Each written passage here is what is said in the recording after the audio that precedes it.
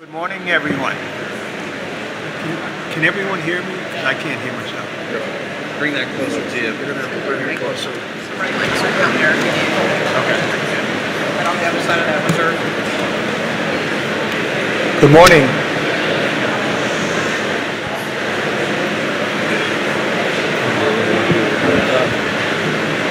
Good morning and welcome to our SCAQMD Refinery Committee meeting being held today, Saturday, September 22nd.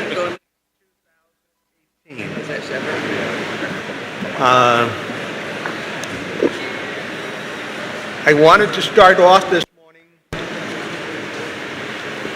by, first of all, I think it would be appropriate for me to introduce our fellow board members and committee members who are here today.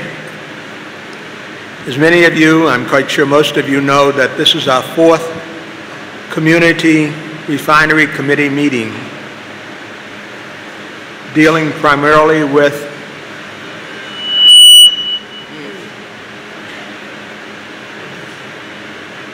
so we have to get our speaker system here in order. Dealing with hydrogen fluoride, modified hydrogen fluoride, as is being used today, and the two applicable refineries, Valero and PBF. The meetings that we've had in the past have been very challenging, informative, and also given the community as well as the refineries an opportunity to publicly state their particular positions as it relates to their usage of this material for the alkylation processes. I'm Dr. Clark Parker. I am the chairman itself of the Refinery Committee, and I'm also the vice chair itself of our governing board. To my immediate left is Dr. William A. Burke. He's our chairman. In essence, he's the big boss. To his left is Judith Mitchell, who is a governing board member. Mrs. Mitchell has been on the board for quite a few years, and she's also our representative in Sacramento on the California Air Resource Board that also governs air pollution problems throughout the state, not only directly as we do here in our four counties, Orange, San Bernardino, Riverside, and Los Angeles. To her immediate left is Dr. Joseph Liu. He's a governing board member, has been on the board for quite a few years, and he's the governor appointee, and has basically been intimately involved in this particular matter also for quite some time. To my immediate right is Larry McCullen. He is the vice chair itself of the Refinery Committee, and he will be the clock keeper today of making sure that everybody does not go over their time, and if you do, he will gladly ask you to end your speech, and so that we can give everybody an opportunity to be heard. Directly to his right is Ben Benoit, is a governing board member and also represents the Riverside area as a city council person on the respective board that he sits on. Now, with that being said, at our last refinery meeting in April, we heard from staff and outside experts the proposed path forward regarding the use of MHF. We also heard from the refineries as well as many representatives of the area, included elected leaders, trade unions, and community residents and scientists. After listening to all the participants, our committee was in agreement that staff should pursue mitigation options for the release of MHF. We also heard a number of questions and concerns that we asked staff to address at the next meeting, including what risks are associated with seismic activity in the area of the refineries, what hazards are associated with potential terrorist acts at the refineries. We understand that there are a number of documents that are designated as business confidential that, if disclosed, could have a significant impact with regard to this committee's understanding of the benefit hazards associated with MHF. We ask staff to work with the parties to disclose the information to the public and this committee so as to inform our decision-making process.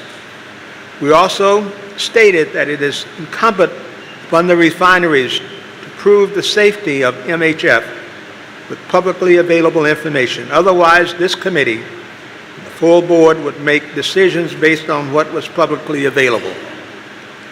We also asked staff if staff could proceed with the Memorandum of Understanding as opposed to a rulemaking process.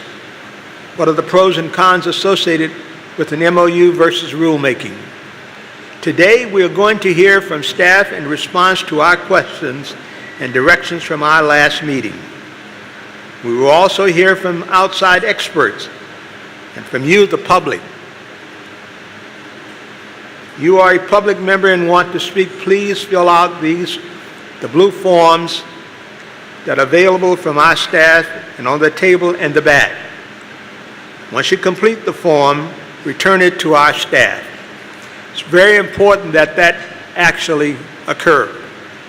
The reason being is that we have to have an orderly process, and we can't just basically be having someone say, I didn't speak, or wasn't given an opportunity to speak. So if you haven't filled out a form and you want to speak, please do so. Do that promptly right now. Now, with that, all of that being said, let me turn over to our executive officer, Wayne Nastry. At this point in time, he will introduce the staff that he has associated with him, and then we will proceed with having our consultants and experts to make their presentation. Wayne? Thank you, Dr. Parker. As you said, we have a distinguished panel of experts here today, and we are going to address the questions that were posed by this committee to the staff at the last committee meeting. In particular, we're going to address the request to evaluate the MOU option. We're also going to discuss the update with regards to the work that's taken place. We'll hear from experts with regards to potential earthquake risk, HF dispersion and water mitigation testing, as well as additional testing parameters associated with HF and MHF testing. And then finally, we'll hear regarding emergency preparedness and treatment of HF. And so with that, I'm going to turn it over to Dr. Fine, our Deputy Executive Officer for Planning and Rules. Good morning, Chairman. Good morning, Chairman Parker, members of the committee. My name is Philip Fine. I'm the Deputy Executive Officer at South Coast AQMD in the Planning and Rules Division. And I'm happy to present an update on the rule development process that staff has been going through over the past several months. By way of summary, at the last refinery committee meeting, staff presented a couple possible rule concepts that involved various levels of mitigation and a potential phase out of MHF over a certain period of time. And as Dr. Parker mentioned, there were specific questions and direction from the committee that we hope to address today. But just very briefly, trying to pursue the release of that testing information that is currently claimed as business confidential, providing information on HF usage in other industries in our area, further development of requirements for the mitigation measures, providing information on risk from seismic and terrorism threats, as well as a report back on the pros and cons of a regulatory approach versus an MOU approach. Since the last committee, we've held 2 public working group meetings, mostly focusing on mitigation. We have met with refinery staff on 2 occasions with Torrance Refinery Company, and we've also met with community group Torrance Refinery Action Alliance to discuss the issues associated with this effort. To address the concerns of the committee, one of the questions was whether and how we could release the documentation from Honeywell and ExxonMobil involving the testing of the additive to HF and its effectiveness. In May, we requested that information from Honeywell.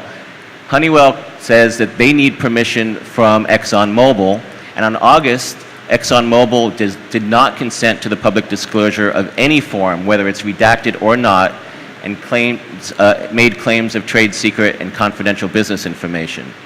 Despite that, staff is still exploring all our options to make this information public, so in any rulemaking in the future, it could be based on public information. Staff also looked at other uses of hydrofluoric acid in the basin. We identified about 50 facilities that use HF in some form in the basin. These are industries such as aerospace, metal finishing, glass etching, semiconductor industry. There are differences between the use of HF at these facilities versus the refineries. The concentrations of HF at those facilities are less than 50%. The usage ranges about 5 gallons monthly, and they're generally used at temperatures below the boiling point and at ambient pressures. Compared to the refineries that use concentrations of HF upwards of 80% with an additive, used at higher temperatures and at higher pressures, and with volumes greater than 20,000 gallons on site. Regarding the mitigation measures, this has been staff's approach, and this is what discussed at the working groups. Staff is looking to mitigate a large consequential release, but we want to build upon the existing mitigation measures that exist at the refineries. We need sufficient redundancy in these systems to address that catastrophic event, to make sure that any mitigation measures are robust against fire, damage, loss of power, loss of communication, transportation access. So there needs to be redundancy built in so all systems don't go down at the same time and the mitigation would still be effective. Staff's approach right now is looking at mitigation by 2021. The key elements of any mitigation enhancement are fourfold. We want to reduce the response time by which the mitigation can be applied, making those measures automatic to the extent possible. We want to make sure there is enough water, and the enhanced water mitigation can get enough water to the right location quickly and consistently. I mentioned the redundancy needed across all the systems needed for the mitigation to work, and then also looking at enhanced physical barriers to either retain any release or to also help the enhanced water mitigation be effective. There are challenges associated with water mitigation, and we've discussed some of this previously. We do know through testing that a properly designed water mitigation can reduce HF up to 95%, but that's a 60-to-1 ratio of water to HF. 60 gallons of water for every 1 gallon of HF released, or modified HF released. This means for a 500-gallon per minute release, you need 30,000 gallons per minute applied. There are challenges with this. You would need to design a mitigation system that would apply enough water at the exact right location for that large release. You would also have to ensure that that water delivery can be sustained throughout the release, a continuous supply of water, and as I mentioned before, ensuring there is enough redundancy for water, power, pumping, piping, that if there was a system failure, that we would still have the ability to apply that water in the exact right location. Also at the previous committee meeting, we talked about the use of MHF and the benefits of using MHF. And as we said in the last meeting, the ability of MHF to prevent the formation of that dense vapor cloud that can migrate off-site is somewhat uncertain. We do acknowledge that there are mitigation benefits offered by MHF relative to HF. We have always acknowledged that. Based on our analysis, at maximum, maybe 30 up to 35% benefit. That is not enough to completely reduce an off-site release.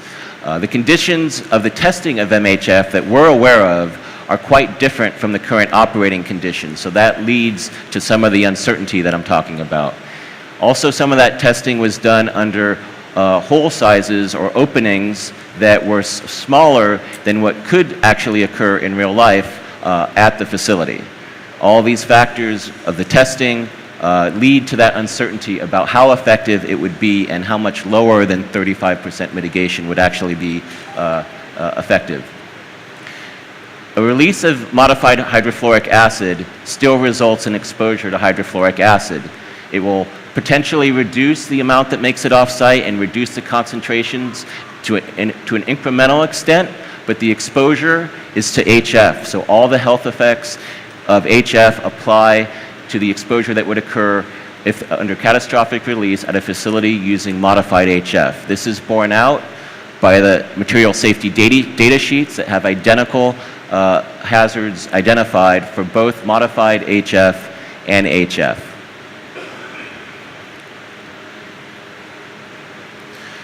Other considerations for the use of modified HF, and as we mentioned at the last committee meeting, both Torrance and Valero are located in densely populated areas, and we do know, although there has been no catastrophic release to date, that accidents do happen. Accidents at refineries happen. Accidents happen across the country and across the world. It is uncertain if this did happen here, whether we can mitigate that release, that consequential release. There are issues with response to that release. For instance, you might, if there was an earthquake, generally the instructions to the public is to exit buildings. However, the instructions to the public upon a release of HF would be to shelter in place. Such conflicting information or instructions to the public could cause issues under this consequential release scenario. You can see here, as we showed in the last committee meeting, the number of people within 3 miles of either refinery. In the case of Torrance Refinery, about almost 250,000 people, and for the Valero Wilmington Refinery, about 150,000 people. In terms of treatment, if there was to be a consequential release, and we'll hear more about this later from one of the expert speakers, the potential exposure to HF can be through the skin, through the eyes, or through inhalation. Local hospitals can treat HF exposure, but with significant HF exposure, you will likely need to go to a hospital with a burn unit. We look to see what the capabilities in the area are for this. Within a 10-mile radius, Torrance Memorial Medical Center does have a burn unit with 8 beds. If we take the radius out to 30 miles, there's 3 other centers that have burn units, USC Medical Center, UC Irvine, and Grossman Burn Center, and you can see the number of beds here. The primary treatment for exposure to HF burns is calcium gluconate. Unfortunately, it's currently on the national shortage list of medications. All these local hospitals do have calcium gluconate, but the amount is unknown. For significant inhalation exposure, the treatment is a nebulizer every 4 hours for 48 hours. So for example, it looks like LA County Emergency Medical Services can treat 500 single treatments, which is about 40 people if they took this full course of treatment. We've received many comments since the last committee meeting. A lot of them are still looking at the possibility or requesting that we look at the possibility of phasing out HF at some time in the future. By order of review of the last committee meeting, that estimated cost impact is somewhere between $300 and $6 million for that change out. We've also heard comments of the potential market impacts that either the downtime for making the change out would occur, or the market impacts if one of the refineries decided that it wasn't worth it and would shut down. Staff believes that the shutdown is unlikely, that they could mitigate any market impacts because this would be a planned phase out. It's very different than an unplanned shutdown. It is less disruptive. It would not be the same situation as occurred in 2015 when the Torrance refinery was out for over a year. So with this planned phase out, there's lots of things the market and the refineries can do to make up the potential loss of production. And also note that the alkylate that is formed in this production process is just one part of the gasoline manufacturing process, and there are other options for stockpiling or shipping in enough alkylate to handle this interim period. In terms of a possible schedule, if there was going to be a phase out, a 4 to 6 year schedule would likely push the refineries to do a sulfuric acid alkylation change out, because the other technologies, these emerging technologies, have not yet been implemented at scale. We're still waiting for the ionic liquid system to be come up and running in Utah. That has not happened yet. It's going to happen in 2020. So if we wanted to allow the refineries to consider one of these emerging technologies, ionic liquid or solid acid catalyst, it would likely be a phase-out period of a longer period, and staff estimates 10 to 12 years for those. So I'll leave you today with some potential options we want to present for committee consideration. The first is we have been working with the refineries and talking to the refineries about enhanced mitigation. There are some good ideas there, but we can move forward with either a rule or an MOU that would put those and make those enhanced mitigation requirements permanent and put them in place. Another option, a more stringent option, would be we want those enhanced mitigation measures, but rather than just trust that the configurations that have been presented to us or ones that we could come up with are going to do the job, we can create a standard of performance for those mitigation measures. That standard of performance could take many forms. It could be something like 99% control. It could be a fence line limit. It could be a limit of exposure at a nearest residence. There's a lot of forms that can take, but regardless of which form it take, the mitigation measures put in place would have to meet that standard. And we would hopefully insist that, so everyone can make sure that it's transparent of how they're meeting that standard, that all the information that goes into that would be publicly available. Another approach would be to call for a phase out of modified hydrofluoric acid unless the facilities can show that they are meeting a performance standard. The burden of proof would be on them that for a large consequential release that they can meet whatever performance standard is developed through the rulemaking. And if they do not, the only other option would be to phase out the use of HF. And finally, the final option would be we can implement the enhanced mitigation measures in the short term, but for the long term, the committee can decide the risk is just too great and that it needs to be phased out at some point in the future.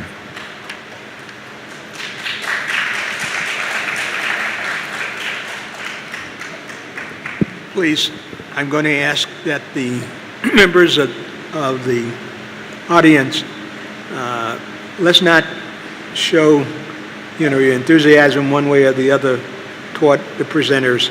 Otherwise, we'll be here, for a long, long period of time. So if you can save that until a later time, we certainly would appreciate it. Thank you very much. Dr. Parker, Yes. our General Counsel, Mr. Bay Gilchrist, will then speak to the MOU issues that we were asked to look into, so I'm going to turn it over to Bay. Thank you.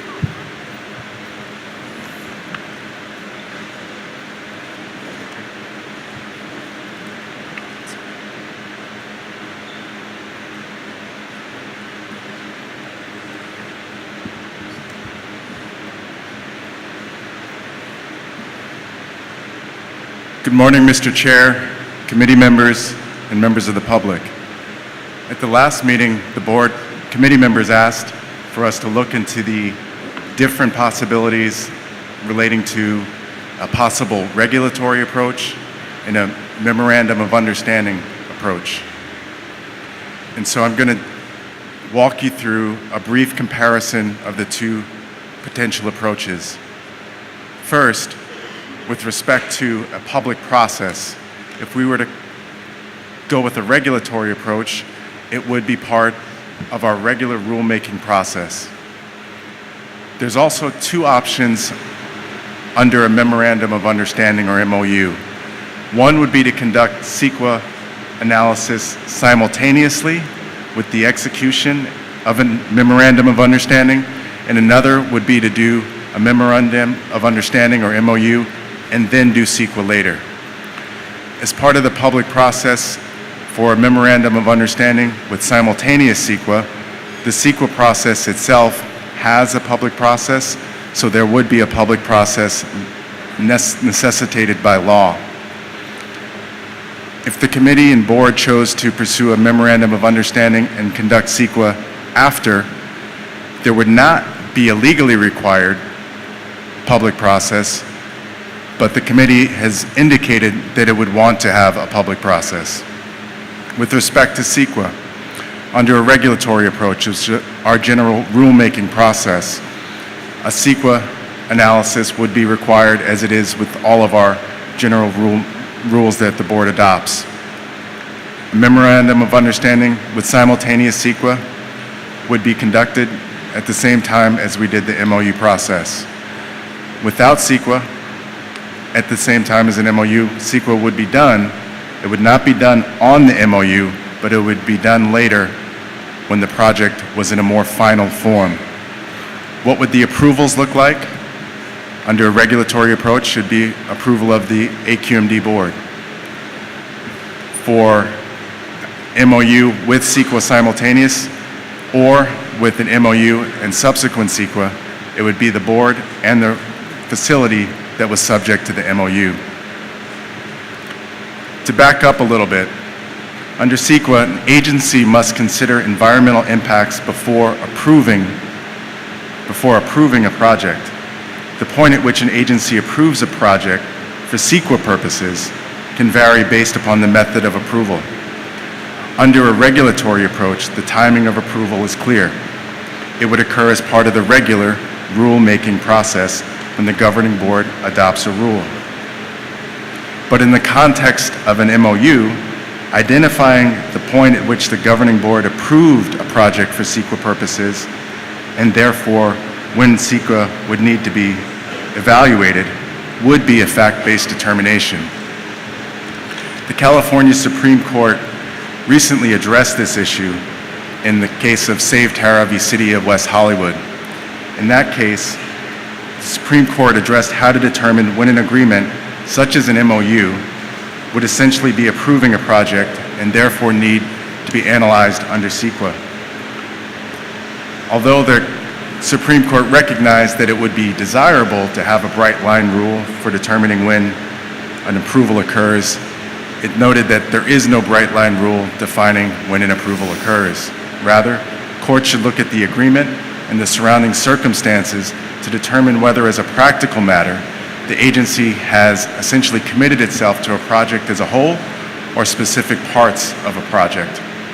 The agency should not effectively preclude any alternative or mitigation measures that CEQA would otherwise require to be considered, including the alternative of not going forward with the project. In the Save Tara case, there was a specific condition in the agreement, and that condition essentially stated that the agency would be conducting CEQA and everything would be done according to CEQA. A full CEQA analysis would occur.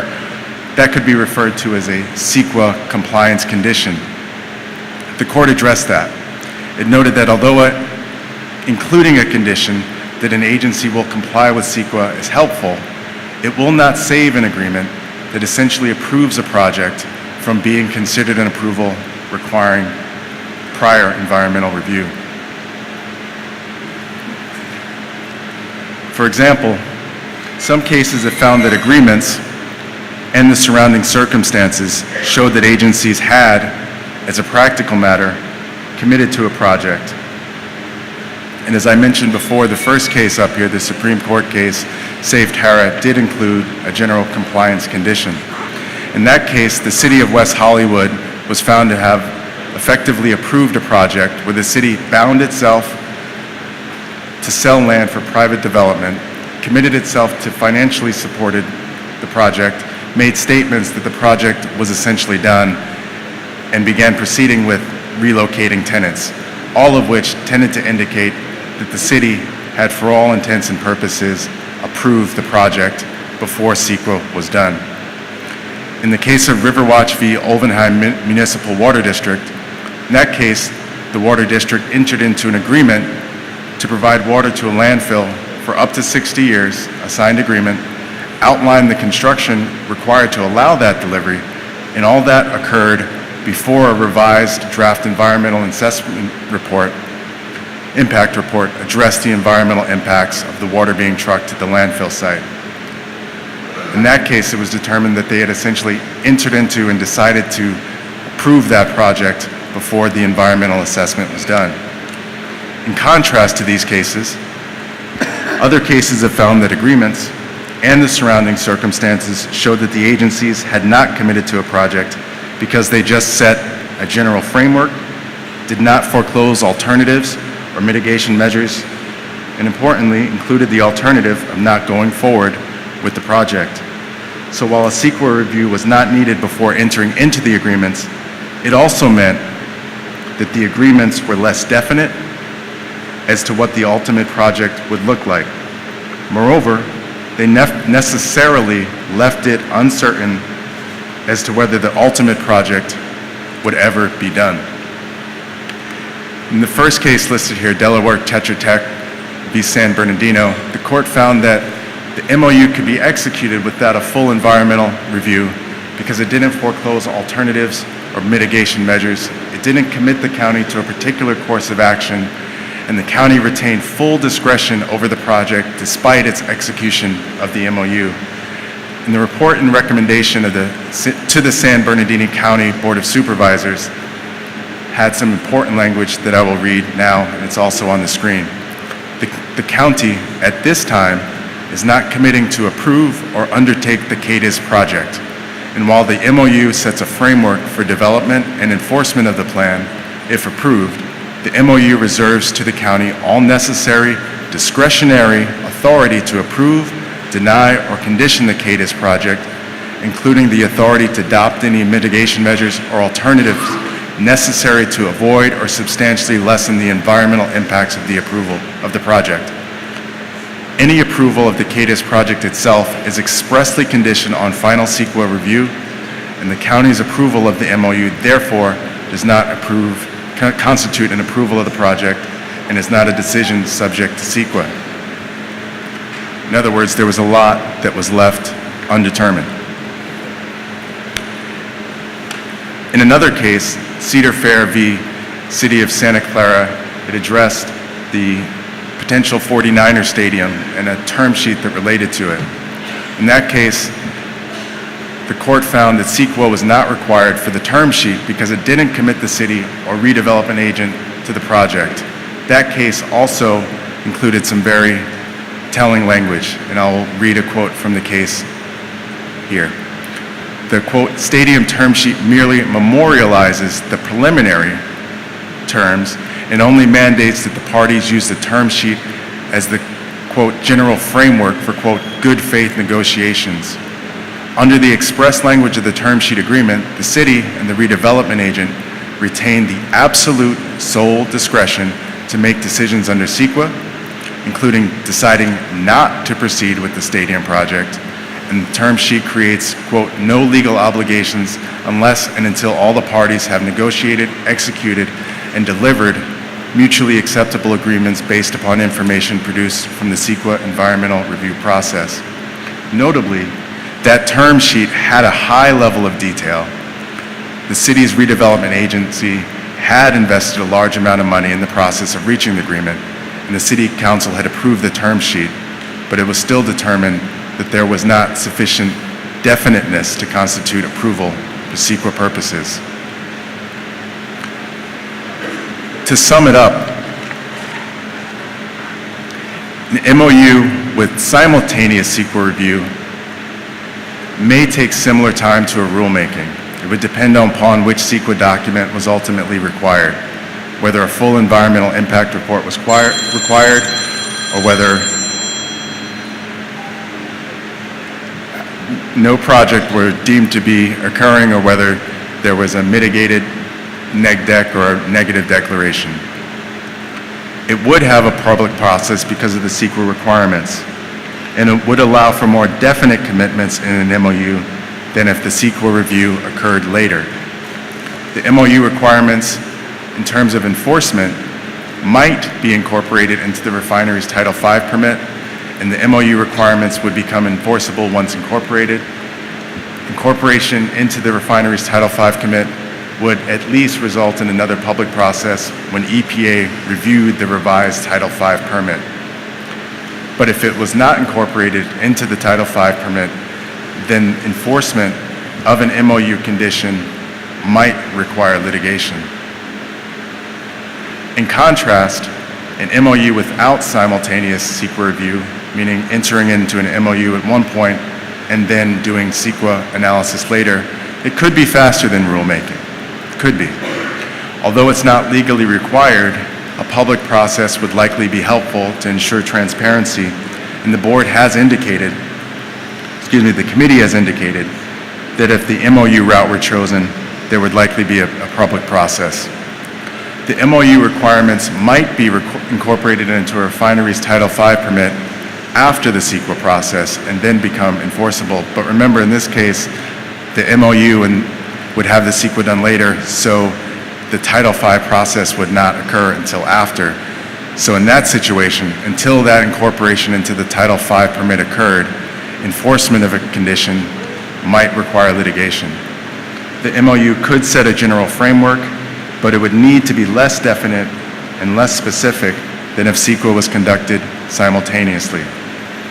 The MOU could have a high level of detail, but it should not foreclose alternatives or mitigation measures that are required under CEQA. It should include the alternative of not going forward with the project, which would necessarily leave uncertainty as to whether the ultimate project would be done.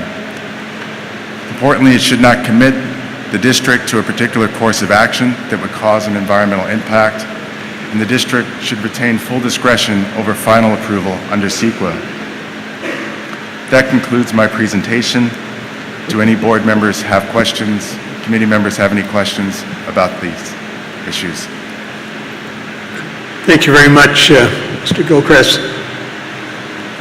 I have a very simple question. After you've given us a brief lesson itself as CEQA analysis and preparation, it seems to me that the conclusion of what you've stated is that regardless to which way we go, an MOU of understanding as well as that of a rulemaking, CEQA is a requirement. To the extent, if we want to basically come up with rules that are enforceable, and then we would later have to basically make sure that they are included in the Title V enforcement, I should say, scenario. Is that correct? That's essentially correct, Mr. Chair. A rule approach necessarily would have a CEQA analysis, and enforcement of those requirements would be done by our enforcement staff. That would be clear. With respect to an MOU is essentially a contract. And so if somebody breaches a contract, doesn't perform a contract, you can try to work it out without litigation, or you might need to litigate the issue. That might not need to occur if the provisions of the MOU were incorporated into the Title V permit. It's not clear now whether those provisions would be incorporated into the Title V permit. And so if they were incorporated into the Title V permit, they would be enforceable just like all the other provisions in a Title V permit are enforceable by our compliance and enforcement team. If they were not, then we would be required to pursue, essentially, at least consider litigation. So in order to have our Tier 1 and Tier 2 requirements itself a enforceable requirement, they would have to basically be so designated into the Title V permit, and a CEQA then would basically be necessary. a CEQA analysis would be necessary in any event, and the Tier 1 and Tier 2 could be enforced as part of an MOU, but in terms of ease of enforcement of those conditions, a regulatory approach would be easier because it would be clearly in the rule, and our enforcement team could enforce a breach of those rules. If it was incorporated, if an MOU was incorporated essentially into the Title V permit, it would be similarly easier for our enforcement team to enforce those conditions. What isn't clear at this point is whether the MOU conditions would be incorporated into the Title V permit. Any questions by any of the board members? Dr. Burke? I'm surrounded by two lawyers here. But couldn't you do both? Couldn't you do a rule and then you have an MOU that says we agree to these terms, and if you don't live up to these terms, then you are automatically subject to the rule? Like a condition. That's conceivably possible, Dr. Burke. I think the question would be whether both parties would agree to that sort of MOU. If you're going to have an MOU, there's an assumption that both parties are going to agree to that.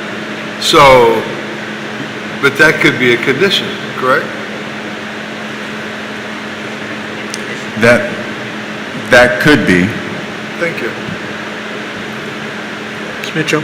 I do have a question, and this relates to the CEQA process.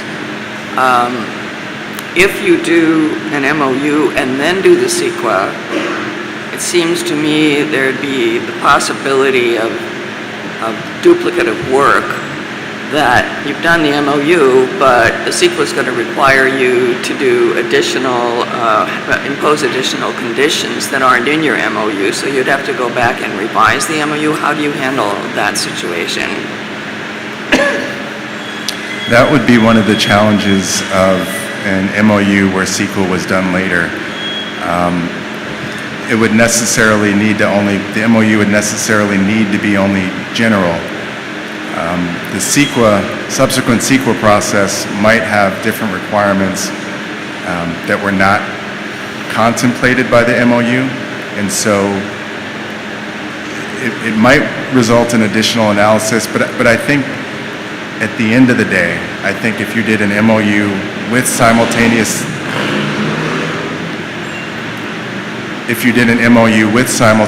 CEQA, or if you did an MOU with CEQA after, the amount of consideration would probably be about the same at the end of the day. And then if I understand your presentation, to ensure that we have enforceability in an MOU, it would be recommended to be incorporated in a Title V permit. What is your position on that? That would be something that we would try to pursue. I'd need to ask somebody on our engineering team, exactly what that would look like, and it's not clear because some of the provisions in the MOU with Valero are not currently in their Title V permit, so it's not clear whether these provisions would be incorporated. That's why I left it vague.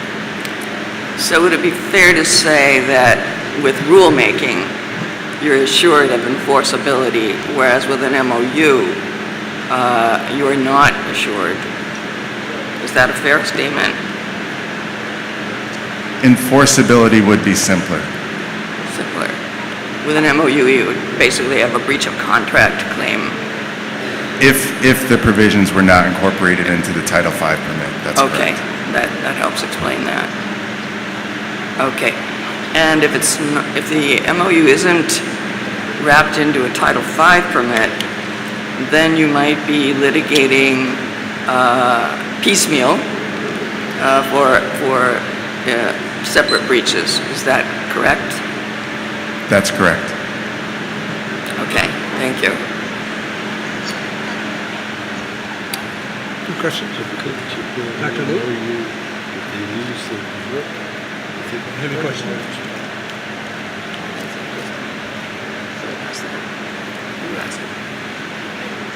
So Dr. Burke has asked if they breach the MOU, suppose, hypothetical, the MOU is wrapped into the Title V permit. Then if they breach the MOU, do they lose a Title V permit? What would be the consequences?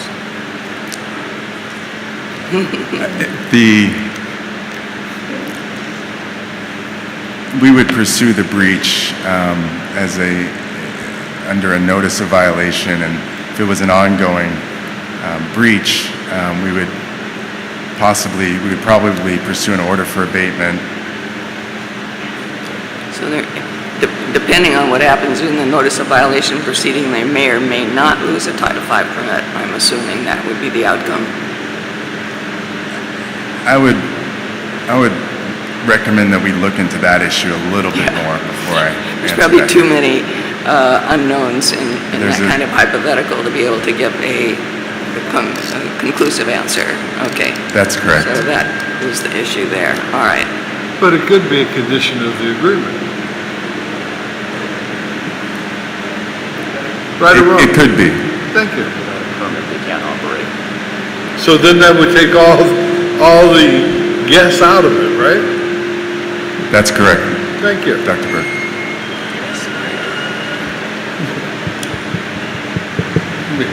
Okay. I think it's time to proceed now with the main part of our agenda today is to presenting itself of the information that we all have been waiting to hear from the experts and the consultants in this area. So, Mr. Nastri, would you introduce our first guest? This is Philip Fine. I'll introduce our first guest. We're very happy to have Dr. Kenneth Hudnut with us today. He has a PhD in geology from Columbia University. He's a former science advisor for risk reduction for the Earthquake Science Center. He's currently a USGS geophysicist that has studied earthquakes for over 30 years. He served multiple terms on the board of the Southern California Earthquake Center. Today, Dr. Hudnut will discuss the faults near the two refineries and also discuss some of the effects that would be associated with a major earthquake in that area.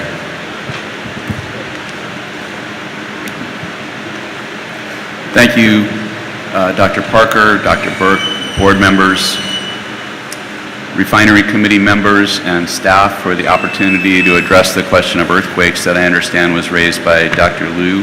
When we talked earlier, I understand you experienced the 1971 and 1994 earthquakes here.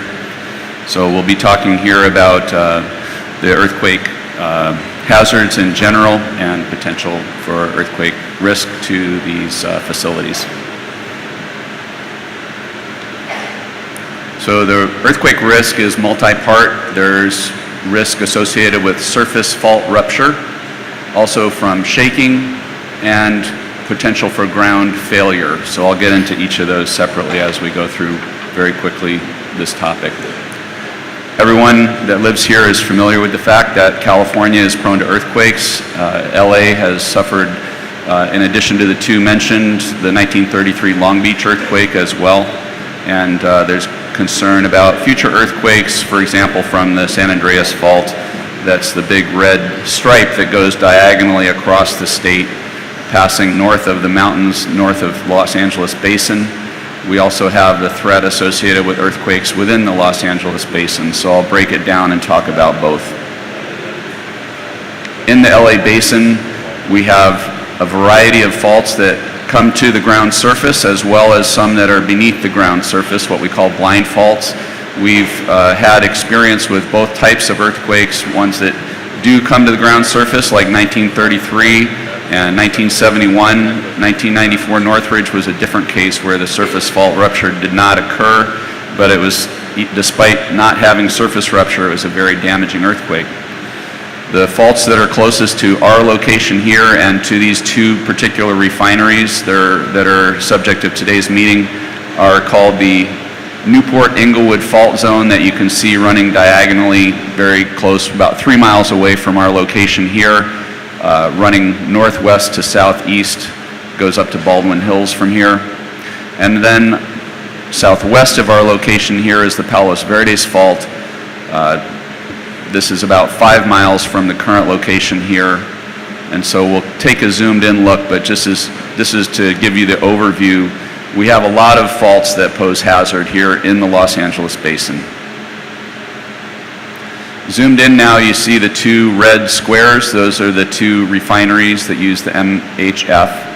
And the active fault, Newport-Inglewood fault, passes diagonally. I'm going to try to point it out with the laser pointer. I hope this works well.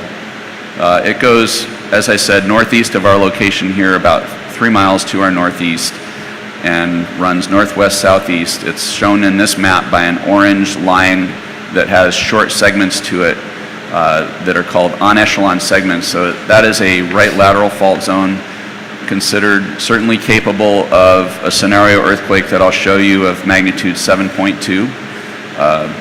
The Palos Verdes Fault is southwest of our location. It's shown on this map as both yellow and orange, and so that fault runs along the northeast side of the Palos Verdes Peninsula. On either one of those faults that we're talking about that are closest to our refineries that we're discussing, surface fault rupture in either of the scenario earthquakes that I'll show to you could be up to 9 feet. 3 to 6 feet is also possible, but what we're talking about is a horizontal shift, and I'll show you a photograph of that. So that can put at risk lifelines that cross those faults, anything from rail lines like the Alameda Corridor to pipelines. Here's just one example of a pipeline, and that upper left photo, I had to rotate it to align it and make sense with the photograph in the middle that has surface fault rupture. This was from an earthquake that happened recently in New Zealand, and you see there just one truck stopped as a result of the road being broken by the fault rupture. Here in LA, I think we'd have a few more than one truck stopped, but the pipe in the upper left just shows a tensional separation of a pipe. Pipes generally are a little stronger in tension than they are in compression. They tend to buckle when they get compressed. So the type of fault rupture we're talking about here, though, on either the Newport-Inglewood or Palos Verdes fault is mostly a lateral shift of the ground. In the right-hand panel, you see a water pipeline break example where when the fluid in a pipeline is under pressure and it breaks, then you can have it blow out as shown here. This is from the 1994 Northridge earthquake, just a water main break. Another type of disruption can be associated with, in addition to, we mentioned fault rupture, you can have strong shaking as well, and you'll see in these scenario maps that we'll get to in a moment, patterns of shaking that tend to concentrate along the fault that generates the earthquake. No surprise there. So this is the first of the 2 scenarios I'll show you. Magnitude 7.3 on the Palos Verdes Fault. This is a scientifically credible scenario earthquake, just like the next one that I'll show to you. These have been, both of them, used for a series of exercises where people in emergency management in particular take through these tabletop exercises a hypothetical scenario earthquake. So this one was used for Los Angeles Fleet Week in 2016 and in 2017, led by the City of Los Angeles, but with heavy participation by the Navy, Marine Corps, National Guard, Coast Guard. So these are defense supportive civil authorities exercises. You can see in this one and also the next scenario that I'll show you, the epicenter of the earthquake is to the southeast, and the black line represents where that surface fault rupture would occur. The red is where you would have severe shaking, tending to be concentrated along the fault, and then it goes down to orange and then yellow. Strong shaking is orange-yellow. So these are major earthquakes, much more impactful than either the historical cases we talked about, Northridge 94 or San Fernando 71. Those were both magnitude 6.7 in the San Fernando Valley, so quite distant from where we are here. These scenarios I'm talking about are significantly larger magnitude and significantly closer to the refineries that we're discussing. So when we talk about the earthquake threat, we're considering what could happen in the future, but we're geologists, so we think on a longer time scale. I want to try to put that in perspective. The two faults that I showed you, Newport Inglewood and Palos Verdes Fault, each of them have been shown to move at a rate of about 1 to 3 millimeters per year.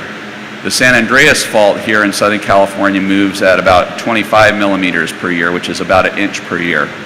So these two faults are they're way, way down in terms of the threat, and also the recurrence interval of earthquakes is much longer than on the San Andreas. Okay, so the San Andreas goes off in big ones about every 150 to 300 years. These faults that we're talking about that are closer only rupture in big earthquakes about every 1,000 to 3,000 years. So these scenarios are very low probability, but could potentially be very high consequence events. The next scenario is on the Newport Inglewood Fault. This was selected by Mayor Garcetti for use in a mayor's-led all department heads exercise last November. So again, it's one that we've studied and looked at. It's included in the City of LA Hazard Mitigation Plan, so this is part of an official public document that can be pointed to. Not only the earthquake scenario in terms of the shaking pattern, but also results of software runs that look at the impacts, what's called HAZUS runs. That's all in this existing open public documentation of what the expected effects would be from the last scenario I showed you and also from this one. 7.2 on the Newport Inglewood Fault. Again, the black star shows the epicenter, the black line shows the surface rupture. These are very different scenarios, even though they may look pretty similar, but one thing that's quite different is here you've got surface fault rupture and shaking that are mostly on land, whereas the Palos Verdes rupture, a lot of that rupture is under the water. So from our perspective, quite different, and also in terms of proximity, as I mentioned, the Newport Inglewood is within 3 miles of here, and Palos Verdes Fault is within 5 miles of the Torrance facility.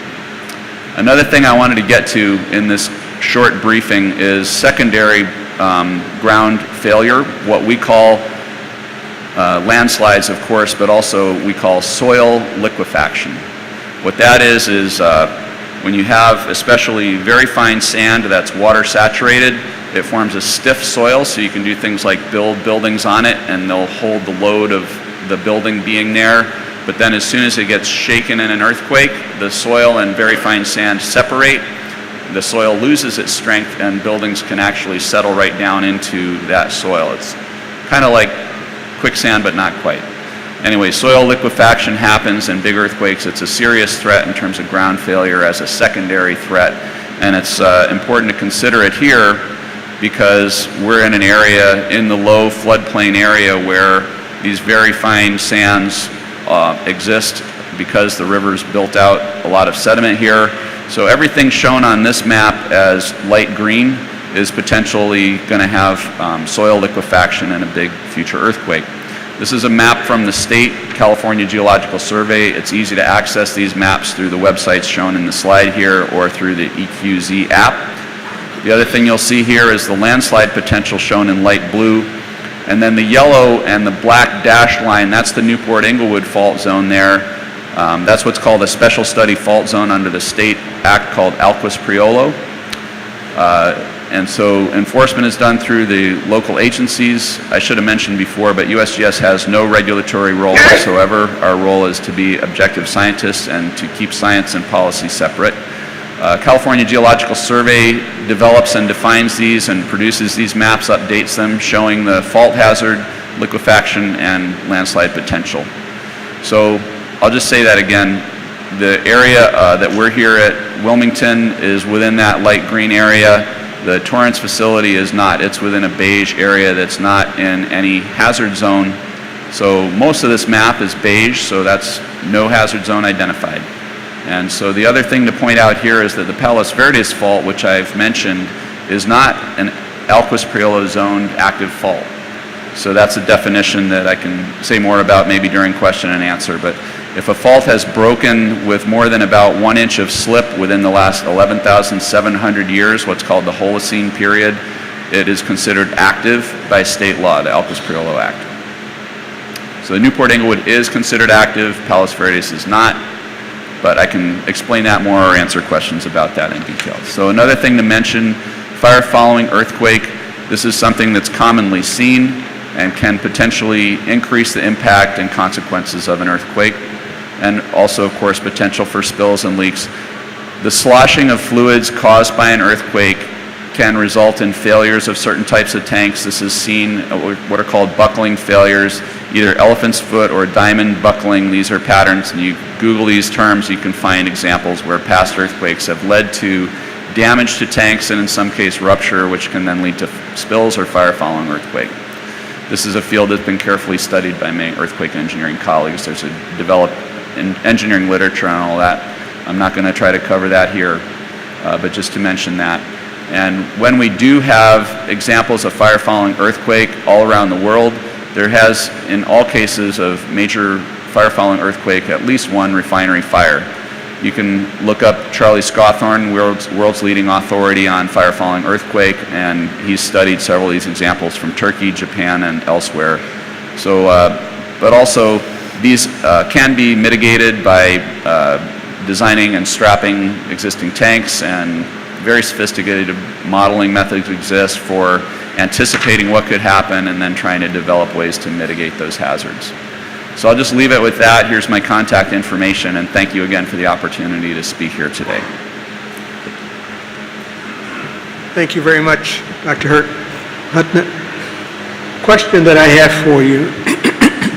You were mentioning that centralization itself of earthquakes along the fault lines themselves. During the Northridge earthquake that occurred,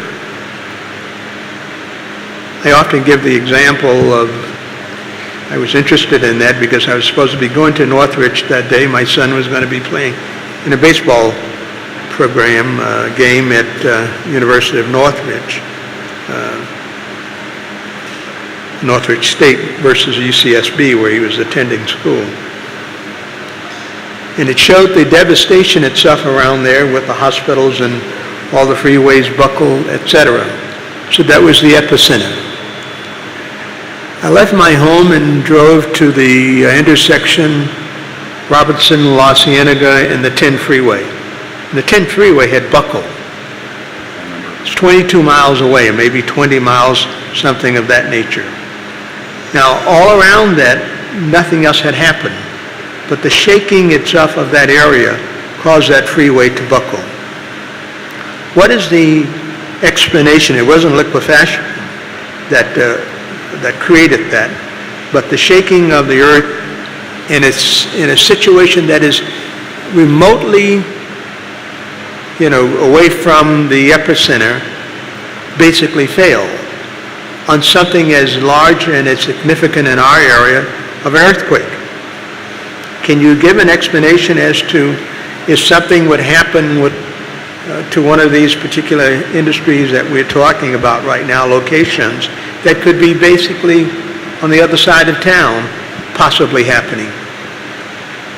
Yes, so distant effects like the one that you mentioned with the I-10 failure at La Cienega in the Northridge earthquake can result when you have ground motion amplification effects. It doesn't necessarily reach to the point where there is actual ground surface failure associated with liquefaction. So you can see damaging impacts at a distance. Soft soils amplify ground motions. This is well understood and it's in the literature. There have been a number of examples of this in California history. The Cypress collapse in Loma Prieta in 1989 also resulted from soft soils amplifying ground motions. So this is not uncommon, and it's a well understood type of thing that can occur at a distance in a big earthquake. There's no way that you're saying that you can really predict that or put up some kind of protection against that kind of situation itself? It is something that can be predicted. So say that you have a critical facility and you would like to have a better, more accurate model of what could occur in a future big earthquake. That is something that can be addressed. And one of the ways that you could do that would be, there are a variety of methods, everything from seismic imaging, where you would put energy through the ground. It's kind of like medical imaging. You use seismic waves to illuminate what's below the ground surface and to get a better understanding of what's down there. Also, you can drill or use a technique called CPT. These are all ways to get at what's below ground. And what you're looking for liquefaction potential is that very fine sand I mentioned, but also especially if it's capped with a clay that can contain the pressure and let pressure build up such that the sand and water separate. That's one thing you can look for. You can also look in general for soft soil conditions, low seismic velocities that tend to generate that amplification of the waves and extend the duration and make it longer period shaking. So these are all things that are addressable for critical facilities. Work can be done to better anticipate what kind of ground motions might get amplified. And then in terms of mitigation, one thing that occurs to me there, and this is not my area of specialty, but like I said, there is abundant publications and literature on all of this, and many people that are experts more on the engineering geology side of this who can help with this type of thing. But you can do things like grout wall below ground and then pump water out on an ongoing basis to greatly reduce the potential for soil liquefaction. You only get liquefaction if there's water forming that matrix with the soil. There are also mitigation things that can be done for tank storage, and also another thing I forgot to mention but is potentially useful is we're working on a new technique. We call it shake alert for earthquake early warning. Potentially valves could be operated automatically and very quickly. So before the shaking arrives from a distant earthquake, you could essentially shut valves or take other actions automatically.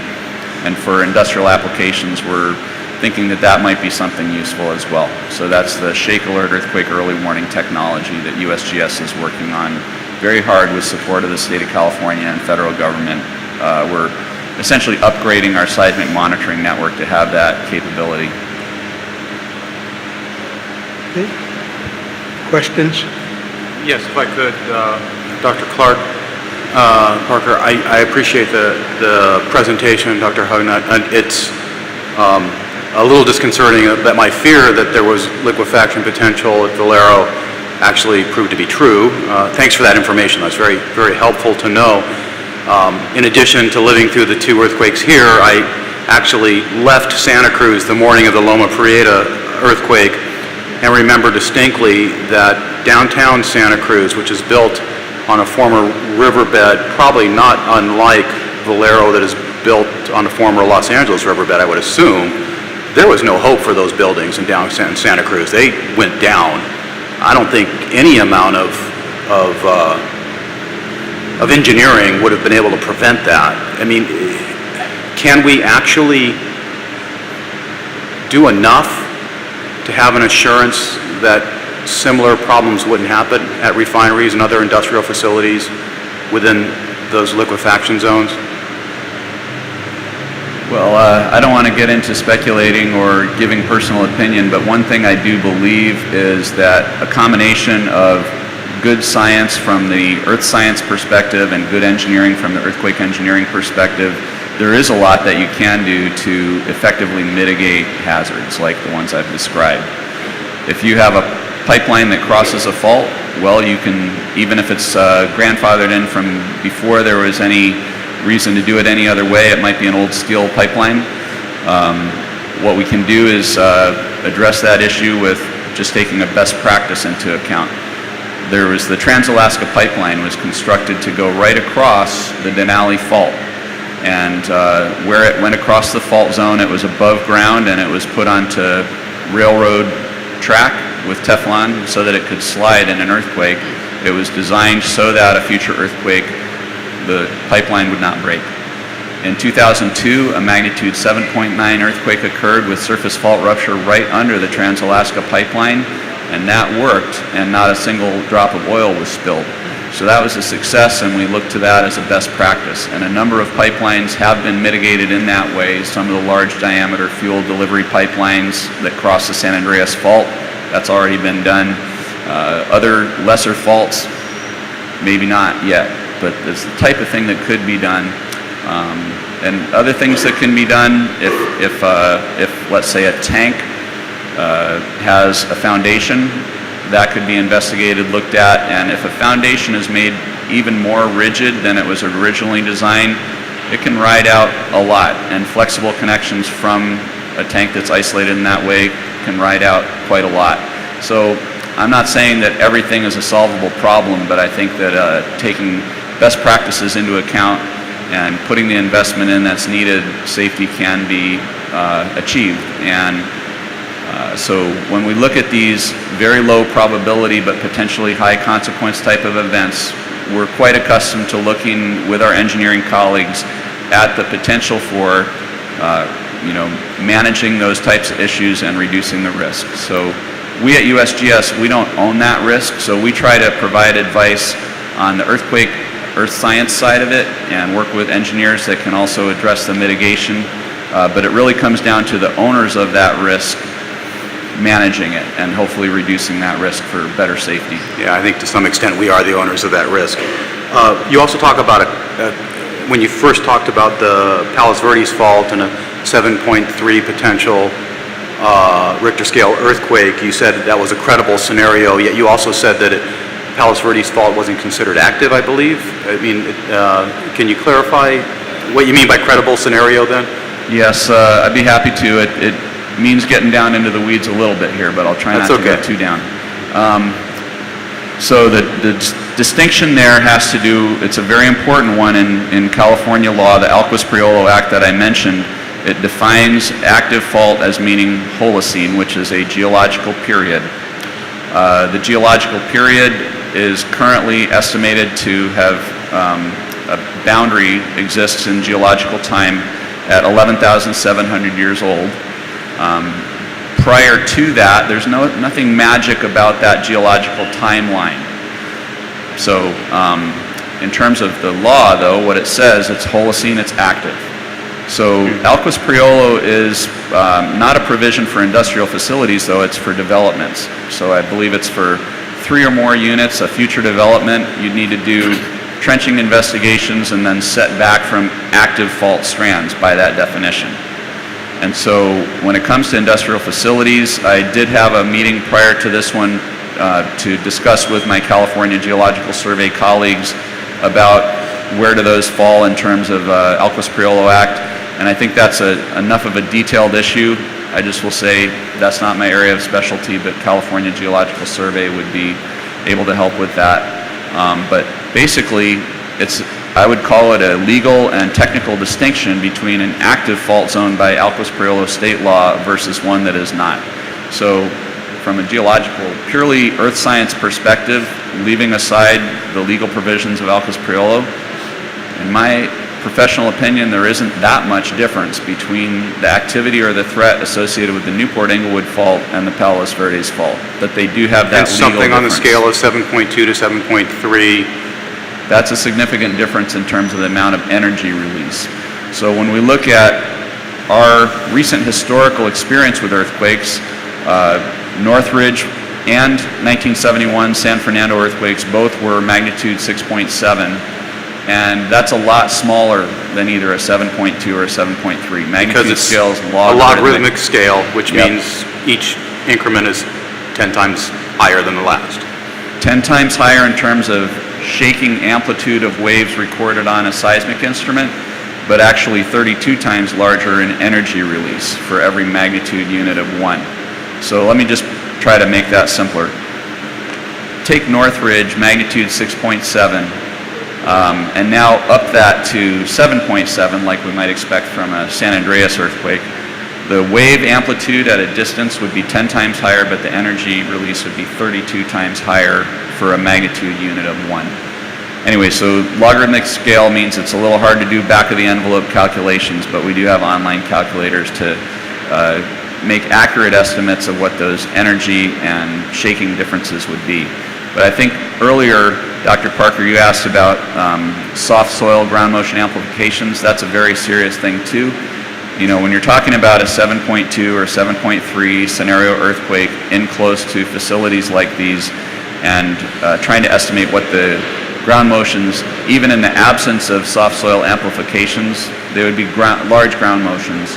And when you take into account the potential for ground motion amplification from the soft soils, very large ground motions could occur from either one of these type scenarios. And these, again, are very scientifically credible, plausible scenarios, earthquakes that could occur any day. Thank you. Questions? Thank you, Dr. Parker. If I understood you correctly, the two faults you identified are very low probability as far Correct. as, and compared to the San Andreas fault, which is high probability. San Andreas runs right through my city. My house is 500 feet from the fault. I understand there are a lot of things that can be done to mitigate for earthquakes. In fact, SCAG has hired Dr. Lucy Jones, who recently retired, to go around to municipalities and help them determine what they can do for infrastructure improvements to survive earthquakes, gas, water, roadways, whatever. So there's a lot of mitigation that can be done, is my understanding. Correct. And that the probability on the two faults you identified is very low. Is that Also correct, yeah. Okay, thank you.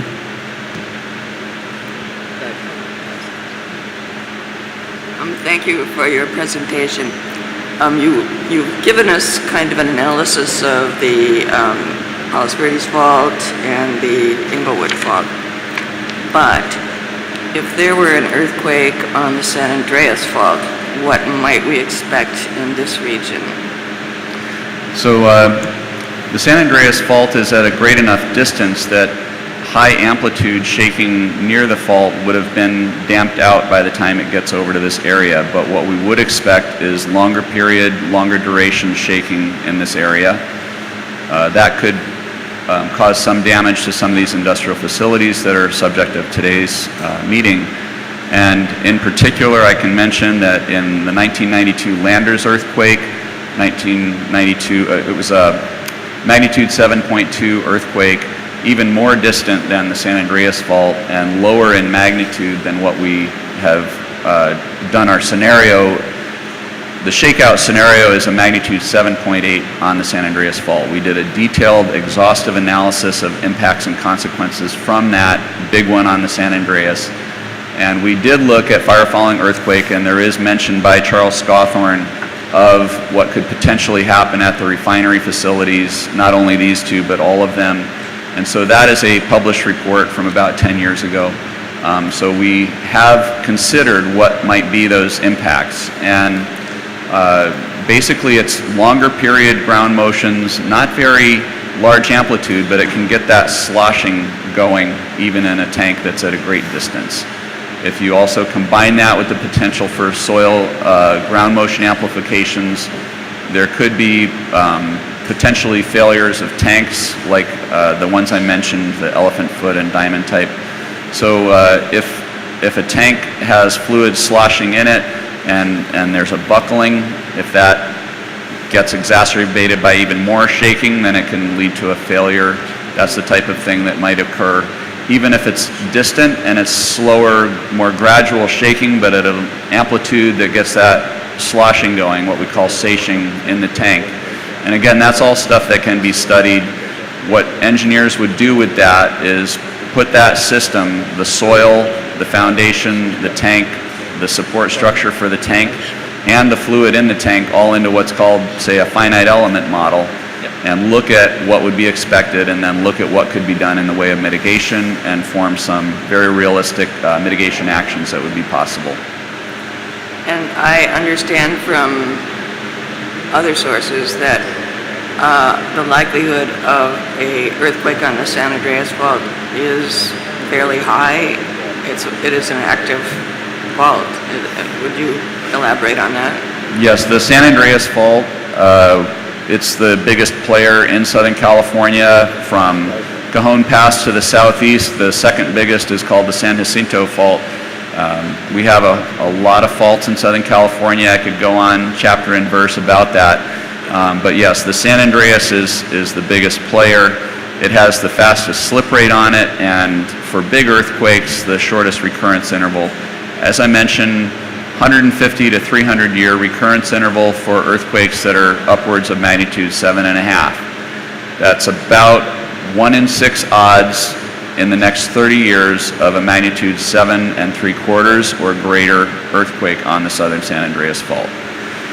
Since about the mid-1980s, the earthquake research community that I'm a part of, the Southern California Earthquake Center, has put the highest probability, 40% or higher, of an earthquake, significant earthquake occurring on the southern San Andreas Fault. The reason we think the southern San Andreas Fault has great potential for being the site of the next big one is that for the Coachella section down where they have the Coachella Festival down near Palm Springs, that part of the fault clearly has had big prehistoric earthquakes, but the last one was more than 300 years ago, and it has a recurrence interval on average of 150 years. So as Tom Jordan, former director of SCAQ, would say, it's locked, loaded, and ready to rumble. So that's distant though, but it could produce ground motions that even at a great distance range could damage some of these industrial facilities. Thank you. Would you look at your, I guess it's the second slide, where you show the picture of the pipe that has been severed. One says, what can go wrong? Surface fault rupture. Yes. That is the condition relative to that could possibly happen at one of the facilities that we're talking here. It shows that this generally occurred. What was the cause of this particular rupture? So this photograph is from the Curie website, which is an earthquake engineering website where people go after earthquakes occur and they take photographic documentation and then provide details about these examples. And in this particular example, I was just looking for an image that showed separation of a pipeline, and this was the one that I found that I could then align to make sense with this particular case of surface fault rupture. And in this case, I don't believe that this is part of a petroleum industrial facility. I was just looking for something that could illustrate for the audience here about what we're talking about with a pipeline break. So it's actually not easy to find examples of photographs of pipeline breaks. What I was able to easily find, and anyone else here could through Google searching, is tank failures. There have been a number of large tanks that have had a variety of these failures that I mentioned. Time was short. I didn't have time to be comprehensive including those in my presentation. But anyway, I hope that's useful to illustrate the type of pipe break that could occur.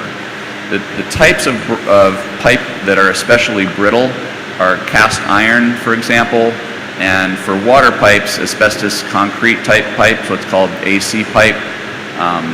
I couldn't tell you exactly what type of pipe this is. It might be cast iron, judging from how brittle that break is. And I don't know which types of pipe are used commonly in these types of facilities that we're talking about here today. But there are types of pipe that are much more resilient to disruption, whether it's from ground failure or fault rupture. So any type of either fault rupture or ground failure is going to put stress on a pipeline. And there are also seismic resilient pipes that have been developed and that are being used by City of LA for their water pipe system. And I've seen my engineering colleagues have talked about ones that have a sleeve type system, that type coupling can handle a large amount of movement.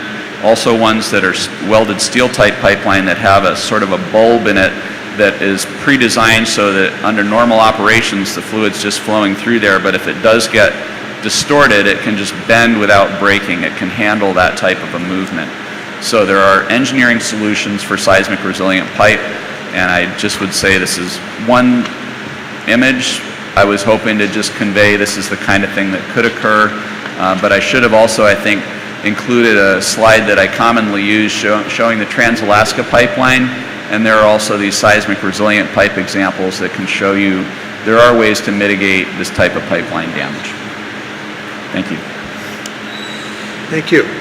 Any further questions from my colleagues? Thank you very much, Mr. Hudman. My pleasure. Thank you. Mr. Nastri?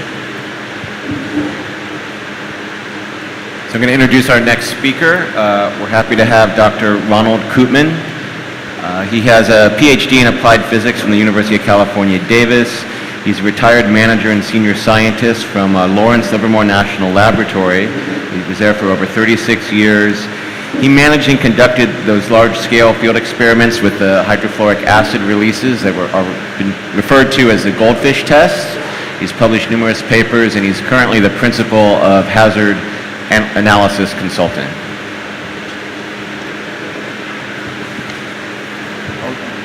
Thank you very much for the opportunity to come today and talk to you. I'm going to focus mostly on what happened out in the Nevada desert with a series of tests that we call the Goldfish series. And during the course of the talk, I'll try to even reveal where that name came from. But it is very good to be here, and I understand the job you're doing is very important and also very difficult these days. What you see on this first slide is the largest test release of HF that we did at the Nevada test site. And it was a spectacular success in the sense of showing us what really could happen and how serious the problem might be. It was a larger downwind distance affected by the size of the spill. It was much larger than we had expected, and the downwind distance was further than we had expected. So we'll talk more about that. Yes. Will you, as you explaining this, would you tell us exactly how many outlets you used in order to form this particular goldfish, if you will? Because it seems obviously irregular in shape. I mean, did you just use one and it basically just formed this, or was it something that was deliberately designed to make this particular? No, there was no design or goldfish shape imagined here. There is just a single orifice, about 1.5 inches in diameter, and so this cloud came from that orifice. I'll show you more as we proceed.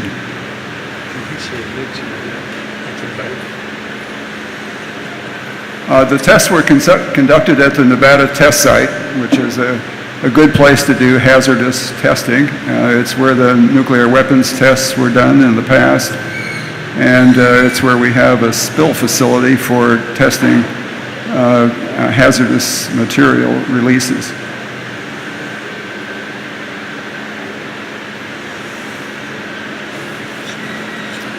The facility that we used was an ad hoc facility that we put together to handle HF. It involved an HF transport truck, a spill tank, and then a connection to the nozzle. And you can see the location of the nozzle on this slide. And underneath that nozzle was a collection pad, so that any liquid that formed as a result of the spill would be collected in that collection pad. There was a connection then to an underground tank and a rapid closing valve, so that any liquid that ended up in that collection pad below the spill nozzle would end up in the tank where it was weighed, and then the rapid release valve would capture it. So we were expecting that we would see liquid from these releases. The test activity that I'm going to be talking about today was done during the summer of 1987, and it was done jointly with Amoco Oil Company. We had been doing tests with other hazardous materials, and Amoco was asked by the Texas Air Quality Board to tell them what the hazards would be with HF at their newly revamped facility in Texas City. So they called us, and because they had recognized that we'd been working with other hazardous material releases. and we got involved, and Amoco put up the money to do these tests. They did that all by themselves. It was a pretty heroic action, and we were all very thankful that we were able to proceed with these experiments.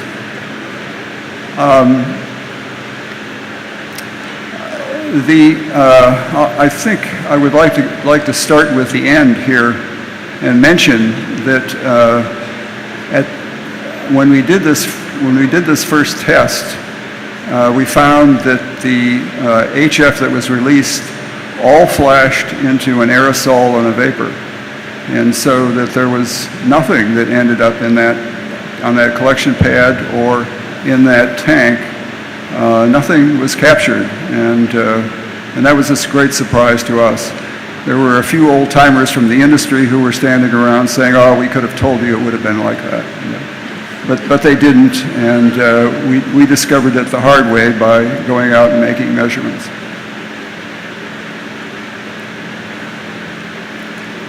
This is a video image of that first and largest HF test.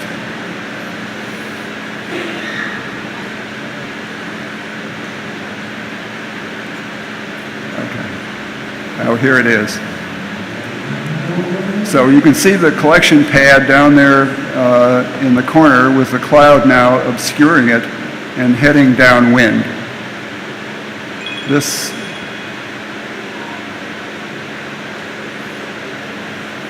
So there are measurement stations in this cloud to determine what the concentration of HF was,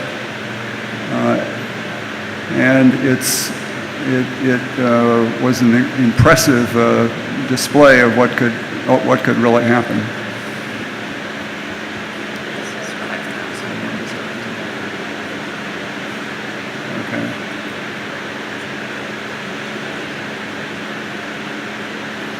Okay, so we had set up a facility at the test site in past years, and we used that facility as the basis for the measurement instrumentation that was done here to determine what the consequences of this release are. There were 3 arcs of gas sensors, one at 300 meters, one at 1,000 meters, and one at 3,000 meters.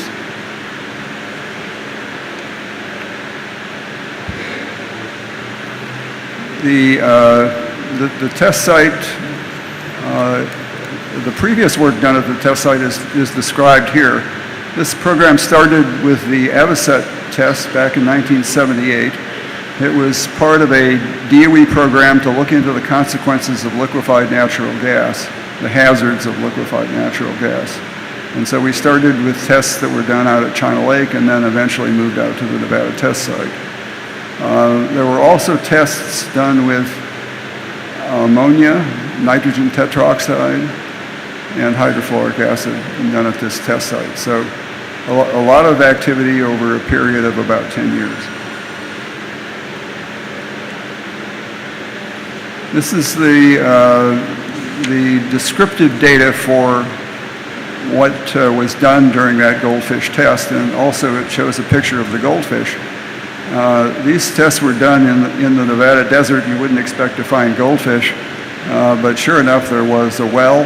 It was full of water, and somebody had put goldfish in it. So we had goldfish to name our tests after, right out there on the test site. 6 tests for a number of different reasons and a number of different circumstances. Tests for dispersion of HF. There was a lot of unknown about what actually happens when there's an HF release, and so that was the first order of business, was try to find out what actually does happen, and then to focus on air and water spray to try to mitigate or impact the release, and basically do something about solving the problem. And there were tests that were involved in upspray and tests that involved the downspray. This is a picture of Goldfish 1, which you've already seen, and a picture of those instrument towers.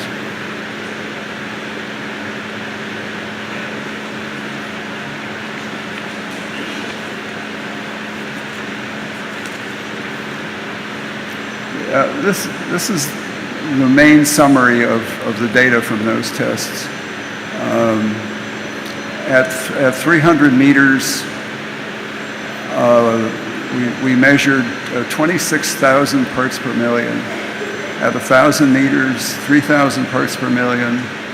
And at 3,000 meters, 427 parts per million.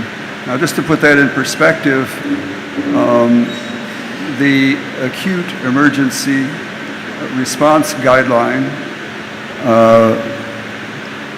for lethality is only 170 parts per million. So we've exceeded that, and if you extrapolate that downwind, it extrapolates out to about 2.9 miles. So the lethality threshold extends 2.9 miles downwind from that test. Dr. Parker, can I ask a clarifying question here? I'm not familiar with this acute emergency guidance level. I am familiar with an LD50, which is 50% of the population would receive a lethal dose. I can't hear you. Oh, I'm sorry. I'm saying that I'm not familiar with this criterion of a acute emergency guideline level. I am familiar with an LD50, which is a lethal dose for 50% of the population at a certain exposure level. What does this actually mean in terms of lethality? Oh, I'm sorry, but I have forgotten about the conversion between LD50 and... Is Joe Kay here? No. Somebody... She actually got the day off, huh?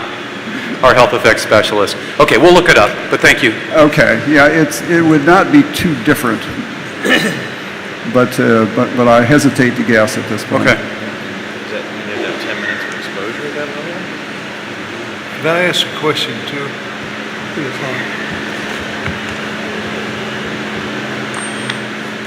You said that the measurement was at 2.9 miles.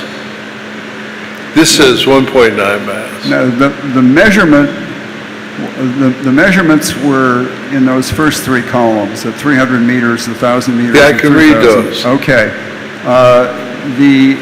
The 2.9 miles is an extrapolation to a level of 170 parts per million, which is this threshold for lethality. Is that still lethal?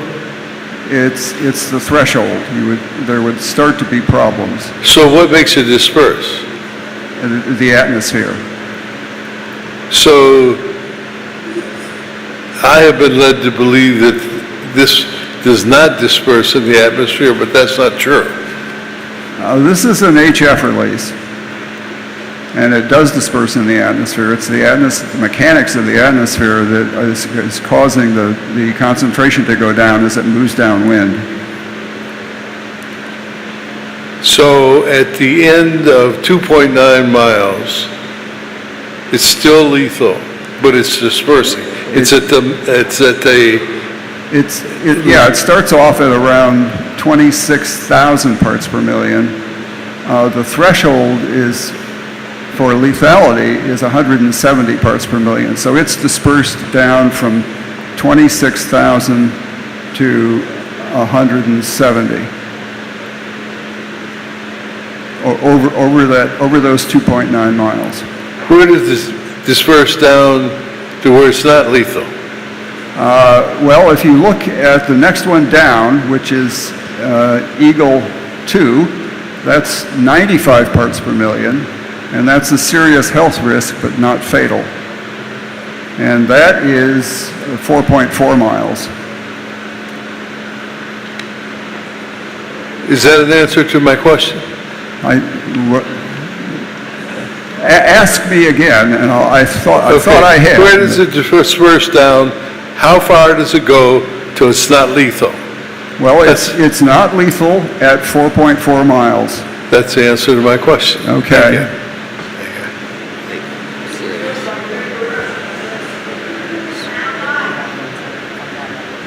Yeah, let me mention that one of the things that we do with this kind of testing is we develop experimental data that can be used to benchmark models, and then we can use the models to do the extrapolations with all of the science, and to also do predictions for situations we couldn't test, and for siting facilities and things like that. So it's the calibration of those models that is generally the long-term goal for this.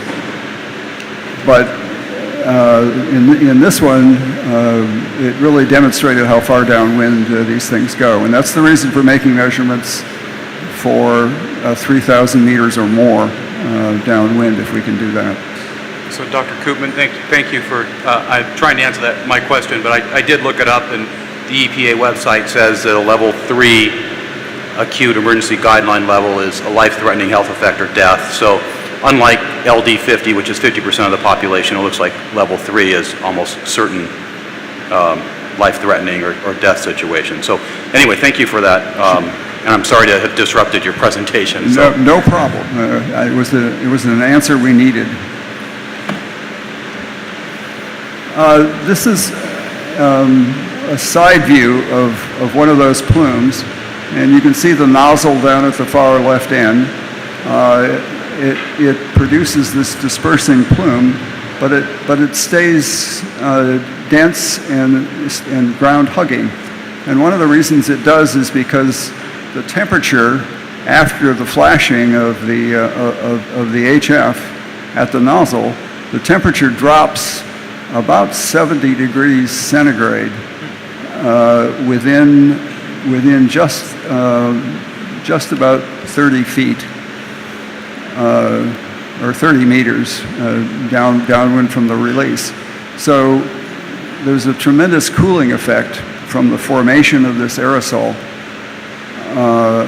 And let me mention again that what we have observed is that 80% of this cloud goes downwind as an aerosol, 20% as a vapor, and they're both very cold. And that temperature keeps them denser than air. It keeps them from rising. So there is mixing at the upper interface with air, and there's mixing sideways.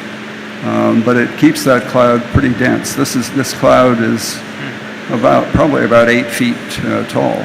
So, but of course there's HF out there other than just what you can see.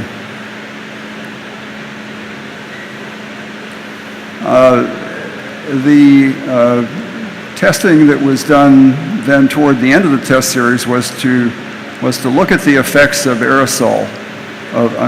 Look at the effects of water spray. This is one of the test water spray systems that was set up, and this was the configuration that was used for test 5 with an upspray. We also did tests that were where there was a downspray. This is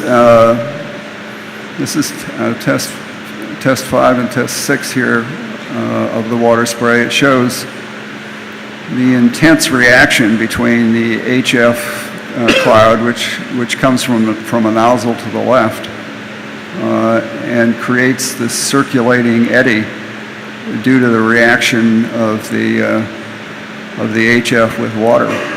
And it starts off cold, and then it reacts with the water and gets hot, and then it reacts more and comes back down to where it started, and it continues on downwind. In this case, there was not enough water applied to remove all of the HF from the cloud. It reduced the HF concentration by 36 to 49%, which is a significant reduction, but not enough. So based on these results, we decided we needed to do another test series called the Hawk test series, where we could cover all of the alternative configurations in water spray droplet size and water spray application to the clouds.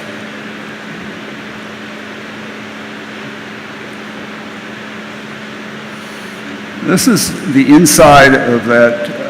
Excuse me, before you go on to the next slide, what was in that picture, if we can go back one slide, yes.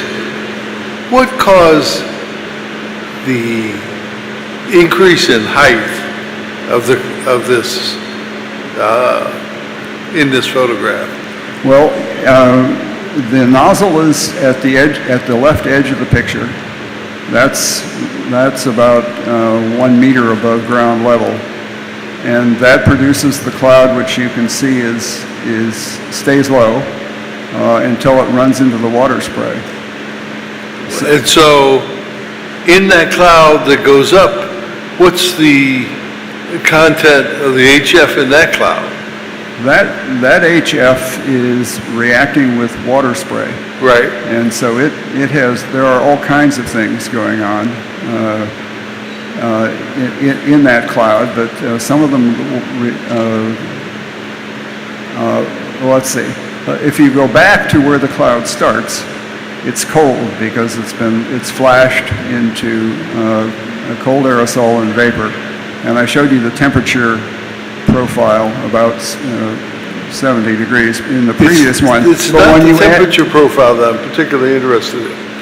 It's the morbidity effect of the HF that I'm concerned with. How quickly is it dispersing after it hits that water? It starts to, as soon as you see the rise of the creation of this eddy, that's where it interacts with the water spray. It's now mixing with water. It has gotten taller. It has gotten a lot warmer because there's a reaction of the HF with the water, and there is also deep polymerization of the HF. So that cloud causes the rise, and gradually that reaction dissipates, and the cloud comes back down to being a dense gas again as it exits the other side of the picture. So but you don't know what the density of HF in that cloud as it goes up and comes back down is. We're not measuring it in that environment, but we measured it under various other environments. So, what can I say? So it's not clear how big that cloud is before, how long it goes on before it comes down.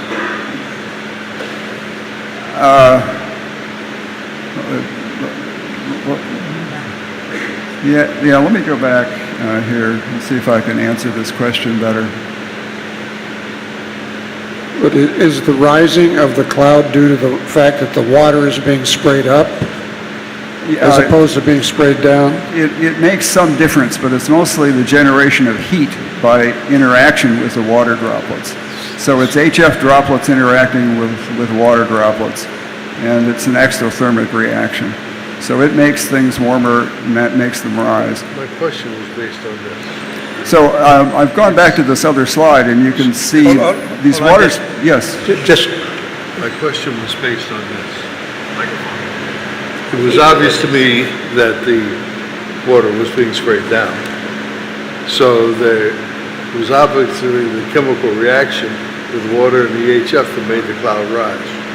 So the question is, if that is if that happens every time, then how big and how lethal is the cloud going up before it comes down?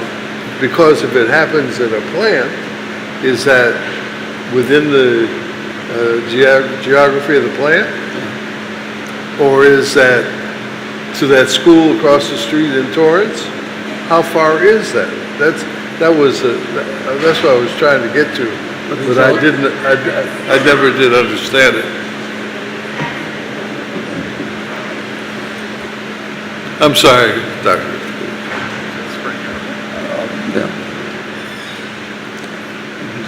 Okay. All right, so this is that test 5 upspray. Dr. This is what it looks like, yes. Were you trying, I shouldn't ask the question with the statement, but you had stated that when water interacts with HF, we were going to get a rain out of about 35 to 49%, if it's constant. But if it does not happen right at the office, and it happens later downstream, because the first, second, or third shot that you showed was a video, and it showed that the cloud was moving at the rate itself of the ambient airspeed, Right. approximately 5 to 6 miles, per hour, and I did the calculation. It was about 550 feet per second. Right. Now, if that is the case, and you basically try to intervene with water X number of feet down line, comes out at 26,000 parts per minute, and, probably at 1,100 feet away, Dr. Burke, it would probably give you a concentration of about 17,000 at that point in time, and the rise itself that you're looking at here is a direct result itself of the water interacting with the HF, and would bring that concentration down, but it certainly would not bring it down below any particular lethal Yes. concentration. Is that correct? That is correct. And because of our of a limited ability to apply water to this cloud, we were only able to reduce it, to reduce the level of HF by 36 to 49%. There just wasn't enough water spray to bring it down to a lower value, which is what we did then in the next series of experiments, was to apply more water to less HF, and to see if we could get it down to below, to somewhere around 95%. But yeah, what's going on here is a very complicated chemical reaction, and the rise in cloud is heat. It does dissipate as the cloud moves downwind. And As it cools, it rises because basically of it becomes lighter than that of the air that is around it. it's warm. Yeah, it's and I should have. But what also is not clear is, when you say the release rate of 469 gallons per minute, that's not clear, because is that from 8 nozzles, from 50 nozzles? One nozzle. From one nozzle? Everything is from one nozzle in this From case. one nozzle. And So how many nozzles did you have there? The water that you chose. let's see. Well, we had different sized nozzles depending on how much we were releasing. What we tried to do over the course of these 6 tests was to explore parameter space to find out what's effective, and we couldn't put enough water on this cloud to make it effective. So if you look at test number 6, it still produced a cloud with 900 parts per million at 300 meters.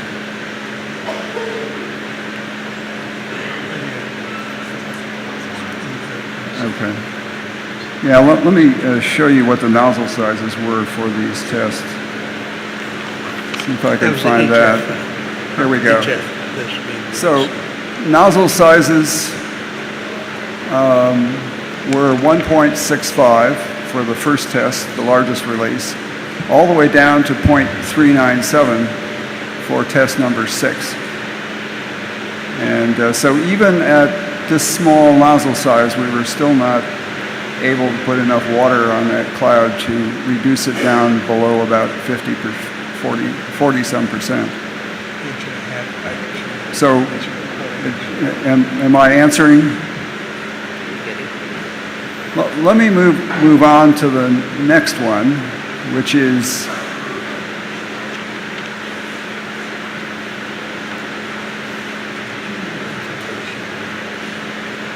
This is the wind tunnel. This was a separate set of experiments that were done called HAWK.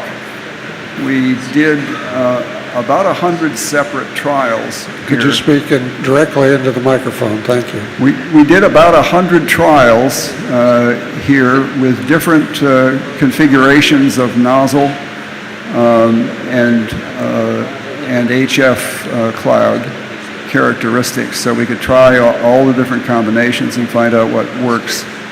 And one of those results is shown on the right, and that one at the top of it is about 90%, 95% effective at removing HF, and that is the optimum nozzle size for interacting with the HF at the HF cloud that's characteristic of the way it was released here. That information exists. It's been used to design water spray systems at plants. I actually reviewed one myself, and it looked like they had done a pretty good job of translating these field experiments into plant design. Okay, let me move on. This is the 1987 marathon HF accident, and we spent some time looking at this. I think at this point, the thing I want to mention here is there was a very substantial release of HF. It came out of two broken nozzles, one 4-inch and one 2-inch, that were broken by dropping a large piece of equipment on the top of the tank. And what we believe that happened inside that tank at that time to produce this jet of vapor was that there was what's called the champagne effect when you have materials below their boiling point bubbling up through other liquids. So I'm going to skip on beyond this, and I think, yeah, this was a model run that we did, and it showed 50 part per million concentrations of HF out to about 1.7 miles.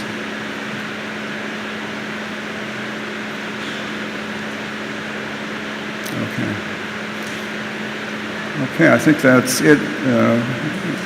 If you have questions. I have a question that is kind of summary and conclusion.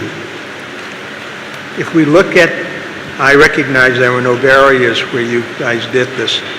It was just measuring the concentration of the HF as it relates to distance and what area that it covered. Once this gets out, I think Dr. Burke had asked the question a moment ago, and you had stated approximately 4.6 miles is really before it disperses and not become lethal, deadly to the extent. But let's take that area from 0 to 4.6 miles. And you've stated before that it would probably take 44 to 60 gallons of water in order to neutralize it at the point. But all of the HF that basically blows through that when it's coming out at 26,000 parts per million out of an 1.5-inch orifice at the beginning, a certain amount of product itself will be released.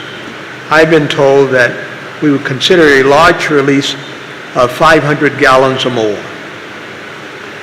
That being said, if we don't get with the water before the 500 gallons comes out, and we put the water right at the area where the new HF is now being released, what happens to that 500 that is already gone?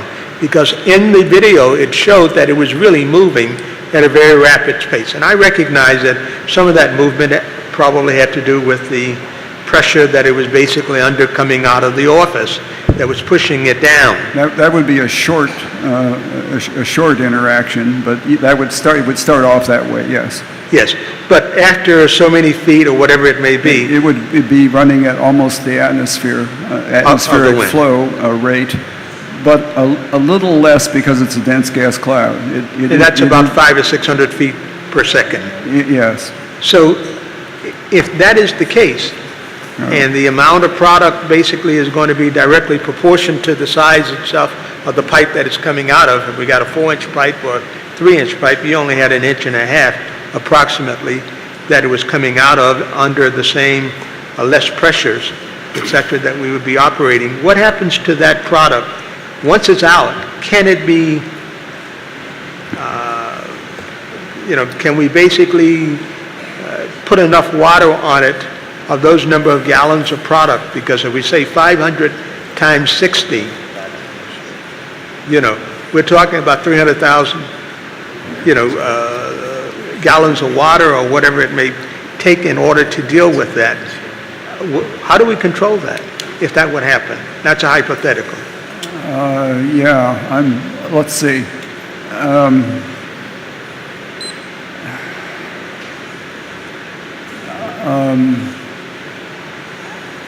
Well, I'm struggling to redefine the question here so that I can answer it.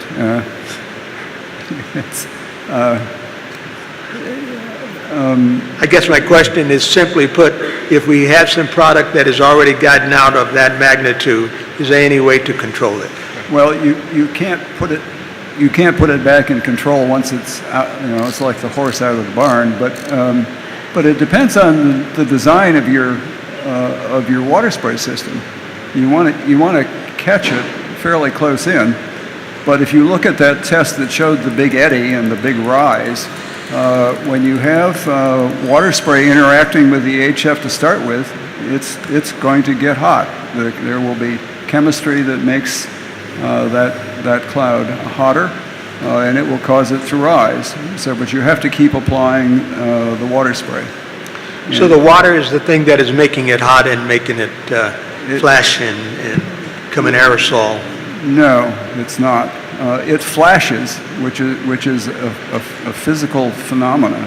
It flashes into aerosol and vapor, and it does that within a foot of that nozzle.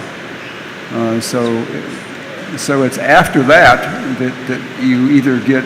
So if you think of the cloud that had no water spray, after that it just formed a ground-hugging cloud and moved downwind at the atmospheric flow rate, at the wind speed, basically. So if you look at the one where water was applied, it went up in the air because the reaction with the HF. So this is now HF aerosol that's created by flashing, and water droplets that are created by a nozzle. And if you do that very effectively, you can have maximum interaction between the HF droplets and the water droplets. And that's what the Hawk experiments were all about. The 100 experiments was to explore that parameter space of droplets created as part of the water spray to optimally interact with droplets produced by flashing HF. So I assume in conclusion that you at Livermore Laboratories did not do similar tests with modified HF, is that correct? We didn't even know about modified HF. I got a call from one of the guys who was inventing it saying, we've invented an additive that will reduce the vapor pressure. And I told him that's nice, but that's a very difficult job. But he insisted that he had done it. So I guess the question that has to be answered, I think by your board, is have they actually done it? And will they give you the information you need in order to know that they've actually done it? So it's your opinion right now, professionally, that adding a modified does not reduce the vapor pressure? I am unclear as to how much modification they have done by adding that modifier, so. Okay, then I'm going to ask you the $64,000 question. 6% modification, would it act the same as pure MHF? I'm sorry, HF with the modification of 6% using sulfoline? With a 6% effect? Yes, I would guess that would be a very small effect. very small. Okay. Questions by anyone? That was the key Yes. question. What, Ms. what, Mitchell? what level of modification with sulfoline would reduce the toxic impact? I really don't think we know the answer to that question. We haven't, I've not seen much, if any, data on the combined additive and HF. Do you know if any experimentation in that regard has been done by any institutions? No, I really don't. It's, Okay. Yeah, thank you.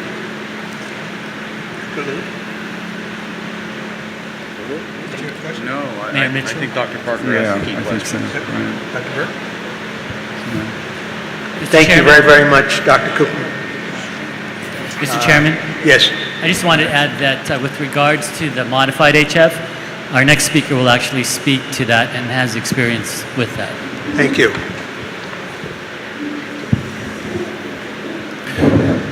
So our next... By introducing our next speaker, and I'll have Dr. Fine do that.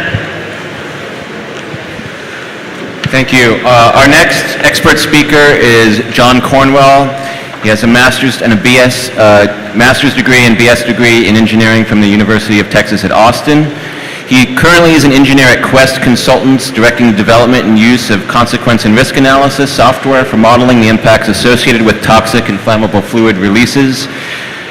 Quest oversaw large-scale outdoor testing to determine the effectiveness of additives on suppressing aerosol formation during release of superheated hydrogen fluoride. He's published many technical and analytical papers on this subject with over 30 years' experience in the field. Today, he's going to talk about that experience with testing HF and MHF, but also talk about what potentially would need to be done in future testing to better understand those effects. Mr. Cornwell. Good morning to the board, and to the members of the public that are here. There we go. First, a short discussion about how these things are related, because we tend to talk about them in isolation.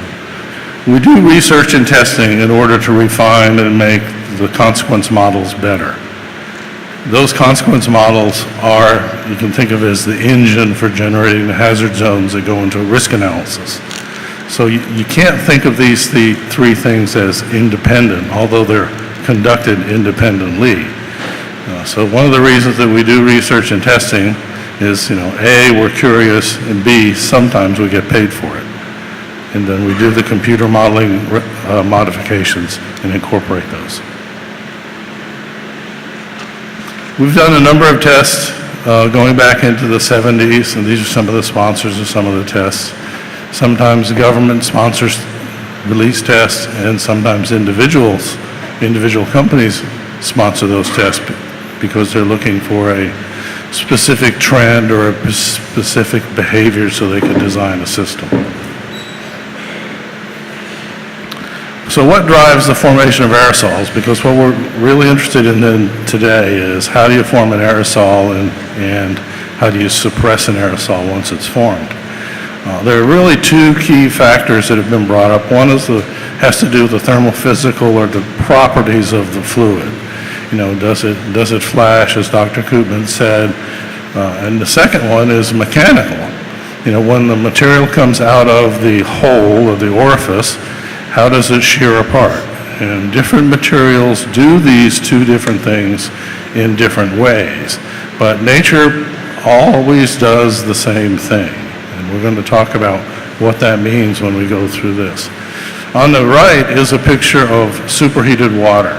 And we only put that in there to show you that you can generate, a superheated stream, an aerosol stream, of water that's liquid in a tank, and you can do this with other materials as well. And part of the test that Dr. Koopman talked about was for both with HF but also other materials. We have designed and conducted tests for anhydrous hydrogen fluoride, and we did an HF and an additive, we'll call it additive number 1, and we did another one, HF and additive number 2. We've also done similar tests for sulfuric, and they didn't look at additives, but the people at sulfuric looked at what would happen with an additive and the alkylate or the hydrocarbon.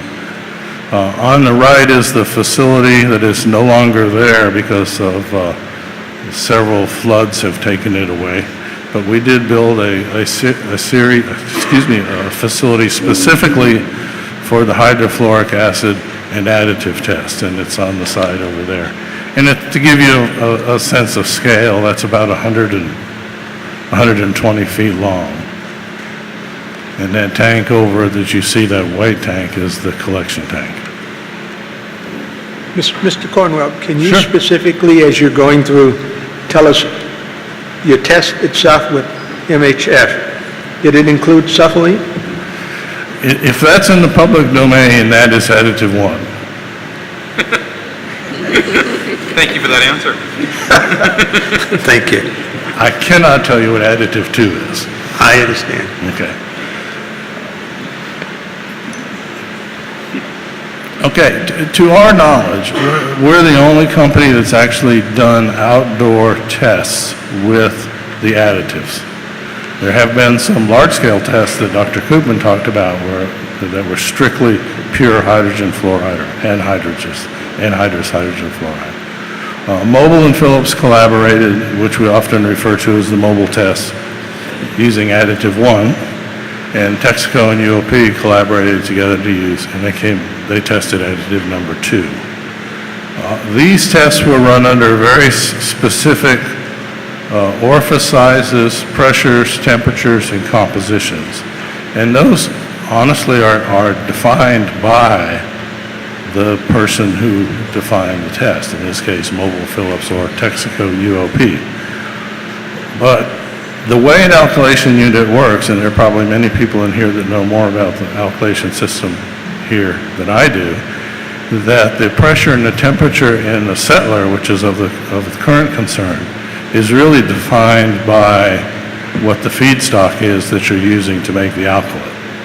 So we know from what we've been told about how the facilities are run here, and we know from the tests that have been published by the Mobile Phillips group that the test conditions that we ran, which are published, did not cover the full range of operating conditions that may be in place today.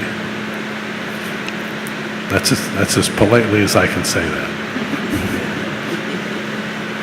And it is important when we look at trying to figure out how a material aerosolizes, particularly a mixture. It's important that the operating conditions, and we've just listed several of them there, and the release conditions mimic what you expect to happen or what you are concerned about that might happen in a facility. So if we are generating data to modify our models to put into a risk analysis, and that data doesn't cover the range of conditions that you have been told exist in the facility that you're trying to develop either the consequence or the risk analysis for, then you don't have a lot of confidence that you've covered those scenarios correctly. It's easier to do with pure components because we've done a whole number of pure components and we see relatively consistent data. When you start talking about mixtures, you don't always follow the same behavior. So when we do test, and I'm sure that Dr. Koopman would agree for the pure component tests they did with HF and also with anhydrous ammonia, those tests have to be designed to mimic, to simulate the actual release conditions. And for mixtures, that's particularly important because the one claim by multiple people is that a mixture behaves differently than a pure component, and that is true.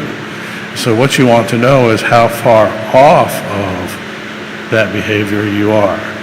And we've talked a lot about weight percents of HF, but in chemistry you deal in mole percent. And so that the models are based on mole percent, not on weight percent. So what do these things cost? Well, as I explained to the folks on the phone, testing is expensive. It's expensive because it takes a while to design it, it takes even longer to get it constructed and to run it, and then you have to analyze the data. These are some of the tests that we've designed and built and run by Quest, and you'll notice that these were run in 92 and 93, and we haven't even tried to scale the cost, we've just put it at $93. Now, sometimes costs are less if you look at the MHF tests that were run. Can I go back? The MHF tests, which are the second and third bullets, part of the reason for the cost for the second set of tests being a little bit less is basically the second client paid for part of the first client. They rented the test. So those tests that are those costs that are presented up there were Quest costs that didn't include any of the costs associated with the client. We were asked to come up with an estimate for if you were to run a series of MHF tests based on a range of operating parameters so that you could get the information that you needed. We estimated it would take 2 to 3 years from the time you said, okay, go design it, to the time you got a report. And a lot of that has to do with the construction of the facility and running the tests. And that's our guess at how much that might cost. That's the end of the slides that I've prepared, but I'll try to answer any questions that you might have. Any questions I can answer? Yes, I have 2 or 3 questions. I have recognized that Quest did some work for the district back in 1996 on a CEQA analysis, etc., of using modified HF for us. In reading the conclusions that were given, it seems to me that the test that was done was to determine what effect having an additional 1 truck to be specific. The refinery was bringing in 4 truckloads of MHF per month. We were going to increase that to 5 on a modified basis. And Quest did some research in that regard, testing in that regard, but also at the end stated that bringing in those trucks would be less hazardous of 5 trucks, but each one of the now 4 trucks, because it would be modified HF rather than pure HF. Correct. Was those conclusions, if you know, and I don't know if you were the ones who did it or was involved in that, were those conclusions of being more or less hazardous meant to deal with the product on a modified basis, or just dealing with the actual transportation of that product into the refinery? That question I can answer. Okay. Our part of performing the CEQA analysis is to do the hazards analysis. In the hazards analysis of the CEQA documentation, it does not talk about frequency. So the question becomes one of, is MHF in any form or fashion released under the same conditions as anhydrous HF? Does it generate a bigger, equal, or smaller impact? That's the question as it's presented by CEQA, without regard for frequency. So if I poke a 1-inch hole in an anhydrous anhydrous HF tank, and I poke a 1-inch hole in a modified HF tank, at the same pressure and temperature, the modified is not going to go as far to a defined and has toxic endpoint. That's all CEQA requires. So CEQA only deals with the health risk itself. And what you're saying is that modified itself is going to be a little less concentrated than the actual 100% concentrated. So from that standpoint of view, the health risk itself. Yeah, let me clarify one thing, or two things. One, risk, it does not exist in the discussion of CEQA as far as hazardous materials. So it's only a consequence-based analysis. Okay. Two, given exactly the same operating conditions and everything else being the same, a release of MHF, regardless of concentration of the M, is not going to produce as large an impact as the same release of HF. Now, it may only be a little bit smaller under some conditions, but it will be smaller. There are, in the publications that have been made public, they talk about how the modified part of the additive, it has two jobs, if you will.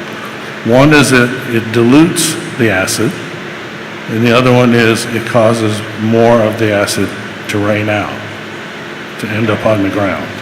They talk about those two things. Both of those are true. How important each one of those factors is has not been defined. Is there a ratio, and I don't want to sound too technical, is there a ratio as to the modification percentage to the actual effect that it has on the concentrated product itself? In essence, 15%, is that equal to 15% rain out, or is it some ratio of 2 to 1, means 30% rain out versus 15% dilution? I'm not aware of anything that's published that would tell us that number. That would have to be tested. Okay. Any questions from any of my colleagues? You indicated in your report that in 1992 and 1993 there were tests conducted by Mobile and by Texaco. Can you describe what those tests were, the nature of those tests and the conclusions? Sure. So I think they have been described in the open literature. If we go back to where we showed that building, those releases took place inside that building with capture pans below on the floor to capture any liquid or any droplets that would end up on the floor. They were then collected and analyzed. So in one of the Mobile documents, they talk about closing the mass balance. That's basically a way to say if we released 100 kilograms a second and 10 kilograms a second ended on the ground, I mean, it's 90 kilograms a second went out the end of the building. It's just a way to do the mass balance. We did those tests with different additive concentrations, different hole sizes, and in some cases there were water spray systems. There was always a water spray system in the building because our permit to run would only let us release so much HF into the atmosphere. And so we scrubbed the HF as much as we could to stay within that permit. But there was a range of conditions, but those conditions, as published, do not cover the range of conditions that are operating today. So the tests that you were running were on a modified HF. Correct. What was the dilution of that modified HF? The modification dilution? Maybe I'm not saying it right. Yeah, no, you are. Can you give us the range? You are. The information that has been published talks about composition 1, 2, and 3. And we can tell you that composition 1 has more of the additive than composition 2, and composition 2 has more than the additive in composition 3. but I don't know, and if I did know, I couldn't tell you what those compositions are. Okay. Mayor Mitchell, maybe, All right. maybe I can help. So we're talking about published data. So there is, it was mentioned, Dr. Parker mentioned a Just published speak a little louder so we can hear. Sorry. There is a published CEQA document that was done for the permit that was issued to the Torrance refinery. And I think there's public information there that might be instructive to mention right now in terms of what we're talking about. So in that document, Quest, the company, Quest Consulting did look at that hazards analysis for HF versus modified HF. Now, as Mr. Cornwell mentioned, the CEQA question is, did it get worse? It's not a question of how much worse did it get. It's is it the same or worse? However, there are calculations in that public document that might be instructive, if you allow me. So what that document did, it assumed, it was based on testing, again, a lot of which the details can't be released, but it was based on testing, and it assumed a 20% additive, 19.8% additive. And the analysis showed that if it didn't have the additive, without the additive, the jet cloud dispersion distance to 50 parts per million was the metric they were using, was 28,000 feet. With the modification at 19.8%, it was calculated that that dispersion distance was 19,000 feet. So the difference was 28,000 feet versus 19,000 feet to get to 50 ppm. Now, I don't think that included water mitigation and other things, but as a comparison of the effectiveness of the modifier, that gives you some idea. Okay. Yeah, thank you. So is that around 35%?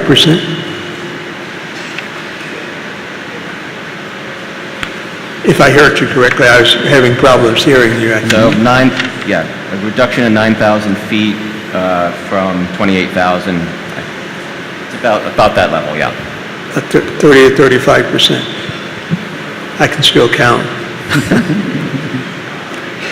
Do you know of any institutions that have done studies on what amount of modification to HF would reduce the toxic impact to non-toxic, to non-lethal? I don't know of any that have been published. So that implies you know some unpublished ones. Well, that should imply that I know who should have done them. Okay. And if they're not published, I'm assuming you cannot speak to that. Is that correct? That's correct. Can you tell us who we should ask? I think you're It's a serious question. No, I think you're asking the right people now. Thank you. In the test sequence up there on that board, I did make the point that there are laboratory and field scale tests. There were laboratory tests done before they came out and ran field scale tests. I mean, you wouldn't do that. So there's a significant amount of data that's just simply not available. I'm going to ask you the same question that I asked Dr. Cooper. At a 6% dilution, and I use the word, it may not be the appropriate word, of adding sulfolane to HF, what percentage of that reduced the overall parts per million of the HF? Okay, one of the goals of using the modified catalyst was to reduce the vapor pressure, and you've heard that quite a bit. But the published information talks about the weight percent of the sulfonate. A 6% by weight is basically the same as 1% by mole. So if you do it on a molar basis, it's 1% sulfolane and 99% HF. Now you're trying to change the behavior of the 99% by adding 1%.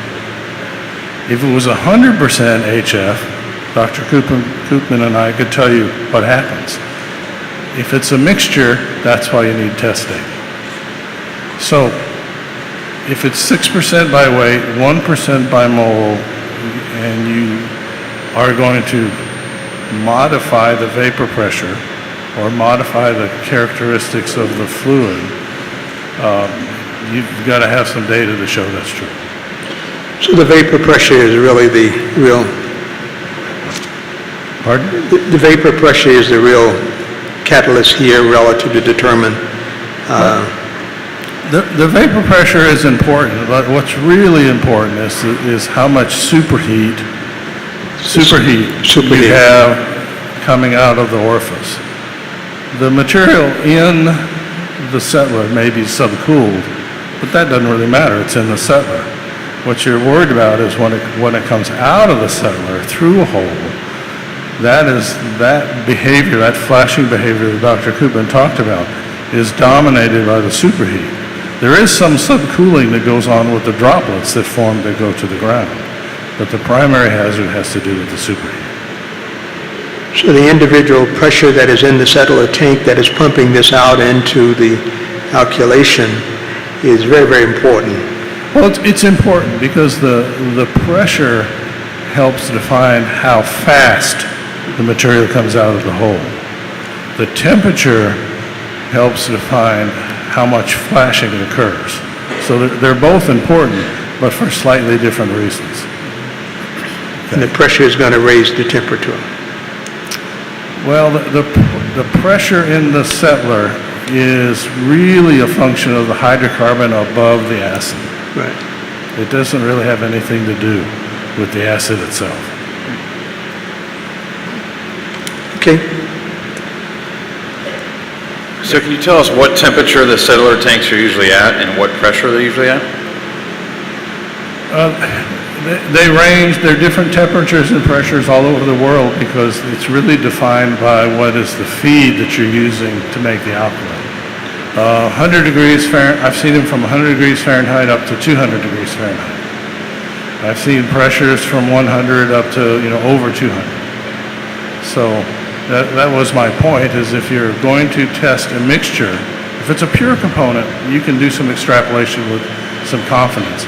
But when you start testing a mixture and the argument is that the mixture does not behave like a pure component, you have to have testing. But that temperature is obviously above that of the temperature to form an aerosol of 72 to 80 degrees. Yeah, well, pure HF's normal boiling point, the boiling point at 1 atmosphere pressure is about 67 degrees Fahrenheit. Sulfur is considerably higher.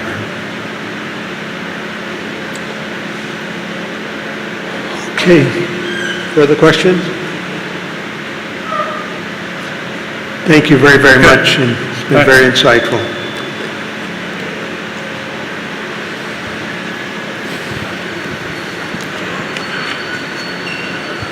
I think we're going to go now to our second speaker, who's going to be to us by telephone. Yes, our next speaker is coming to us by telephone from Texas. It is hurricane season, so travel is a little bit shaky. His name is Michael Mastrangelo. He's a program director of the Institution of Preparedness at the University of Texas Medical Branch, UTMB. He's responsible for all aspects of preparedness at UTMB, the only level 1 trauma and burn center in that region. He developed the annual hydrofluoric acid symposium and exercise for UTMB, which has been occurring since 2014, and he serves on many regional, state, and national emergency preparedness committees and received numerous awards for his work.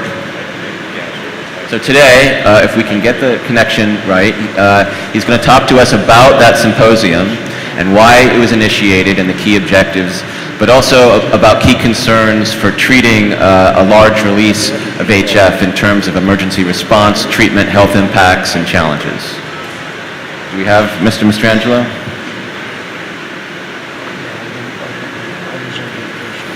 Hello. Yes. Just want to make sure you can hear me. Yes. Yes. Yes. Okay. My name is Mike Mastrangelo, and I've been asked to present on the HF preparedness program that we have here. I'm on my title slide right now, so I'm going to the next slide. Just wanted to give you a little background. UTMB is a level 1 trauma center, level 1 burn center. We're about 12 miles south of Texas City, where there's a major HF industrial presence, and it's also a major transportation corridor for HF. We provided the medical response to the 1987 HF release that was in Texas City, and we've dealt with several occupational exposures since then. A large part of our workforce lives up in that area, and we would be a part of any response to an HF incident. And so that's one of the reasons, those are several of the reasons why we've developed our preparedness program. So moving to the next slide. I've listed several planning considerations here for you. I'll just hit on some of the major ones. One thing that we do use is some computer release modeling, and that's just to make sure that we're grounded in a appropriate scale and scope when we're doing our exercises. And then another important aspect is that we use a whole community approach, so all of the various agencies and community groups that would need to be part of the response, we include them in our planning and in our exercises. And essentially what we do is we use some of the modeling results to try to estimate the number of casualties and therefore estimate the volume of medical countermeasures that we would need. I'll go over in a future slide. We need calcium gluconate in order to treat, and calcium gluconate's been on a national shortage list for a number of years. And there's some other considerations about supplies that you may need, particularly if burns are involved. Typically across the United States, burn beds are in short supply, so that requires some advanced planning into how you would respond to an incident. Moving to the next slide, this is a continuation of some planning considerations. The general approach that we take is that we use the computer modeling to help us develop a library of planning scenarios that we use, and that's used for planning and exercises. And it's essentially a multi-year program. We began in 2014, and we'll probably continue this as long as HF is a priority risk in our area. This year, we're going to really take a deep dive into the communications aspects that are needed for a good response to an incident. And when we are planning for medical treatment, one thing that we distinguish is the occupational exposures, those workers and so forth that might be exposed to concentrated liquid, and then community exposures where it may be more respiratory, skin and eye exposure. One concept that we use is called healthcare coalitions. The short version of that is that essentially the hospitals and EMS services and so forth in the area get together and they plan and exercise together. And we've done this on a number of occasions for HF exercises. Long-term, having an epidemiological aspect to your response plan is important as well. So moving to the next slide. This gives you some images of what an HF release would look like. The top on the right is the release in Gumi City, South Korea, and the one on the bottom right is the Corpus Christi incident, and you may have seen the Nevada City, Nevada test site already. Ron Koopman may have showed you that. Essentially, a toxic vapor cloud may form, and in order to treat our patients, we would require specific medical countermeasures, again, calcium gluconate. Moving to the next slide, just a little bit about the 87 Texas City incident.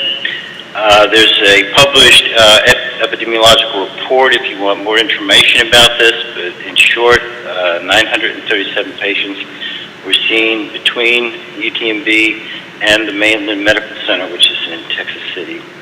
We've had a number of smaller incidents since then. The most recent one was in 2016. We had 16 occupational exposures. Coincidentally, this happened a month before we had our HF exercise symposium scheduled for that year. Moving to the next slide. This just basically basically is to show that worst reasonable case information really isn't much use to us in planning, and we need more realistic, probable kinds of scenarios to plan with. So I'll move right past this, go to the next slide, and talk about some of the challenges that we have in treating HF exposures. Decontaminations required of the patients. One issue that we have that could potentially present a risk to the nursing staff is that below certain concentrations, you can't actually feel HF when it comes into contact with your skin. I believe it's about below 20% concentration. So if there was not an adequate decontamination done, then potentially our nursing staff could be exposed to low concentration HF, and they would not necessarily feel that, but could develop a serious burn or a systemic effect of that. In some hospitals, while we're pretty familiar with HF injuries and have had several occasions where we've had real incidents that we've had to respond to, some hospitals may not be that familiar with it, so if they get that kind of injury, it may be a first instance for them. And so that may delay or result in a response that's not necessarily optimal. One of the things that we found, initially our burn unit took the lead in dealing with HF incidents, and they are actually have the most expertise in our institution, but we've expanded that out based on our experience, and we have a multidisciplinary team, including our trauma center, of course the burn unit, but respiratory therapists, ophthalmologists, dermatologists, and one thing we learned in the most recent incident is that it's really important to include the mental health aspects for the patients. Follow-up care is generally required. There may be some other kinds of supplies that may be in short supply, for example, for people with minor exposure, using O2 bottles and nebulizers may be sufficient to provide the calcium gluconate to them. So when local hospitals are planning, they might try to estimate the volume of these kinds of supplies that they may need. At this point, there's not really evidence-based treatment protocols for respiratory injuries, and some of our researchers are looking for funding to try to develop some models to develop this. Right now, it's pretty much case-based, and it certainly would be advantageous to get more evidence-based protocols. Generally across the United States, burn beds are limited. So if you have a number of serious burns, that may really strain your resources. So therefore, again, it's important to do planning with not only hospitals in your region, but maybe within the state and even in neighboring states in case there's a large number of burn patients. And then an effective initial distribution of the patients to the appropriate level of care. The most intense treatments are going to involve the serious burn patients. That's going to take up a lot of resources. It's going to use up a lot of calcium gluconate. But if you've got folks that just have some maybe minor respiratory exposure or skin exposure, then some of the level 3, level 2, and level 4 hospitals may be able to sufficiently treat them, and planning those scenarios would really help in a response. Moving to the next slide, we talked about medical countermeasures. You need medical supplies in general. Calcium gluconate's on the national shortage list. There's not really a lot of research out there on effective substitutes, so that's another area of research that would benefit a great deal in being able to provide an effective response. Next slide.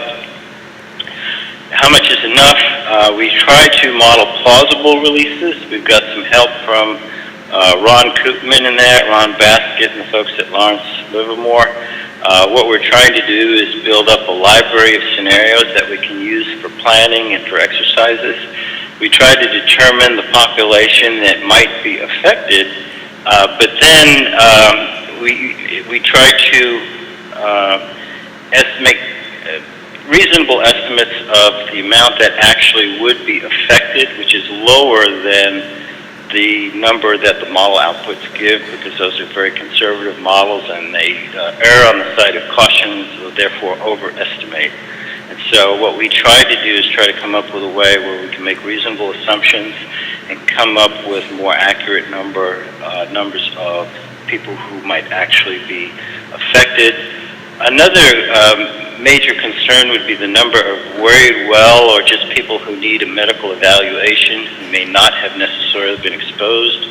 I was in Tokyo when the sarin gas incident occurred, and if I recall correctly, about 5,000 people showed up to area hospitals, though most of those were not affected.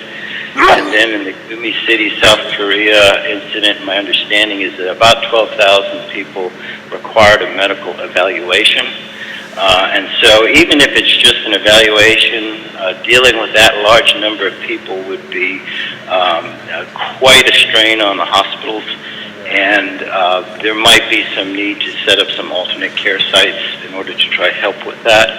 One thing that we're doing is what we call local customization of the chem pack, and just quickly, a chem pack is pre-deployed or forward-deployed antidotes for nerve agent incidents that the federal government has put in place.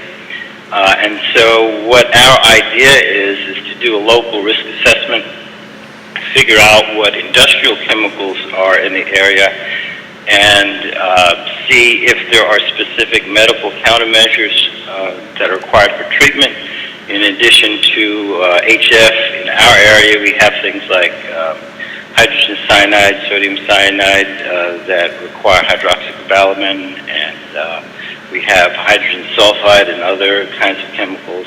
And so what we're saying is basically do a risk assessment of your area, figure out what's there. If you require specific medical countermeasures, have a plan to or contingencies in place just in case there's an incident.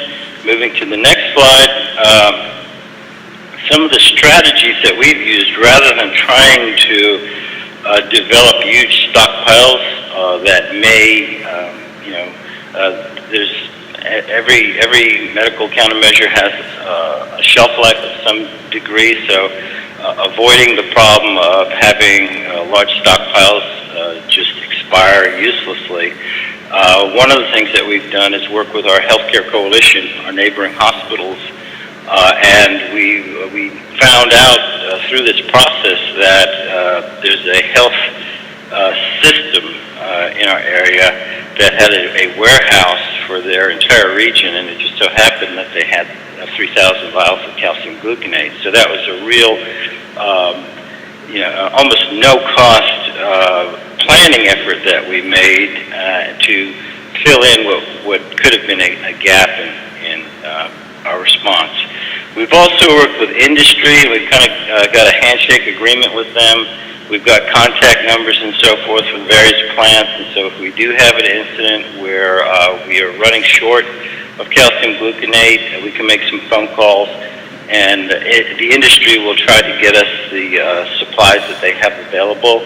And in local industry in Texas City, one of the things that they do since we've been doing this joint work together is if they're sending folks to us, first of all, they'll call to let us know, but the second thing is they'll send calcium gluconate with the patient. So regardless, there'll be some calcium gluconate there to initiate treatment if it's needed. And so, we gained a lot of ground by educating our other healthcare coalition members on HF in general and the need for calcium gluconate. And we've made pretty good strides without having to go out and get a lot of funding and so forth for stockpiles. Next slide. And just to go over our program and hit some of the highlights. We began it in 2014. We've been working with the community. You see some photos there on the right side. that disaster day photo, basically our students did that all on their own. They used the HF scenario and assumed that an alternate care site would be required.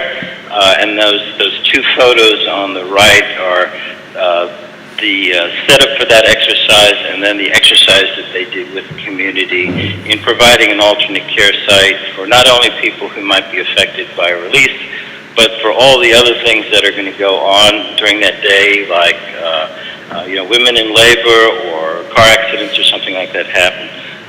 The one photo there toward the left, that's an actual photo from our last symposium. And while you can't see it, there's a medical panel up there talking about the latest thinking in treatment of injuries. But there's a variety of different panels, and then what we do is we pick one of the computer model scenarios to use as a community-based tabletop discussion. So we'll take it to the actual detection of the release all the way through the conclusion and the treatment of the patients and so forth. We've been working a lot with Honeywell since the inception, and with Marathon.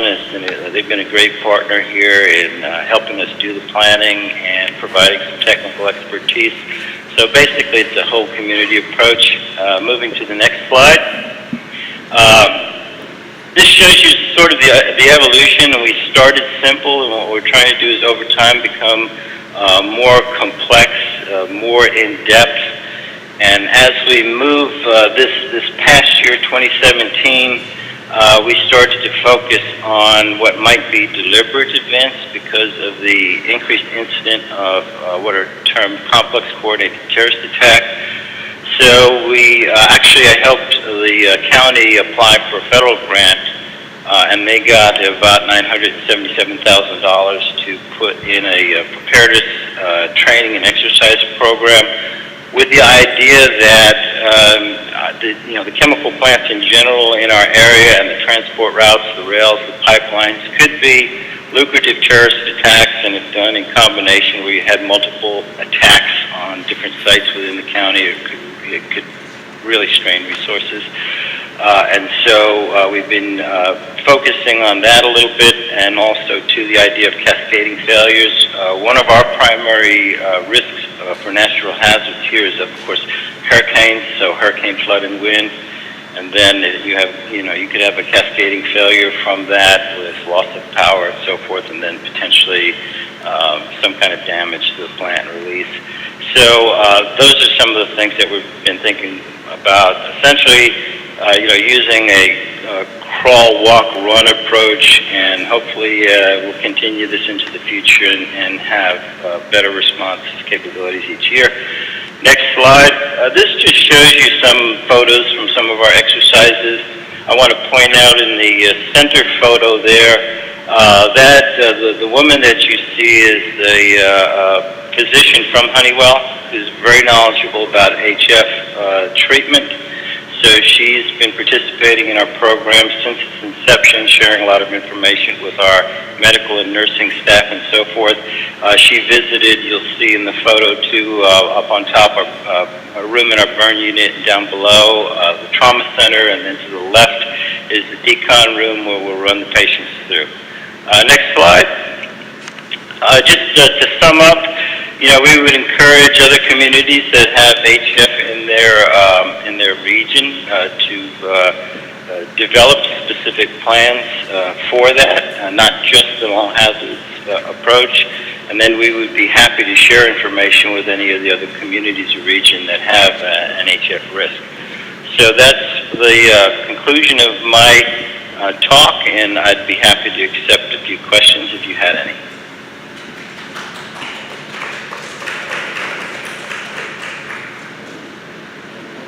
Any questions from anyone? Go ahead. Yes, thank you for that presentation. I'm wondering if you could tell us how many facilities in your region are using HF and the quantity. I can hear somebody talking in the background, but I think I'm going to have somebody repeat the question for me. Oh, you didn't hear me. I'm wondering how many facilities in your region use HF, and what is the approximate quantity at each facility? Okay, so what I could hear was, I think, a question about how many facilities we have.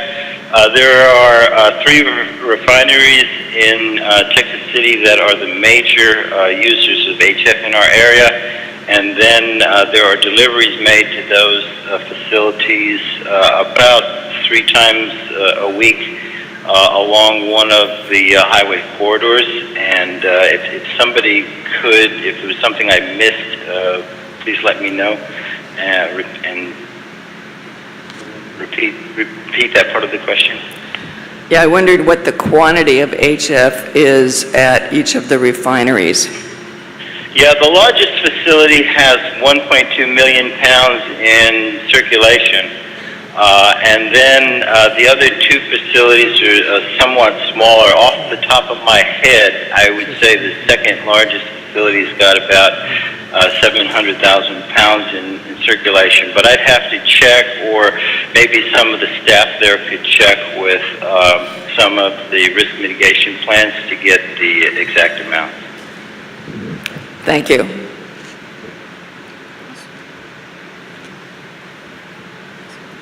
Is it correct in assuming that the ratio of pounds to gallons is about 10 to 1?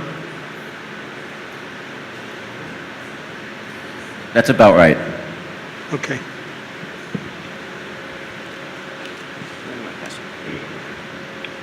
I have one more question, and that relates to this shortage of calcium gluconate.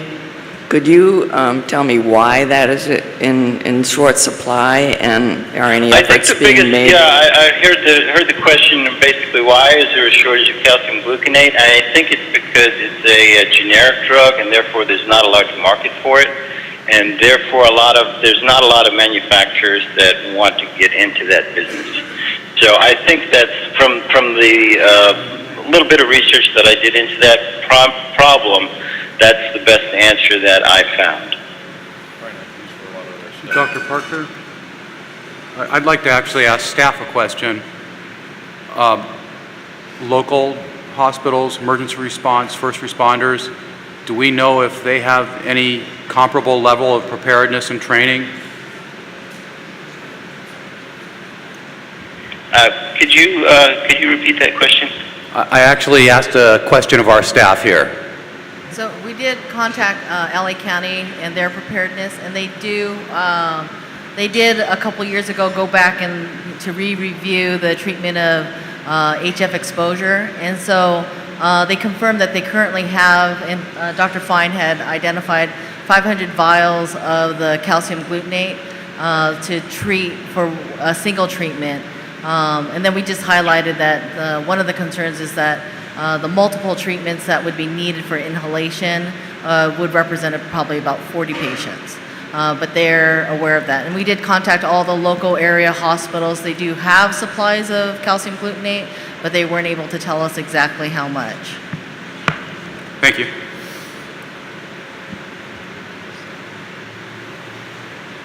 Further questions from anyone? Thank you very much, Mr. Angelo.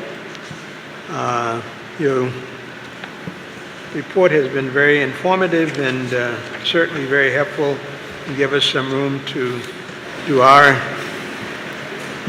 check our own system here locally to determine if we did have an emergency operation, we'd be prepared to handle it, as we know that what it would take in order to do this. I saw that you had indicated lastly that within a 25-mile plume, worst reasonable case, you were looking at 640,000 people that would basically be involved, you said, in a 2.5-mile area. Is that because Texas City is close to that of Dallas? Because here in our region where our 2 refineries are, we're looking at collectively about 500,000 people in any one of those refineries, averaging 200,000 to approximately 350,000 people.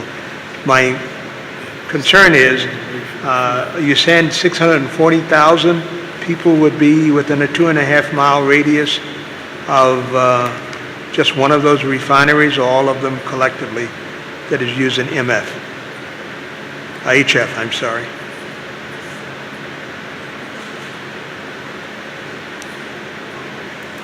Not sure you heard me. I don't know if you heard me.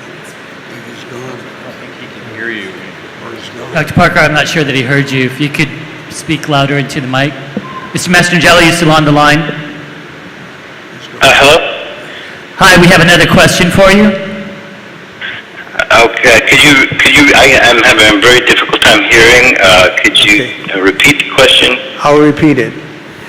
I note in one of your slides, you had 640,000 people potential at risk based on information filed with EPA in a 2.5-mile radius. That's a 25-mile long plume. Oh, 25 mile. Oh, Yeah. okay, I'm sorry. I should put my glasses on, and then I'll be able to see that they're... You and I would. I was really wondering, from the standpoint of view of our area here, we are looking at within approximately 1.5 mile radius of collectively about 500,000 people. So in this area that you have basically surveyed, you only have enough calcium gluconate in the various different hospitals to handle approximately 40 cases? Is that it? I think I didn't hear everything you said, but I think I hear the gist of what you're saying. And one of the things I mentioned in the presentation was that worst reasonable case. That was prepared by industry, and I don't know what methodology they used for that. And as I mentioned in the talk, we didn't find that information to be particularly useful because it is such a worst reasonable case where I believe they're assuming that the entire inventory is released. And we find that to be probably a low probability, and so what we've tried to do is use modeling with the help from the folks in Lawrence Livermore and so forth that would probably be a little bit more realistic, but I just tell you, if it was simply 500 people who were affected, that would put a very large strain on our ability to respond. I just want to clarify. I think the question Dr. Liu had asked is in regards to the preparation here, and that was the response for LA County. We did ask Mike Mastrangelo for Texas, their preparation. They have 3,000 vials, and Mike, you can correct me if I'm wrong, but they have approximately 3,000 vials at, I think I don't know if it's at UTMB. That's probably about correct. And we don't have a comparable training program like they're doing each year. So in talking to LA County, they do have a preparedness program, but I don't know, it didn't sound like it was as extensive and focused on HF as what they're doing in Texas.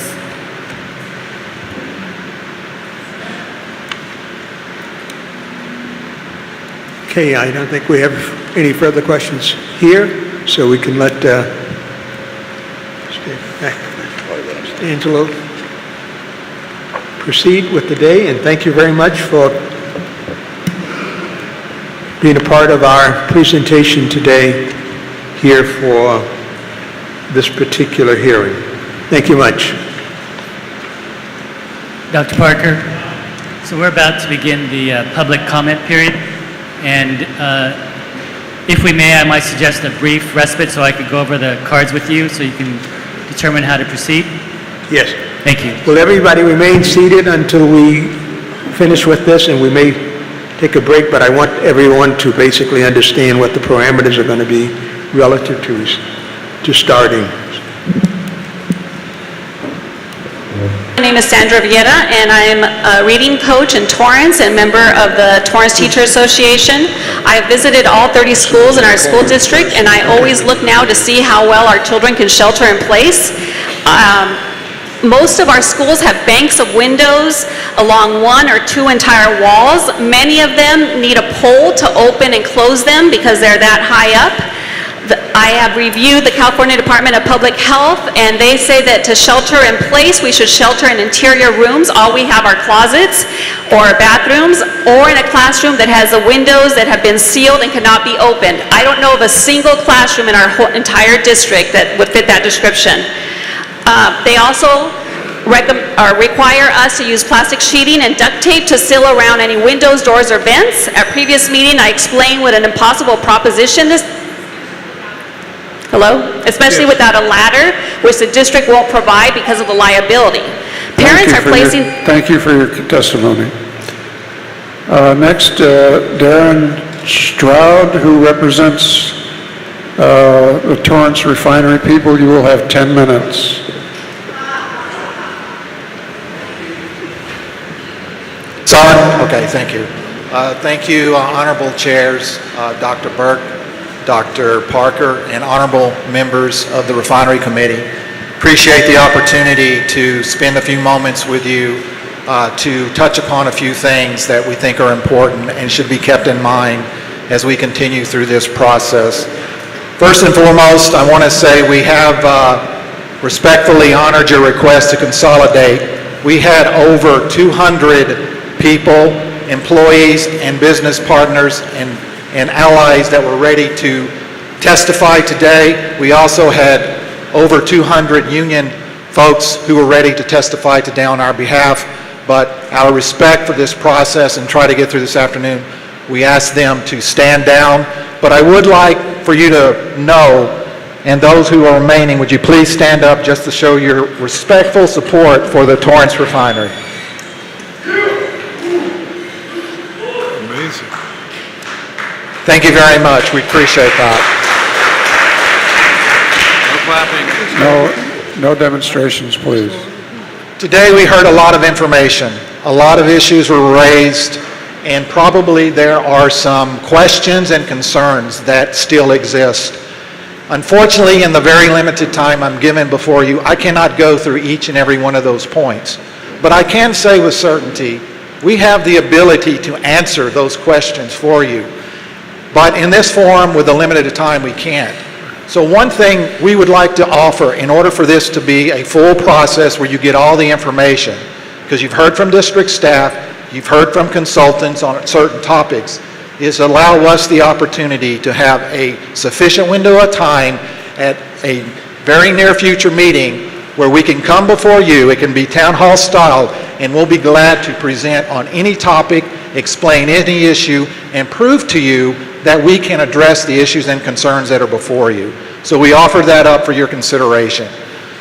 Today, though, the theme, it seems to us, is whether or not we as Torrance Refinery can mitigate and contain a large release if it were to occur associated with our alkylation unit. And the answer to that is we can. We've done it for 50 plus years. We are confident we can continue. Just a minute. You need to be respectful of those speaking, because when you speak, everyone else will be silent. Don't interrupt the speakers. Thank you. We are confident we can. We have a 50-year history of running the alkylation unit safely, reliably, without any off-site impacts ever to the community. We are confident that we can continue to do that, and with the proposed safety enhancements that we are offering, we think it's even going to be better as far as safety, risk reduction, our ability to protect our workers and the community. We want the ability to show that to you so you can see that we are designing that project in mind to prevent a large type of off-site release. My colleague Adam Webb will quickly go through our existing systems as to how we have currently designed to prevent that, and then at a very high level, our proposed safety enhancements that will further reduce that risk. Just a couple of quick things before I turn it over to my colleague regarding the discussion earlier today on an MOU and CEQA. We have done the same research as your learned counsel, Mr. Gilchrist, has done. We can concur with him that there is a way you can do an MOU without CEQA, and you can do it where it's enforceable against the refinery. Very quickly, you can structure an MOU that would require a plan. Plan has to be submitted to district staff for their review and discretion. At that point in time, you determine that what type of CEQA analysis is done. You reserve the full discretion as to mitigation and alternatives. Once the plan is approved, then under Title V permit, the plan gets incorporated by reference into the Title V permit. So not only is it contractually enforceable, but it's regulatorily enforceable. So there's a way we can do it. Now the reason I raise this real quickly is timing is critical for us. If we're going to move forward and spend the money that we are contemplating on making these safety enhancements, we need a path forward to do that quickly. We are planning to do all of this work by 2021, our next turnaround. And in order for us to get there, we have to make capital investments, we have to make decisions on the engineering design, we have to make orders of long lead items associated with this. So we urge you to allow us an opportunity to answer your questions, go forward with safety enhancements with an MOU without CEQA, with a plan approach, and let's get this done. We can make things even better and safer. We're confident in that regard. So the remaining time, I'll turn it over to my colleague, Mr. Webb, to go through our current systems and our proposed project. Thank you, Darren, and hello, board members. Thank you for having us. I wanted to go through our existing safety systems, which are designed to effectively respond to minor and major releases on our MHF alkylation unit. This is accomplished through a layered, redundant, comprehensive mitigation strategy that's the core of an effective safety response. The first foundational layer of this, and it has been discussed in some detail today, is the MHF chemistry itself. This is a passive mitigation. It does not require any human input. We've provided staff with over 53 documents that are the property of UOP and ExxonMobil that describe the testing which went into this technology. And this testing occurred within our operating range on a parametric basis that covered all avenues that we operate our current unit. Our current performance standard is based upon this testing and is required underneath the consent decree with the City of Torrance. This testing was used to create and validate a peer-reviewed model that helped predict the percent of rainout you would expect. AQMD staff's presenters earlier today have all discussed the importance of models in scientific study. Ours is no different. It was based on testing, validated with testing, and peer-reviewed to help predict the effect and impact of MHF. If a release were to occur, and the MHF chemistries will be there to help reduce the release from reduce the amount of vapor that could ever form in a release. After this, we have redundant detection systems that detect the release and alert our highly trained and skilled operators to activate isolation systems, an acid evacuation system, and water systems. We have motor-operated valves, MOVs, that separate vessels from connected piping at the push of a button. These are activated remotely from either our central control room or the field, and quickly are able to isolate acid inventories to reduce the potential volume that could ever be released. These MOVs are part of our acid evacuation system, which has shown to effectively and quickly transfer acid volumes into a storage vessel behind a blast wall. Our operators have shown the ability to activate this system quickly and effectively, and the acid has been shown within 7 minutes to be completely removed from any potentially affected areas. On top of all of these systems I've already discussed, we have existing water mitigation systems. They are remotely operated, remotely controlled, designed specifically to allow better MHF water interaction to knock down any remaining vapor fraction at that point and can keep a potential release on site. As we have said multiple times, these systems have been shown to be effective over 50 plus years of operation with no offsite HF or MHF release at the Torrance refinery. As Darren mentioned, we have future proposed enhancements we would like to implement to take these already industry-leading systems to the next level. These enhancements include additional barriers, additional detectors, additional water systems around the high acid volumes in the unit. This will include an engineered steel structure to add additional barriers to protect from both external impacts and provide barriers to promote MHF rainout in the event of a release. We're looking to add 2 new layers of water mitigation to maximize contact, maximize scrubbing efficiency, and additional detection around these areas to allow automation of water and improve the speed of response. As my colleague Darren has said, we want to move quickly to install these enhancements, and we think we can do so through the help of the board and the AQMD, but we need finality and certainty to move forward with these safety projects. Thank you. Thank you for your testimony. Next, Sally Hayata and Alicia Burhan.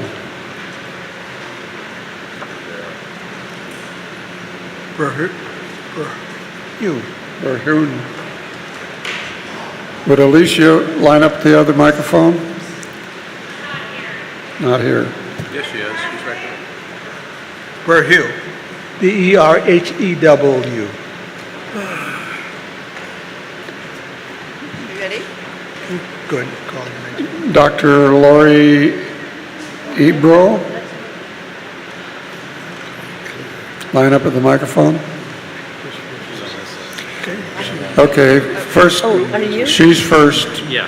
Who is talking? Sally? Real? Sally is first. Want you to line up. Oh, all right, sorry. It doesn't matter who goes first. Go ahead, Sally. Are we ready to Yes. start? Okay.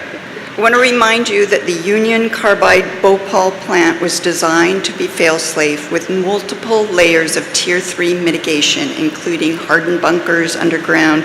All of them failed in 1984.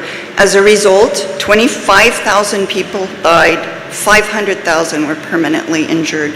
The decision you make on this subject could lead to a South Bay Bhopal if you do not make the right decision. The HF hazard is very extreme, and you've got 99 99 HF molecules for every 1 additive molecule. It is superheated in that settler tank, and it will flash. No benefit. 10 million people live in the combined HF hazard zone. 1,330 square miles of hazard zone. If we have a highly mitigated release from the settler tank, Thank you for your testimony. 200,000 people could be affected. Dr. Ebro? Dr. Ebro? This is not a baseball game. This is a hearing. And if you want to get through this, you better act like it's a hearing, or we'll clear the whole room. It's either and take there is- everybody, one person at a time. So let's get this understanding. It's a hearing. Okay. Can I speak now? Sure. Well, I condensed everything that after hearing everybody talk, I condensed mine to only one. Apparently, you don't have a resolution right now to resolve the problems about changing from MHF to, what is that? To HF. Okay, so what I'm saying is, if not, then I suggest that you use a safe alternative that you apparently know about, the district board members know about, the alternative used being switched to in Salt Lake City, the ionic liquid alkylation. Thank you. Thank you for your testimony. Oh, my question is, when will you do the resolution? How soon? Thank you for your testimony. It's not a question and answer period. You can ask No. staff. So my Mr. question is not Mr. or answered. Mrs. Ing, or Mr. or Miss, I got an Ing here, E-N-G. And next is Art Gonzalez. Yes, sir. Dr. Eng, I gave you a presentation There's a graph in the presentation on the effect of sulfolane on HF from a U.S. patent. Please use that, number one. Number two, the Texas gentleman from the hospital said calcium gluconate nebulizers are only good for minor exposures. Air Products HF burns protocol says any significant gaseous HF exposure requires ICU and may need hemodialysis. That's also in your presentation. Calcium gluconate is not good enough. Third, I see this meeting as a part of your good faith negotiations with the public. Thank you very much.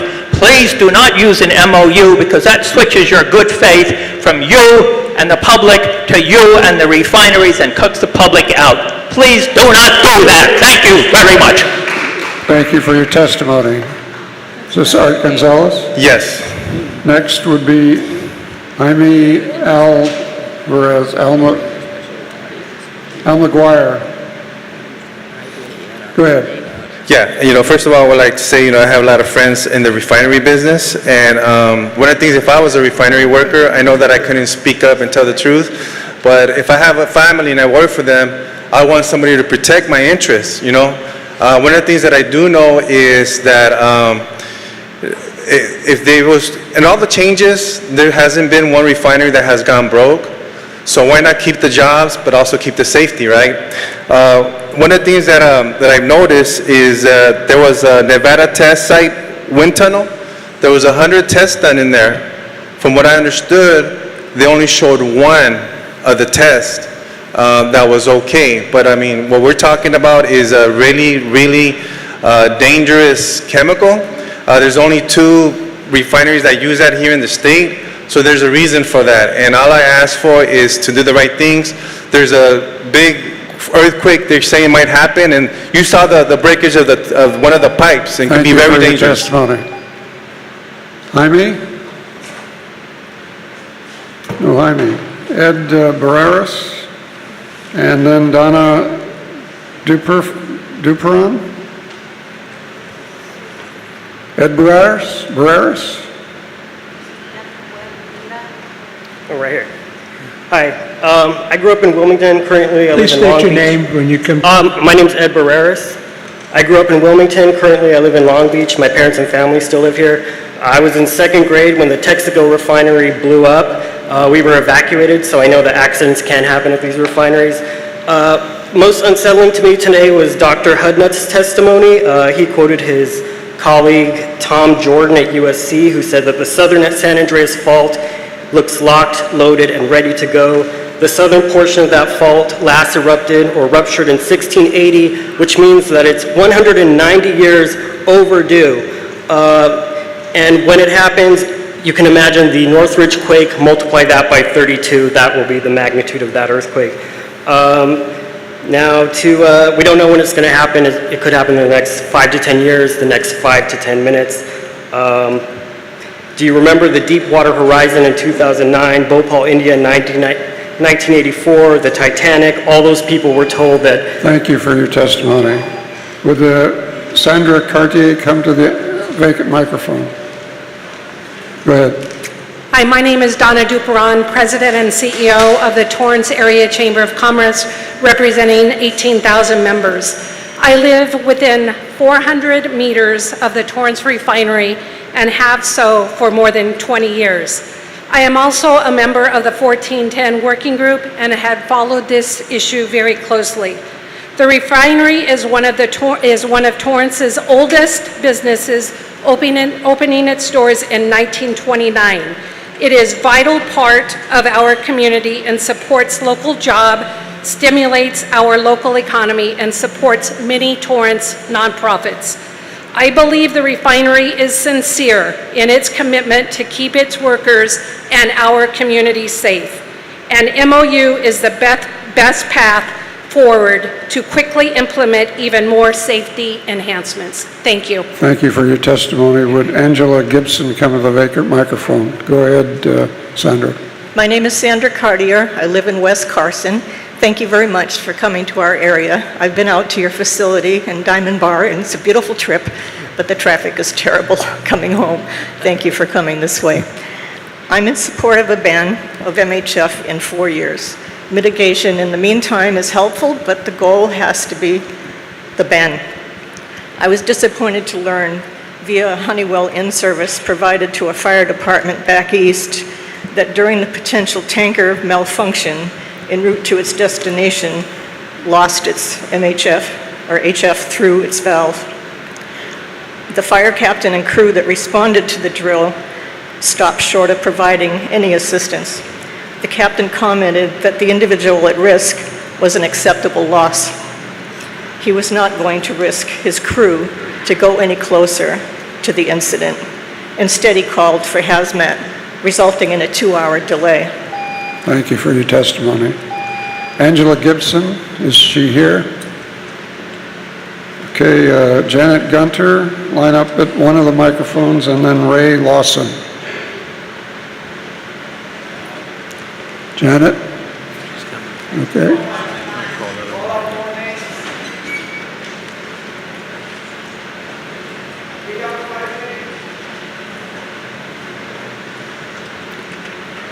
Ray Lawson? Okay. Janet, go ahead. Janet Gunter, San Pedro and Peninsula Homeowners United. I'm here today to support the Torrance folks on this MF issue. We have a huge problem in San Pedro fighting 25 million gallons of highly explosive butane gas in a known earthquake rupture zone. We know that MF has an alternative use product that is far less hazardous. We also know that the Newsweek had a big article that just broke this morning about the guaranteed big earthquake that's on its way. We know this stuff is coming. It looks to me like AQMD, EPA, and all these other agencies better step up, and I mean quick, because there are natural disasters that are happening at a pace that we cannot keep up with. Well, I don't think we have no 4 years to wait. I would suggest that everybody get really serious really fast about what this impending situation really involves, and do whatever you can to increase all of these qualifications, the regulations, whatever it takes to keep us all safe. Thank you. Ray Lawson? No Ray? Ulrich Blaitler? Alicia Burhow? And Florence Garaban?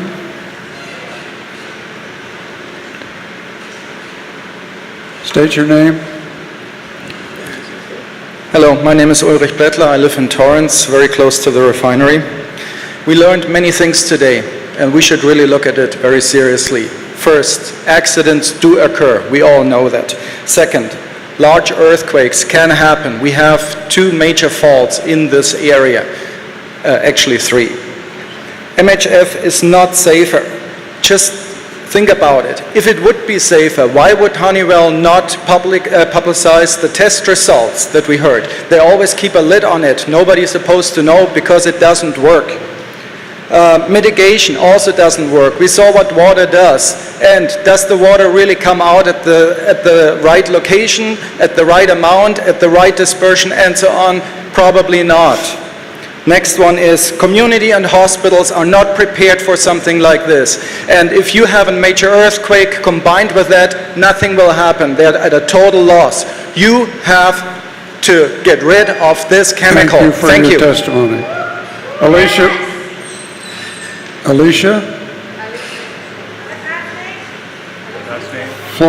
Burhow. Orange County Business Council. Florence Garaban? Is this on? Yes. That's on. And Marnie Brimmer, if you're here, go ahead.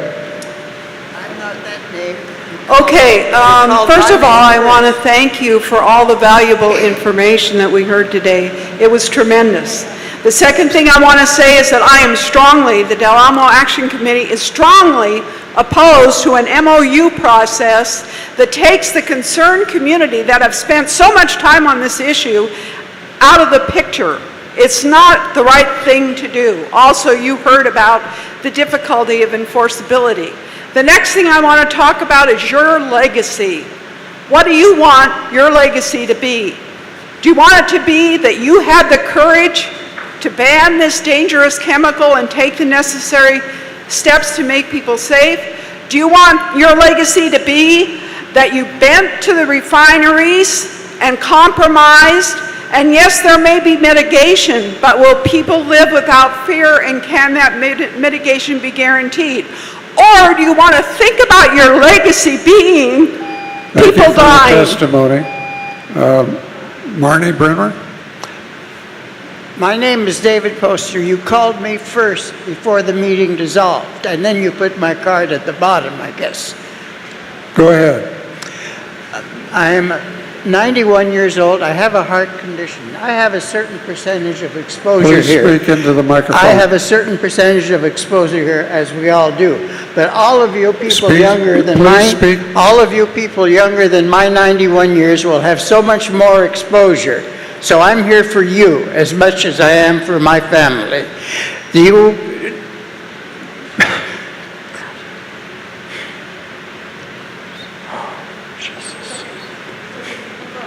doing great. I have a question to ask from the refinery people. Can they tell us whether it's true that the people that told us for 40 years that cigarettes were good and healthy for you and are now representing the refinery? Thank you. Thank you for your testimony. Marnie Brimmer and then Steve Goldschmidt. Thank you. Both Valero and PBF Energy are continuing to work in good faith with South Coast Air Quality Management District on this issue towards an MOU that will ensure state-of-the-art safety mechanisms are added to the already considerable safety protocols and systems in place to protect workers, the surrounding communities, and our air quality. Getting this policy right is important to all of us. New rules about the use of MHF could hit the pockets of every Southern California resident in the form of higher fuel costs. Additionally, enacting the restriction could lead to hundreds of job losses during the shutdown of the refineries, or even to permanent closures if the cost of retrofitting the refineries is too high. We support your efforts to work in partnership with the refineries to come to an agreement in the form of an MOU with a public process and transparency so that everyone is assured that the outcome is positive for both the community and the jobs that are supported by the refineries that are part of these communities. Thank you very much. Thank you for your testimony. Sarah Wiltfong and Johnny from the Long Beach Boys and Girls Club. Yes, I'm submitting 5 very short videos for the board to look at from the Torrance Refinery Action Alliance on a flash drive. And I wanted to particularly speak to the Save Our Jobs. I'm for saving jobs. Please address the committee. Steve Goldsmith. So I'm for saving jobs. TRA is for saving jobs because this conversion will actually produce 300 or 400 jobs over 2 years. So we're very much for that. But there was a statement by the staff that said they didn't believe that the refinery would close. And there's very expensive ads spending thousands of dollars saying that it will. So I would request from the board members that one of you ask the refinery. They spoke for 10 minutes. They didn't say they were going to close. So a simple yes or no question. If forced to phase out hydrofluoric acid, will they close? Yes or no? And that would clear up this confusion that's been running around on that issue. Thank you for your testimony. Henry Rogers from the South Bay Association of Chambers. Go ahead, Sarah. Yes. Good afternoon. My name is Sarah Wiltfong, and I am here on behalf of BizFed, the Los Angeles County Business Federation. We are an alliance of over 170 business organizations who represent over 400,000 employers with over 3.5 million employees in Los Angeles County. I'm also speaking on behalf of the Greater LA African American Chamber, the Long Beach Area Chamber of Commerce, the Los Angeles Area Chamber of Commerce, the Orange County Business Council, the Valley Industry and Commerce Association, the South Bay Association Chamber of Commerce, who unfortunately had to leave. It's time to move forward. This process began in the April of 2017, and it's clear that the MOU process, which will allow for the best solution for each unique facility and community, is the best path forward. It's time the refinery committee to vote today for the MOU process and to get it started. At this time, I would like to submit to the committee over 2,000 letters from local residents, businesses, and union workers who oppose a ban on MHF and support the process of an MOU. And for good measure, I would also like to ask those who oppose the ban of MHF and support the refinery workers in the room to please stand. Thank you. Thank you for your testimony. So Johnny from the Long Beach Boys and Girls Club.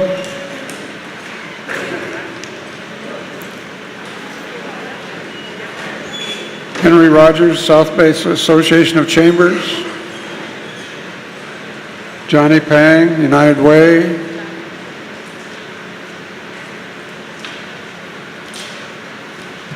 State your name. Good afternoon, everyone. My name is John Pang. I'm Senior Account Manager for United Way. Our mission is to permanently break the cycle of poverty for our most vulnerable neighbors, whether they be the homeless, veterans, low-income families, or students. One of the most impactful ways that we're able to do this is through our jobs program, where we partner with companies throughout the Los Angeles basin to launch our community into stable, well-paying jobs. Both Valero and Torrance Refining Company are huge partners of our jobs program. Combined, both of these two powerhouses are responsible for thousands of area jobs. They've helped lift many of our most vulnerable neighbors up and get them into gainful employment.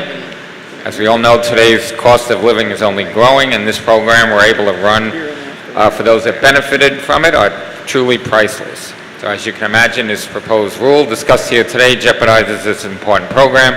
We ask that the AQMD take that into consideration. Please support MOU agreements going forward. Thank you for your testimony. Don Lorenzo, American Bureau of Shipping. Mark Rodriguez. Amy Great, Wilmington Chamber of Commerce.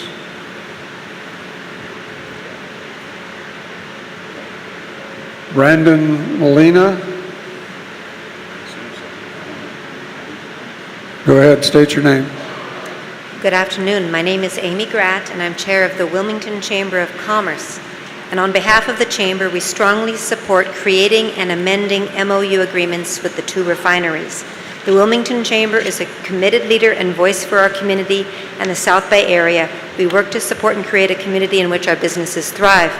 The proposed rule could mean devastating consequences for our regional economy. It raises costs for our community and jeopardizes jobs for thousands of workers. MOU agreements are the right path forward. They protect jobs in the economy while putting enhanced safety mitigations in place. California's refineries already operate under the most stringent industrial safety standards in the world. MOU agreements take this up a notch by providing additional measures that are tailored specifically to each site. We cannot afford to jeopardize these regional powerhouses with this proposed rule. We urge the committees to move forward with MOU agreements to make our refineries safer, faster, and in a way that preserves jobs in our community. Thank you. Thank you for your testimony. David Junko from Floor. Go ahead, sir. State your name. My name is Brandon Molina. I'm a community member, and I'm here to, on behalf of the community, to demand that we have a ban on MHF. And why would I would say that is because we need to think about the future of the community, think about the safety and putting people over profit. We are talking about legacy here, and what will be your legacy? Will your legacy be to protect the community members, or will it be your negligence and putting the community at a vulnerable position of a disaster? What we want is not only are we not thinking about the community members, we're also thinking about the workers too and their safety. This is why we're here today, to demand that we have those precautions and we ban MHF for good. Thank you. Thank you for your testimony. Beatrice Wilmington from Wilmington Youth. Go ahead, sir. State your name. My name is David Junko, and I work for Fluor Corporation, which provides engineering, procurement, and construction services for both Torrance Refining and Valero. I've worked in refineries across the country my entire career, and in this industry, nothing is more important than safety of our personnel and the safety of the community. Safety is ingrained in every part of our culture at Fluor, Torrance, and Valero. I'm joined here with 15 of my colleagues who are professional engineers and designers who enter and work in these refineries on a daily basis. Please do not underestimate the amount of safety engineering and safeguards that go into our work on a daily basis. Our jobs depend on these facilities, and we are very proud of the important and life-sustaining products that we produce for the Southern California community. Please join me in opposing this ban. Thank you for your testimony. Bridget McCain, Daria Lee, and Maribel Alejandra. State your name, whoever's. Hello? Yes. You have translation. I speak Spanish. You need a translator. Yes, please. Okay, we'll get you one here in a minute. I want the next speaker, let the next speaker go first, and we'll get the. Go ahead, state your name. Sure. I'm Bridget McCann with Western States Petroleum Association. I'm also a member of the 1410 Working Group. The working group has had a great amount of discussion in this complex issue, and although there may not be agreement on many points, there have been two that have been raised consistently by all stakeholders throughout the process. The need for this issue to be resolved as quickly as possible, and for there to be a process for the communities involved to have a voice in the decision. First of all, the policy options presented by the district staff to the working group. An expedited MOU with a public process is the only feasible way to address these two concerns. An MOU allows for a considerably faster timeline for the implementation of solutions when compared to even the fastest rulemaking schedule for 1410. Second, a public MOU process provides both communities impacted by the rule means for comment and input.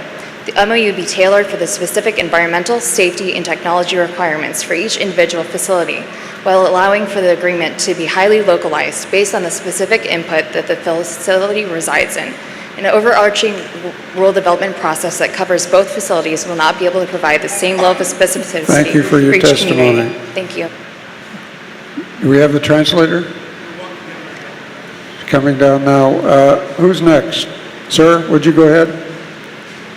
Hello, my name is Edward Aguilar, and I'm a resident of Wilmington, South Bay area. I'm representing SBCC, South Bay Center for Counseling. I'm an Energy Pathway Program. We have been empowering communities across Los Angeles for more than 40 years. For the past decade, we have partnered with local refineries and others in the industrial sector to help train and launch qualified local residents into the workforce. We work hand in hand with low-income residents and veterans to develop qualified candidates through an industrial tailored program. Our California refineries provide well-paying jobs for workers with a variety of backgrounds and education levels. These jobs provide vital security to families in our area. As a nonprofit organization, we have seen firsthand how these job programs better our community. This is something we need to do to protect. For these reasons, we are opposed to the proposed rule.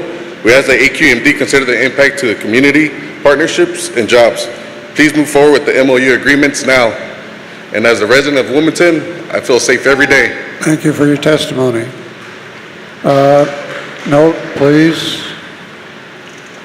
Sí, buenas tardes, respetable AQMD. Soy residente de Wilmington por más de 20 años.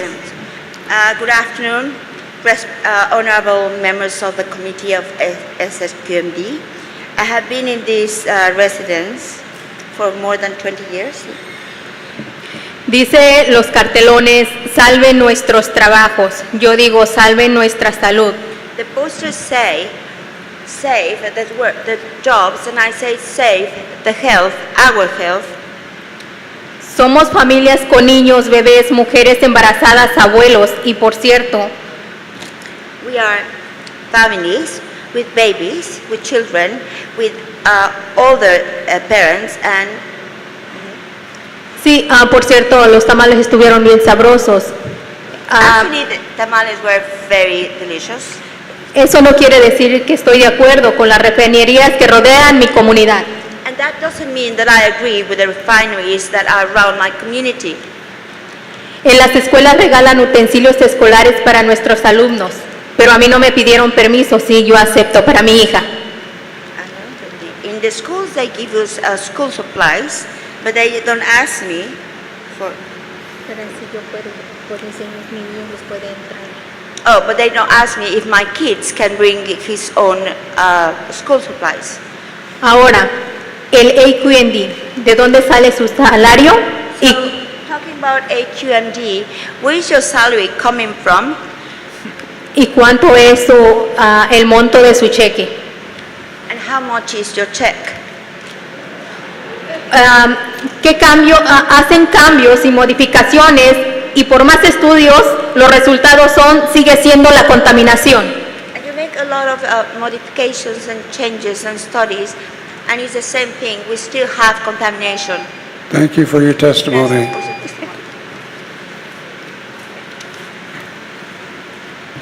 State your name. Daria Lee, South Bay. Okay, so the accident that happened in Marathon, Texas, the one that released about 50,000 pounds of hydrofluoric acid, largest release in the United States. That same accident also took out the water mitigation system and the HF alarm. Now, the city leaders may not have had a concrete plan for an HF leak, but they were still able to easily, or relatively easily, evacuate 85 city blocks, 5,800 people. They were able to do that. That's because Marathon isn't as populated, it isn't as dense as, well, we're in part of LA, let's face it. We're in part of LA, we got traffic, we got the port, we got a whole lot more here. So, I'm wondering, what is our answer? What do we do if something like Marathon, Texas happens here? Okay, we got millions of people, we got traffic we could barely move in. And, you know. Thank you for your testimony. So Maribel Alejandra.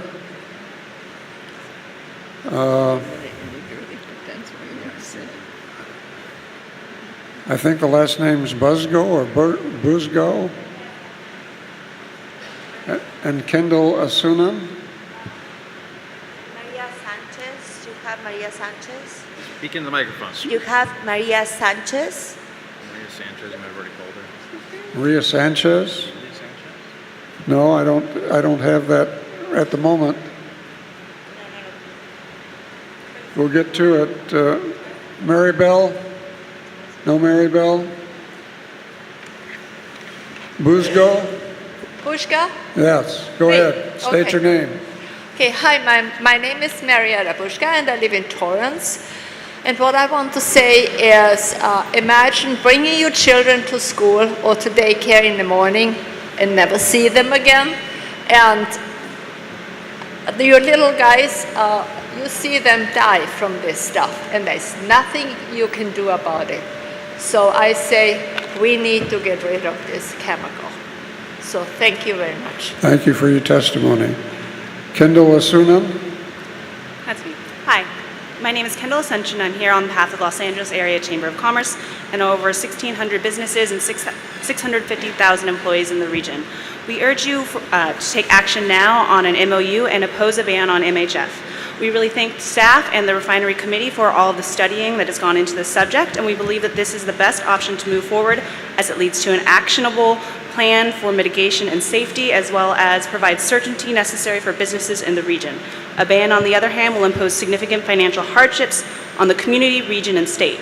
The CEC presentation that this committee received indicated that refinery closures would be imminent if a ban were adopted, which would generate job losses, shrink the economy, and increase costs of living on residents and businesses, as well as have negative ripple effects throughout the state. For these reasons, we urge you to oppose a ban and move forward expeditiously with an MOU. Thank you. Thank you for your testimony. Timothy Byer, Cicibel Escobar, Angela Gleason, and Dr. Ruth Becker. State your name. Hi, my name is Timothy Byer, and I work as a software engineer across from the Torrance refinery off of Amapola. And I was motivated to join TRAA after the 2015 explosion. From what's been stated at this hearing as well in the past, it's clear that MHF is dangerously unsafe, at least at the dilution percentages of the agent used for viable alkylation. Less dangerous doesn't cut it, especially when the safety is not quantified or tested dilution percentages do not reflect production use. What refinery uses a 19% dilution agent? What do you plan to do to address the dangers of HF and MHF from both the Wilmington and Torrance refineries? What do you want your legacy to be? Standing up for corporations? The public is counting on us counting on you to keep us safe, and it is clear at this point the only viable path to accomplish such a goal is to ban HF and MHF, whether the replacement is sulfuric acid or ionic liquids, and as well as to maintain the jobs of the refinery workers. Thank you. Thank you for your testimony. Next. Mi nombre es Cecibel Escobar. Soy sobreviviente de cáncer. Wait, you need a translator? I will be doing the interpreting for and her. What is the name?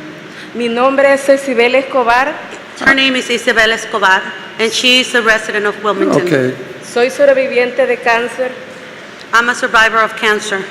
Estoy aquí porque me preocupa que Valero MHF, que es tan peligroso que si se escapa no necesitamos ese peligro. I'm here because I'm really worried about the Valero and the chemical MHF that is very dangerous, and if it escapes, we don't need that kind of dangerous. No necesitamos ese peligro cerca de nosotros. We don't need that kind of danger close to us. No sigan esperando hasta que haya un desastre que podría matar a mucha gente. Don't keep on waiting until there's a disaster to kill many of us. Eviten una desgracia. Please avoid a tragedy. Paren MHF en Valero y en Torrance. Please stop or ban MHF here in Valero and in Torrance. Ya es tiempo y hay otras alternativas. Muchas gracias. It is time and there is other alternatives. Thank you very much. Thank you for your testimony. Angela Gleason, Ruth Becker, Cameron Taylor, Mary Matson. Any of those here?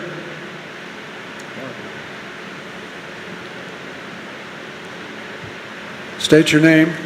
Mary Gerna Matson. Go ahead. My family and I have lived in the immediate area of the Torrance refinery for 25 years. The refinery has been a good neighbor and community partner for many decades. That's my opinion. It has also employed thousands of area residents over those years and contributed to the local economy in exponential ways. I believe the refinery is sincere in its efforts to keep our community safe, most especially under the current owners. From my perspective, PBF faced several challenges from the outset, not of its own making.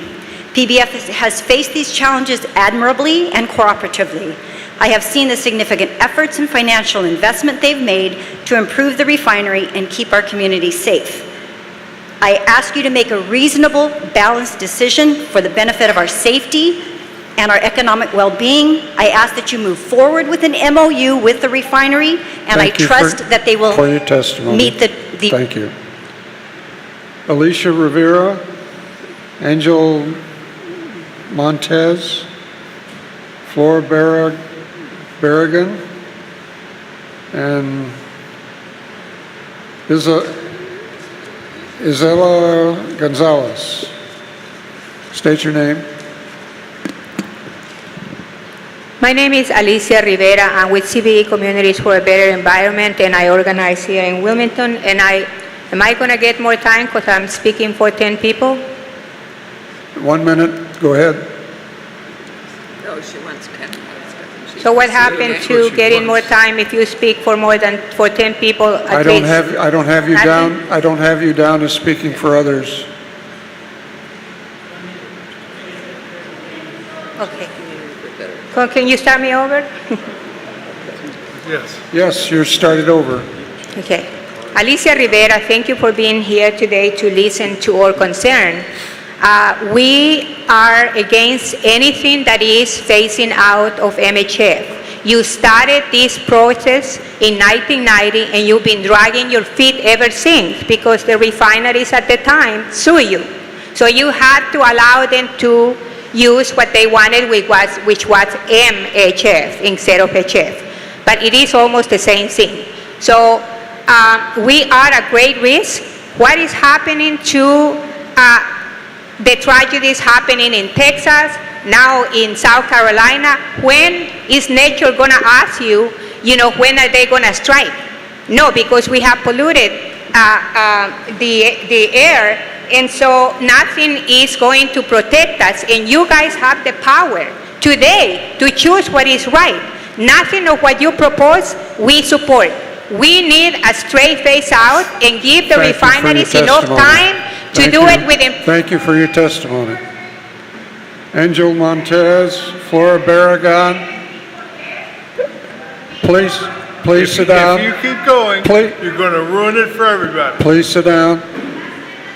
So you make the choice. Angel Montez, Flora Barragan, Isela Gonzalez, Alejandro Serrano, Ardinia Cedillo, and Maria Aguilar.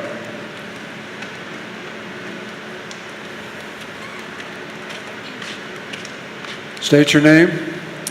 My name is Ardinia Cedillo. I'm a Wilmington resident and a mother.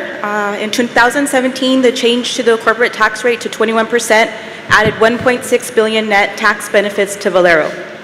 And 2017 end of quarter had 5.8 billion cash on hand with 8.8 billion debt. In 2018, the board approved 14% increase to its regular cash dividend, and they can buy back 3.7 billion of company stock under their buyback program. So the 300 to 600 million is a cost that they can't afford. I bring this up because they have money to spend on changes and also to keep jobs. And I would like for the HF and MHF to be phased out, no MOU. The hazards that were brought up were the fault lines, the fact that Valero Wilmington has liquefaction, and the fact that the hospitals are underserved for any type of catastrophe. So, thank you for your testimony. Alejandro Serrano, Maria Aguilar, Flora Tamargo, Tom, I cannot make it out, from Hampton something Electric. Teresa Rodriguez.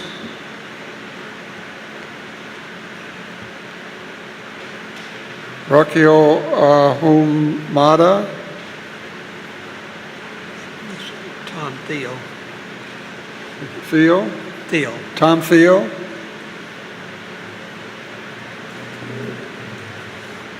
Annabelle Chavez. Risa Velasco. Rachel Ronke.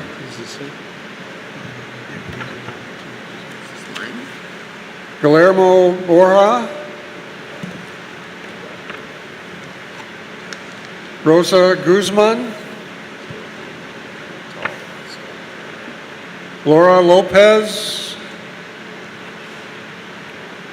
Rosalie Preston. Brittany Roman. Irma Nuno. Sergio Franco.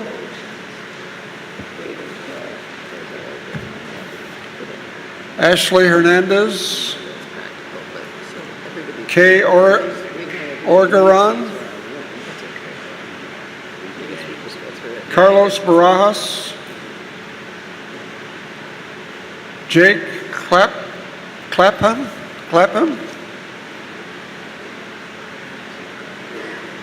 Zaragoza Roldez.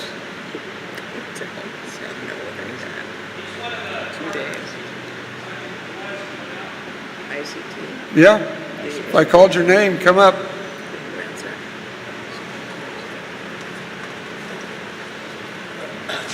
All right, so you want us to go as a group because we had 10 minutes. We talked about this. We submitted our names. No. We submitted this earlier. No. It's not a compromise. Where's Where's the staff person who picked it up? Right there. Okay, then we're gonna have some other people speaking. That's not a compromise. This is typical of what the staff's doing. Hey, quiet. If I called your name, you have 1 minute to speak. Go ahead, sir. What's your name? Good afternoon, all. I'm Zaragoza Robles. I'm a proud member of the Carpenters Union, Local 562. I live in Torrance, across the street from the refinery. I work at the refinery, and I also have the alkylation training. So every day, every morning, I stand up and go to work with the certainty of having a good culture of safety. We have training for going into that unit, and it's an extensive and regular training. We have to go yearly through that training to be able to go into that unit, and we do scaffolding for various companies there so they can do maintenance to keep us safe. Thank you for your testimony. Ashley Hernandez, Kay Ergeron, Carlos Barajas, Jake Clapham, Carolyn Brady, Maria Coronado, Sally Zhu, John Hanna. State your name. Good afternoon, ladies and gentlemen, members of the committee. My name is Maria Coronado, Carpenters Local 661. I live in Burbank, and I work in a variety of locations. I work with disadvantaged women, trying to get them into the trade to become a professional carpenter so that they can make a living wage. I am a working carpenter. The potential closing of this plant is yet another brick in the wall of keeping women out of the construction trades. We are concerned about safety, and we feel enhancing safety features is the best way to handle this. We have a lot of sister carpenters working the refineries, and the potential closing of these refineries will affect families and hinder their ability to put food on the table. 2,000 local jobs will be lost, 30% loss in Southern California gasoline supply, 30% loss of jet fuel for LAX. This affects our local economy. Save our jobs. Working families are counting on you to make the right decision. Save our jobs. Thank you. Thank you for your testimony. Yes, sir, what's your name? John Hanna. Dr. Parker, you had made that invitation for us to do it. One of our members who you called on earlier didn't speak. You're using your time. I understand I'm using, we had a guy who was going to speak, but he didn't because his understanding was we would have that additional time. Speak. Okay. Ray Lawson, you called him earlier. All right. First of all, there's a transparency issue here. You keep on calling cards of people who are no longer here. Are you talking under your time? Yes, I am, sir. Okay, go ahead then. Yeah. You know, I'd suggest that at the beginning of your meetings, you have some people speak on the public comment. A lot of people haven't had the time. I want to introduce Alex Hernandez. He's a 30-year resident of Wilmington. He's president of Casa Malagra, which represents 20 families. He's here. He understands the safety that is going on in the refineries, both in Wilmington and Torrance. And I want the following people to stand. Carlos Cruz, David Rivera, Jane Pata, Rodolfo Avila, Javier Natividad, Oscar Natividad, Johnny Cabrera, Eddie Rodriguez, Javier Santiago, Sal Rivera, all members of Local 562, all Wilmington residents, all who work in the refineries, all who have to take that safety training, which makes it a difference. You know, if you really wanted to have a transparent hearing, the staff would have provided the refineries the presentations and then given them an opportunity to respond. That didn't happen. You should give them an opportunity to respond. Sir, what's your name? Ray Lawson. I've worked at the refineries, both Valero and PBF over the years. I've worked in the Alky over the years. All this doom and gloom predictions that they're making, why are we not listening to the people that actually work there year in and year out, that know about the safety precautions that are in place, that know that the HF acid, that Valero and both PBF take the maximum precautions to keep that stuff in there. We work next to it. You think we want this stuff to get out of there? They work in there and they want to keep it contained, and they make the best, most assurance policies to keep it in place to where no one gets hurt, the community or the people that work there. That should be considered over anything else, and it's jobs. And this is one of the last manufacturing places in America. Why are we giving that away on some gloom and doom predictions that may never happen and that have not happened? Thank you for your time. Thank you for your testimony. State your name. My name is Burnell Garrett. I work in the Torrance Refinery. I've experienced the multiple hours it takes for training before entering this unit. This unit is very safe, believe it or not, and I believe it's safe because, as I said, I go in there all the time, and you can't just go into this unit. There's a list of safety precautions that you have to go through before even being considered before going in there. The safety training is a multiple hour with a test that you have to complete and pass before going in there. This is a refinery that provides jobs for myself and to help me take care of my family and so on and so forth. Thank you for your time. Thank you for your testimony. Yes, sir. Good afternoon. My name is Carlos Cruz. I'm a local resident of Wilmington and also a member of the Carpenters Local 562, and I also work at the PBF Torrance Refinery. And I want to just say that there's a rigorous training that we go through to work on that alky unit. We go then in and out every day, and the safety culture at the refinery is something that we feel comfortable with, and I wouldn't put my life in danger with my family. So on behalf of my co-workers that are here present, and I could assure you that the safety programs that are given to us give us enough confidence to do work in the unit. And we provide scaffolding for numerous trades, and it's been safe, and I'm always working in there, in and out. Thank you for your time. Thank you for your testimony. Carolyn Brady, Sally Zhu, Elisa Swanson, Kokai Kwa, I can't read the last name, L.A.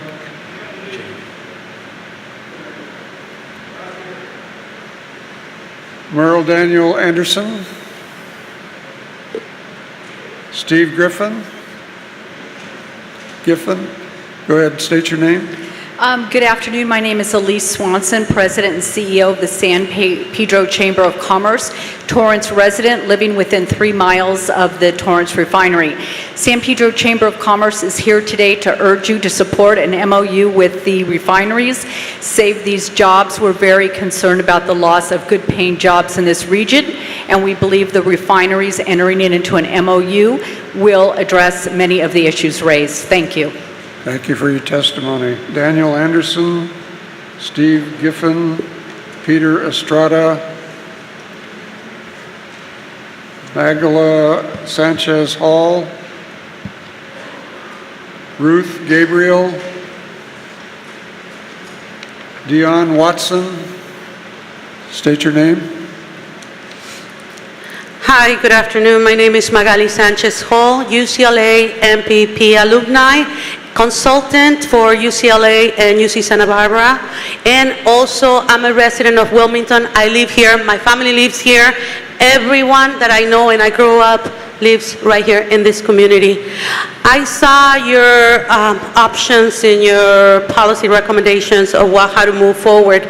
I do not agree an MOU or a CEQA follow-up will be actually good in this, at this time. We are asking you, as I represent my people for the people of Wilmington, I'm asking you to please consider banning this, moving forward and facing to the next. We're moving forward a renewable energy.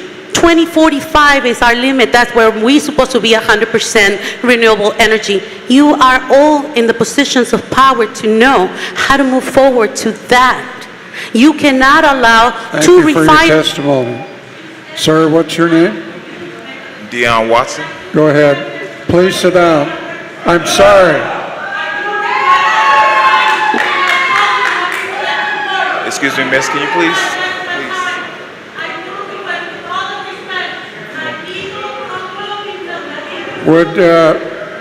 Would the Sergeant at Arms come forward and remove it? Don't get extra time. We're not giving you additional time. I'm sorry. Why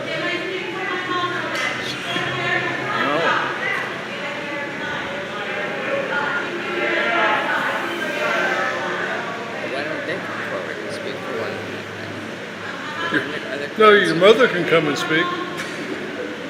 Other cards? Any of those others who want to speak can speak for 1 minute. I'm not going Look, to we give... can stop everything and wait for you. You know, we can stop everything and wait for you. But you're not going to speak any longer. If your mother would like to come and speak, she is more than welcome. At her time when she's called. But she's got to fill out a card. You're through now. Please leave. We're going to bring your mother up. She's got to fill up a card first. Tell her to fill out a card. We'll put her in the line. Her name is called. Okay. Thank you. When You're finished. When her name's called, then she can come forward. Excuse me, sir. I'm sorry you had to wait. I apologize for you waiting. Do I get extra time for that? Yeah. No, nice try. No extra time, man. State your name again. My name is Dion Watson, Local 11, IBEW. I just wanted to come say I currently work on the site on Torrance Refinery. I'm currently a steward there. And on that job site, safety is the #1 priority because you cannot go into that area without having a certain bodysuit on and safety equipment. And they got all kind of safety mechanisms there, so no HF can get out nowhere off the site. So I don't know what they're talking about over there, but it's a lot of jobs. It's like thousands of jobs that we have there. A lot of people are on the job site, and we got mothers, daughters, sisters, brothers, aunts, uncles, everybody's who have jobs and they got to take care of their family. And if you shut this down and put a ban on this, it would kill a lot of jobs and kill a lot of money coming into certain families. And I think that's wrong. And certain people not thinking about other people, they're just thinking about themselves, and they need to stop that. We're supposed to be a union, and we got to stay strong, and together we can rock. At 615,524 residents of the Greater South Bay are at risk or serious irreversible health effects from an accidental release of modified hydrofluoric acid at the refineries. Safe technology alternative exists, SAC, IA, and piped-in sulfuric acid alkalization. We, the undersigned, urge our leaders to act now. Now! We've been at this for 2.5 years. Now! To stop all use and storage of hydrofluoric acid in any form, including modified hydrofluoric acid in any amount at the Torrance, ExxonMobil, and Wilmington Valero refineries. Thank you. Thank you for your testimony. Robert Smith, Ron Miller, Rebecca Potter, Wes from Local 92, Eric Nakano. State your name. Hello, I'm Ron Miller, Executive Secretary of the LA Orange County Building Trades. I represent over 100,000 hardworking men and women, many of them live here in Wilmington, Torrance, the South Bay, and all over LA and Orange County. You've heard from a few of them today, and I can tell you that they work at the refineries because it's a good, safe place. If it wasn't, they wouldn't have been here speaking today. And I'm happy to be here today. Does that surprise you? It's a Saturday. But we're all here today. I think everybody in the room's here because they care about the community. And I think we're making progress on this situation. I urge you to pursue a memorandum of understanding that will allow for enhanced mitigation. This is a much better cooperative way to do it. It's a result of many hours of your guys' time, and I want to thank you for your service to the public, your staff. The refineries have been working on this for many hours. The labor unions have been working on this, and the community in which we live. Thank you for your testimony. Move towards an MOU. Robert Smith, Rebecca Potter, Wes from Local 92, Eric Nakano. Hi, I'm Eric Nakano, resident of Torrance. I've been to many meetings And to me, it comes down to this. On the one hand, you have the potential for catastrophic loss of life among workers, residents, school children in the highly densely populated areas around the refineries. On the other hand, the primary argument I've heard against conversion to a safer alternative than MHF is cost, that it's going to cost the refineries too much. Well, in 2017, PBF posted net profits in excess of $430 million, and Valero posted net profits of $2.4 billion. The conversion does not have to cost jobs. It may cost a little bit of profit. Please choose lives over profit margin. Thank you for your testimony. No demonstrations, please. Thank you. State your name. Rebecca Potter from Torrance. The proposed MOU sounds remarkably similar to the consent decree that happened in the year I was born. I'm now old enough that many of my college friends have kids of their own, and yet here we stand because it didn't work, and MHF can't be proven significantly safer than HF. It also seemingly asks us to forget about the 2017 EPA report that found that the refinery wasn't adequately maintaining or testing the safety systems that they do have. Despite these betrayals, you want us to believe that an MOU will keep us safe in the event of an act of God, act of terror, or catastrophic accident. It won't. This is the reality we're living with. The house we live in, like many in Torrance, is older construction with no rooms without windows. At best, we can reduce exposure, but we found out today we can't treat everybody. So I guess as soon as I hear anything or feel a major quake, I should throw my cats in a backpack and jump on a bicycle and try to get to Santa Monica outside the death zone. It'll take a little under an hour. I don't want to be back here again when my friends are having grandkids. Let's actually fix this. Thank you for your testimony.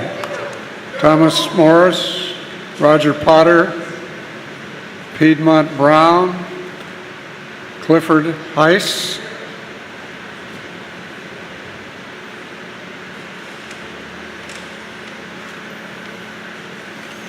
State your name. I am Clifford Heiss. I'd like to remind the board that Murphy is alive and well, and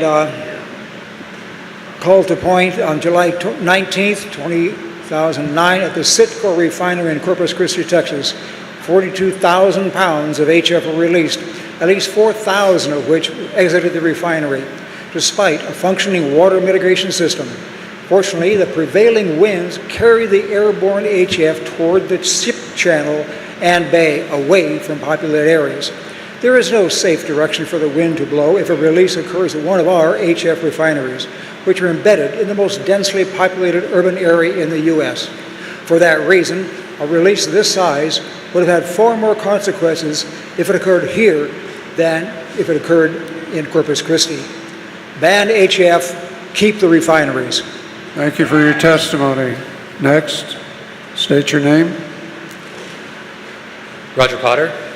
At a previous meeting, Dr. Burke said that he didn't want another consent decree. As far as I can see, an MOU is a consent decree with less enforceability, and it's no faster than just putting a rule through. All morning we've heard from experts. The summary of their testimony is MHF is unsafe, especially in the temperatures, pressures, and quantities at the refinery. 2, an accident can happen, and the 2017 EPA report shows how ill-prepared the refinery is. 3, treatment would be nearly non-existent. Mitigation is possible given unlimited resources.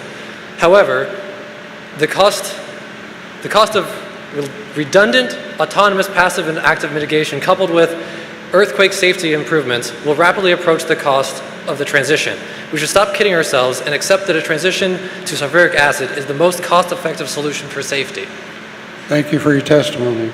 Thomas Morris, Piedmont Brown, Vidal, Heat and Frost Insulator, Judy Herman, Giancarlo Rodarte, David Foster, Jeff Fitt, Sandra, she's already spoken. Jatin Shah.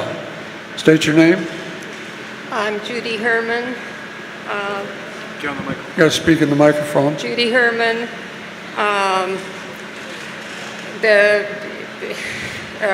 refineries have given the the workers the impression that the jobs will be lost, but there hasn't been any evidence to that extent. But there's plenty of evidence that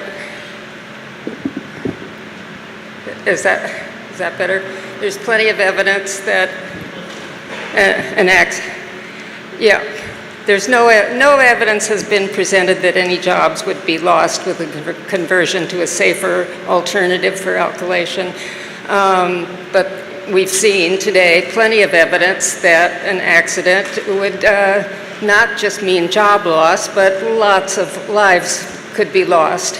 And you'll notice that the people say they aren't worried about an accident that causes a disaster because the accidents that have happened so far Thank haven't you for your caused one. testimony. Vidal, Giancarlo Rodarte, David Foster, Jeff Fitt, Jatin Shah, Julia Stoll,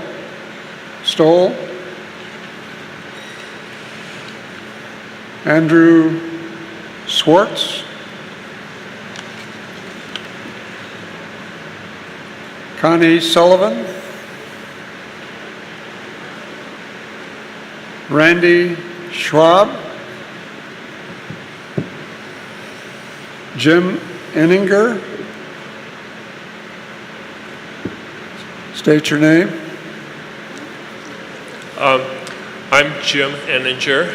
I hold a doctorate in engineering from Stanford University, specialized in physical gas dynamics. And we have actually had 2 large-scale demonstrations of the release of a horrendously deadly chemical. First, there's Dr. Koopman's experiment in the Nevada desert. And very sadly, we had another demonstration in Bhopal, India, of methyl isocyanate. Now, hydrofluoric acid on one end, methyl isocyanate on the other end, bracket MHF. Hydrofluoride has a boiling point of 67 degrees F. MHF has a boiling point of 73 degrees F. Methyl isocyanate has a boiling point of 103 degrees F. So we have 3 very dangerous chemicals. MHF is in the middle of the pack. Thank you for your testimony. Roy Schnitzler, Yolanda Della Torre, Penny Wersing, Al Sattler. State your name. Good afternoon. My name is Yolanda de la Torre. I'm a resident of Wilmington. I've worked in this community for over 20 years. I am very engaged in this community, currently serving as the president of the Wilmington Rotary Club, a former honorary mayor of Wilmington, and the executive director of the Wilmington YMCA, a local nonprofit which provides healthy living choices, cultural and learning activities to children and families in the South Bay. Our organization is a proud resource for neighbors, and we strive to serve the interests and needs of the community in everything that we do. We are extremely lucky to have strong and welcoming neighbors surrounding us and amazing community partners in supporting us. Local refineries are our partners. Their workers volunteer in our programs, their kids learn to swim and dance in our classes, their donations help us keep the doors open. Without their support, we would not be able to serve our community the same way that we do now.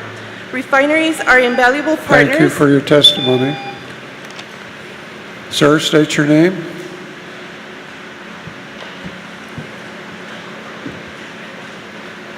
Okay. Thank you. No, Al Sattler. I'm chair of the local Palos Verdes South Bay Regional Group of the Sierra Club, which covers the area of both of these refineries that use HF.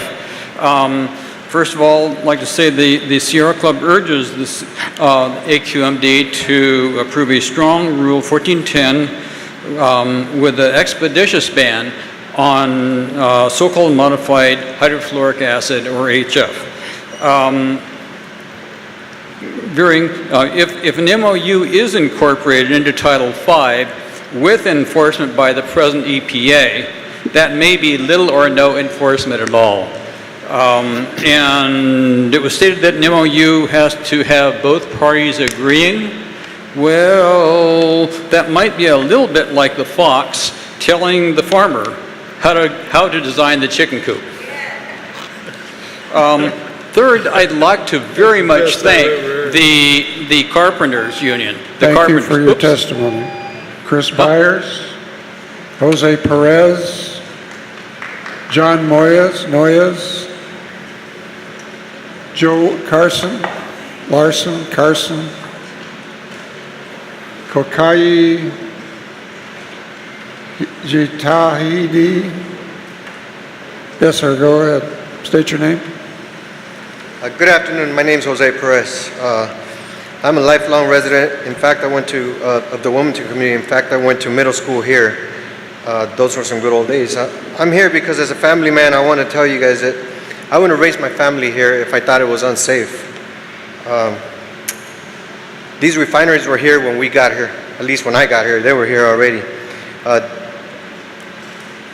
We have been working with them to have a good balance, a balance of jobs, community investments, and a place where my children can grow up to be their engineers tomorrow. Maybe where they can continue to improve and have the same quality of safety that the standards that they have kept for us to keep us safe all these years. I support MOU now, and I ask you to work with the refineries to continue the safety mitigations now. Thank you. Thank you for your testimony. Chris Byers, John Noyes, Joe Larson, Carson, and Kokai. Demetrius Stevenson, Mark Fordman. Yes, Mark. Dorothy Moore. Yes, Mark. Go ahead, Mark. Mark Friedman, I address you as a veteran of the Machinists Union and Teachers Union for 30 years. An activist not only in the issues of environmental, but defending immigrant rights, fighting against police brutality, and I've been on the strike picket lines of my sisters and brothers in these unions. It is painful to see a division of the labor movement here, where certain unions have chosen to side with management. When has it ever been in the interest of us as workers to side with management? We have our own health and safety committees because they always cut short safety, implementation, and money. The disparity, the distinction, this false division between jobs and safety is wrong. I challenge the head of the refiners here to promise there will be no layoffs during the whole conversion from MHF. Thank you for your testimony. Then we and labor will Thank agree. you for your testimony. I always like listening to you speak. Okay, my name is Dorothy Moore. Not personally. Go ahead. I'm an urgent care physician. And if you determine MHF to pose a credible threat, as the program today seems to suggest, and I'm pretty sure that in Texas they followed the same safety guidelines, then you need to understand that from a clinical point of view, triaging thousands of patients with very mild initial symptoms of an irritated nose and a cough, how are you going to determine which one of those gets the limited number of calcium gluconate? The asthmatics are going to trigger, neurotics are going to be panicking, and if you wait for objective signs like lowering oxygen and edema, they're already suffering severe damage and it's going to have lasting consequences and scarring. And children are particularly susceptible because of their smaller airways will close off more quickly. You have very limited number of resources, ventilators, and ICU beds with patients already in them. No worker or resident should suffer from something predictable and entirely preventable. Thank you. Thank you for your testimony. You know, we're getting near the end. We can still clear the room if you want to demonstrate.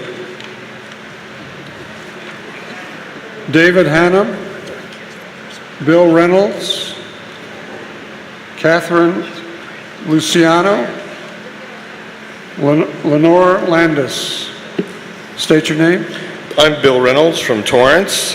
The neighborhoods of Wilmington and Torrance were here first. Then came the hydrofluoric acid brought in to increase profits. This is an example of putting profits over people. Part of the mission of the AQMD, in a sense, is to ensure that the public is served in the face of risks posed to it by pursuit of private profit. We don't want to shut down the refinery in order to rid the community of hydrofluoric acid. That is totally unnecessary. Transition does not equal refinery closure.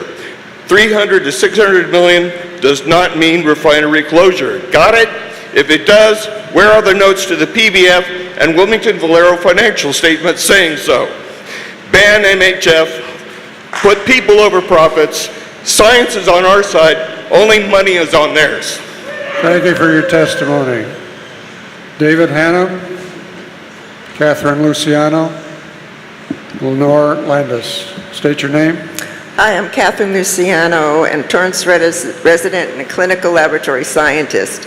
Just the fact that all this mitigation is necessary tells us how bad MHF is. No need to go any further. The fact that all these, if you change the sulfuric acid, all these tiers of mitigation are not necessary.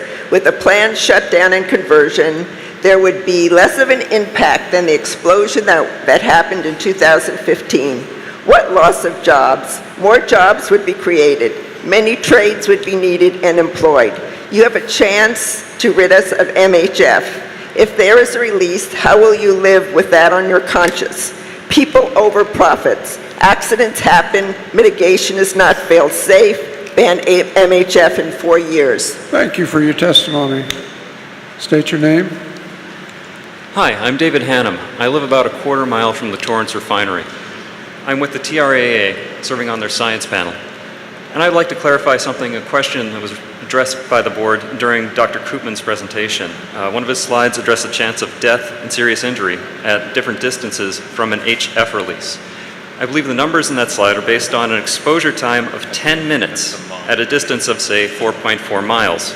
Now, 4.4 miles is not a magic number for all HF releases. That's why Dr. Mastrangelo was concerned with a 25-mile plume spread, even though he thought that might be a little even too far for that. But the HF cloud will continue to roll forward with slight dispersal as it goes, but it still has a high concentration of HF particles, enough to harm and kill for exposure times of 30 minutes. This is the EPA data, which TRAA presents in its literature and in presentations made to the board, data which matches the amount of HF could be released from an accident at both local refineries. Thank you, ban MHF. Thank you for your testimony. What? Go ahead. What's your name? Hello, my name is Lenore Landis. I'm a Torrance resident, the mother of 2 children, and I'm the chemistry department chair at Cypress College. Yet I feel completely helpless because my children cannot be protected while they're at school. The standard shelter-in-place plan states to choose an interior room with few to no windows. The children are in rooms with 12 large windows, half of them which can't be reached without an 8-foot ladder. So they basically can't be sealed. And even if teachers had the proper equipment, they couldn't do this in time. And mitigations will not eliminate this threat. Your mission as AQMD states, quote, to protect the health of all residents in the South Coast Air District. Since teachers cannot carry out a basic shelter-in-place plan, then it is unacceptable to allow MHF to be near our schools. And Chairman Burke, you said it best, I quote you, you have to take care of the people who don't have the power to take care of themselves. That's right. State your name. Okay, so my name is Isabel Arenga. I am an active youth member at CBE and also a full-time student at Los Angeles Harbor College. I'm here to demand protection and end using MHF and to also ban it. You guys are putting many families of color at risk. What makes me sad is that you guys are choosing profits over lives. And I'm here to also represent the youth of Wilmington, Carson, Torrance, San Pedro. And if these refineries explode or cause an incident to an earthquake, you are allowing the next generation to die, and also you guys to die too. Don't decide what's best for us when you don't face the struggles as we do. This reminds me, sadly, of the Holocaust. And Also, please stop brainwashing your workers or employees because it is not a professional move, and we know damn well that they are not losing their jobs because you guys have so much, you guys have so much more money than we all do in this room. Thank you. Thank you for your testimony. Alejandra Linares, David Boulay, Steve Dillo, Cheryl Chair.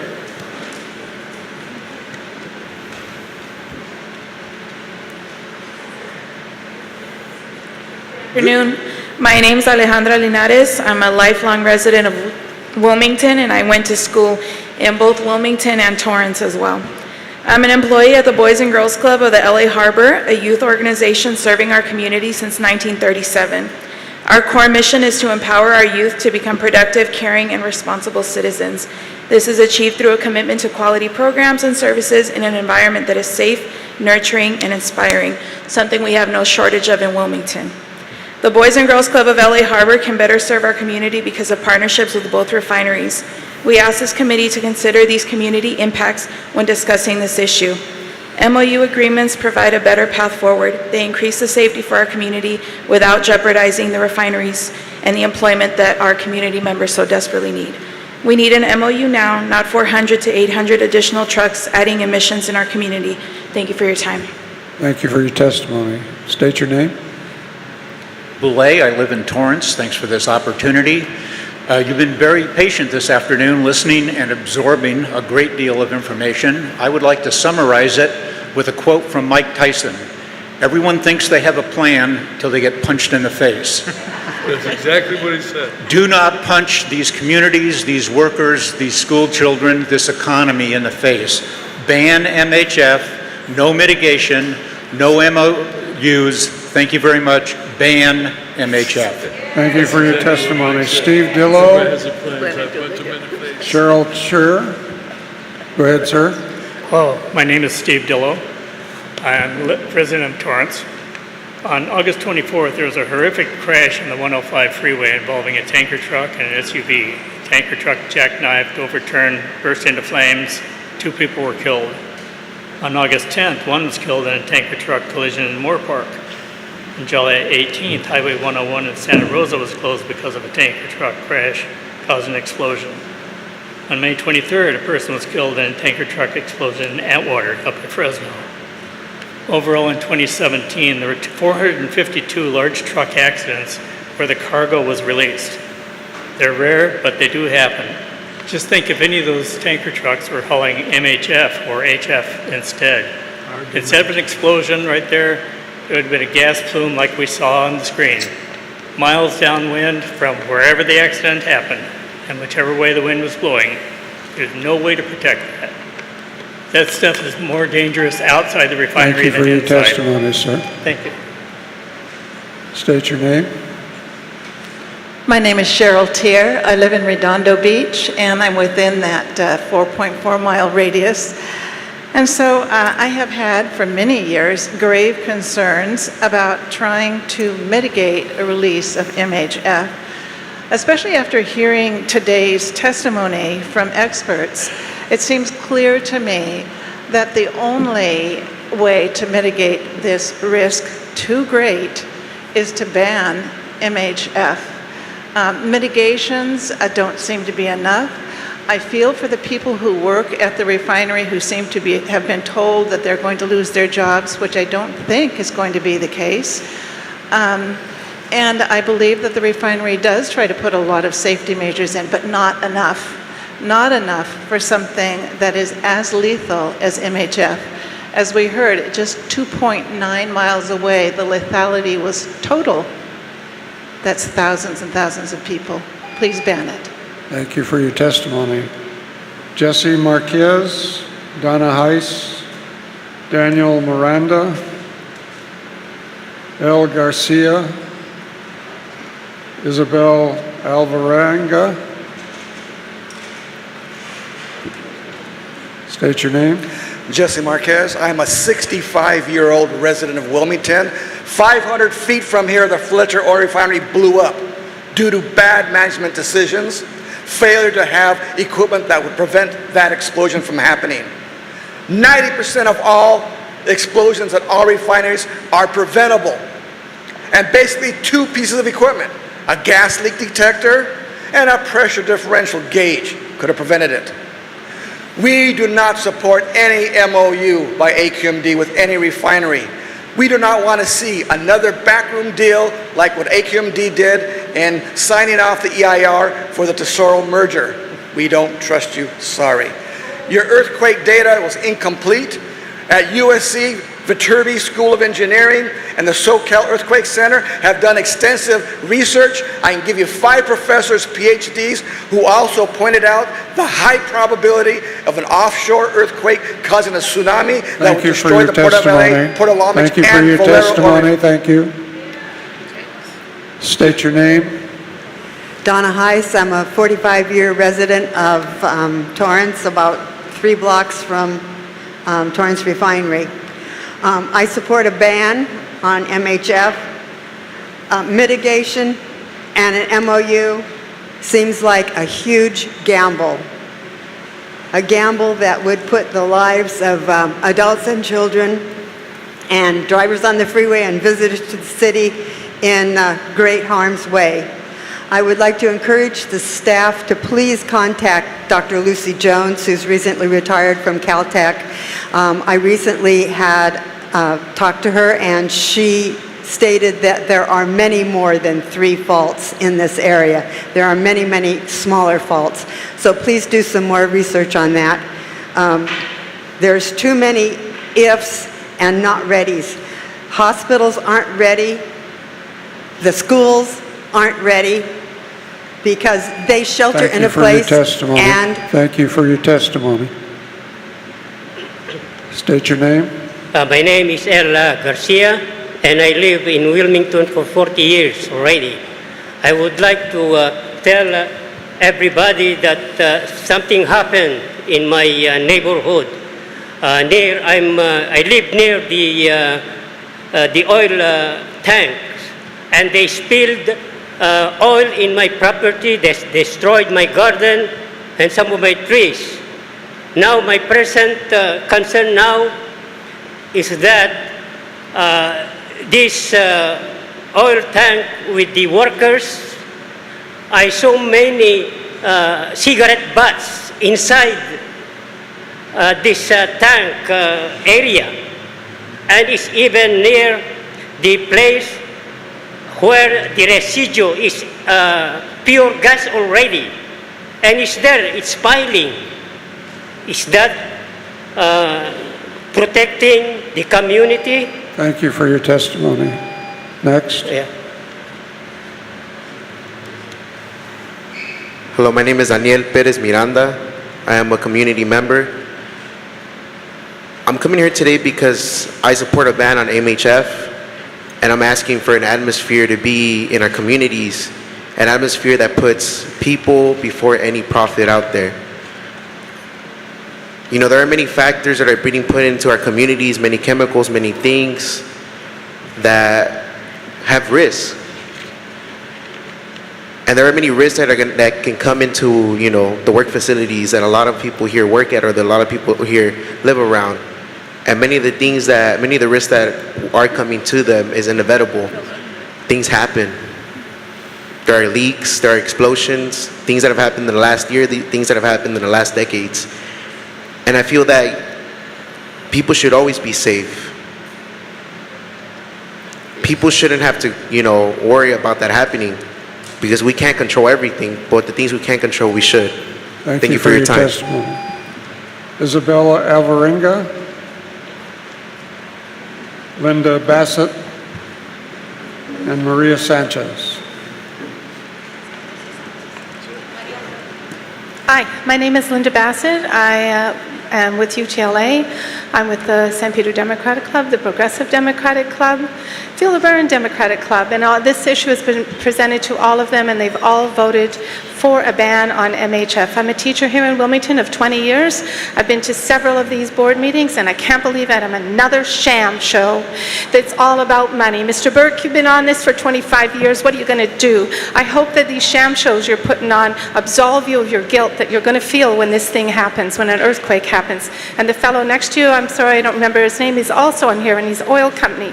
You came from mining in Liberia, gold money.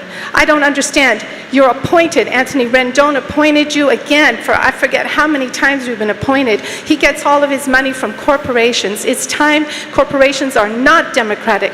We should stand up. This is a democracy. They're not democratic. It's all about money for them. You hear the people here, and those people are on. Testimony. Thank you for your testimony. Isabella Alvarenga. Buenas tardes. Mi nombre es María Sánchez, voy a hablar lo más pronto que pueda. Yo estoy viendo aquí, ¿habla Magali?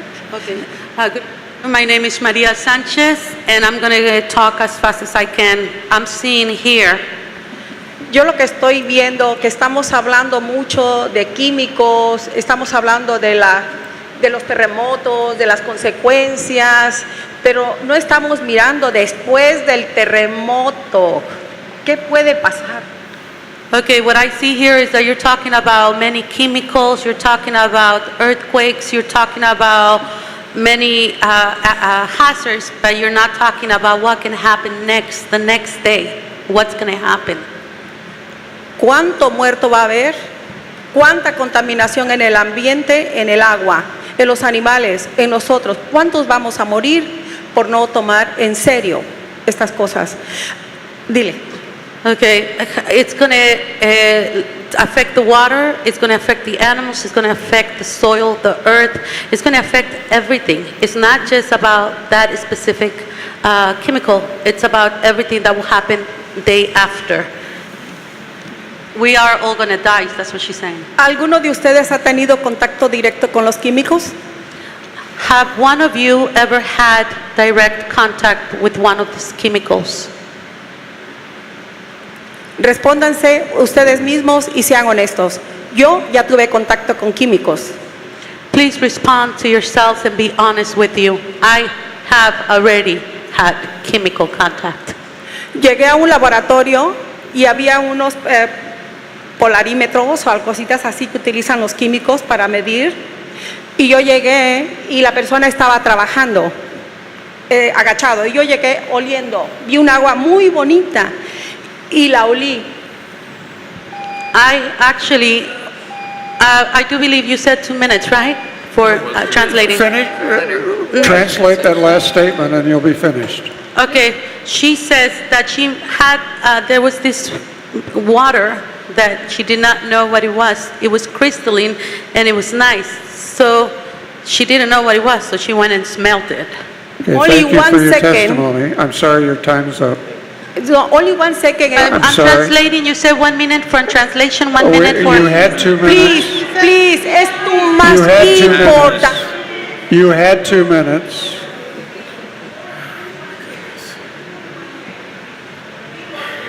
You had 2 minutes. You had 2 minutes. Please sit down. Please sit down.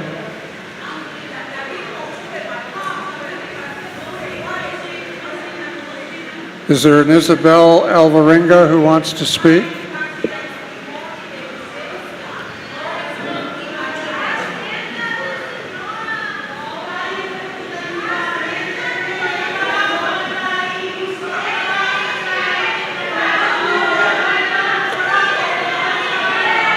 Hey, we're going to have to clear the room if you continue this.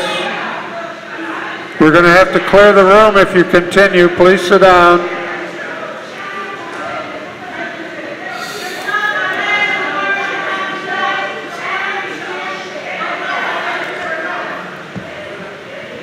Sergeant at Arms, would you please call the next person. That's it, except for the Just who's just, and then call the Okay, next representing the Valero is Rich Welsh. You have 10 minutes.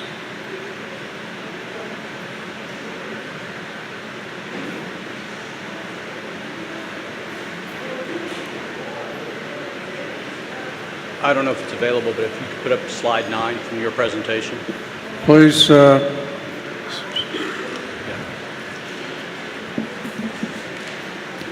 Thank you very much, Chairman Parker, Chairman Burke.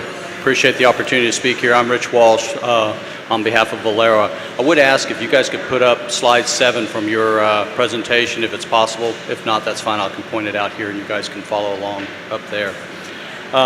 First thing I'd like to point out as we look at the presentations that we had here this evening, all of these experts and the studies and the reports that were brought before you here, they may have been new for you guys. Please stop the time.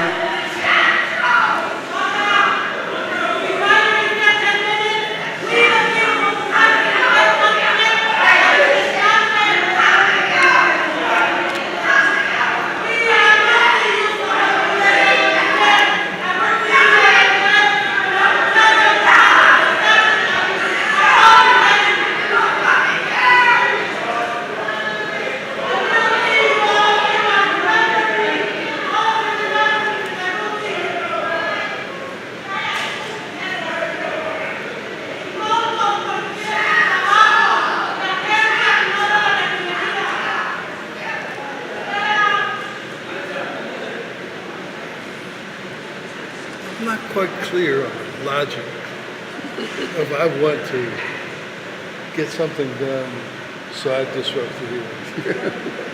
I don't understand the logic, but... Okay, you can continue. All right.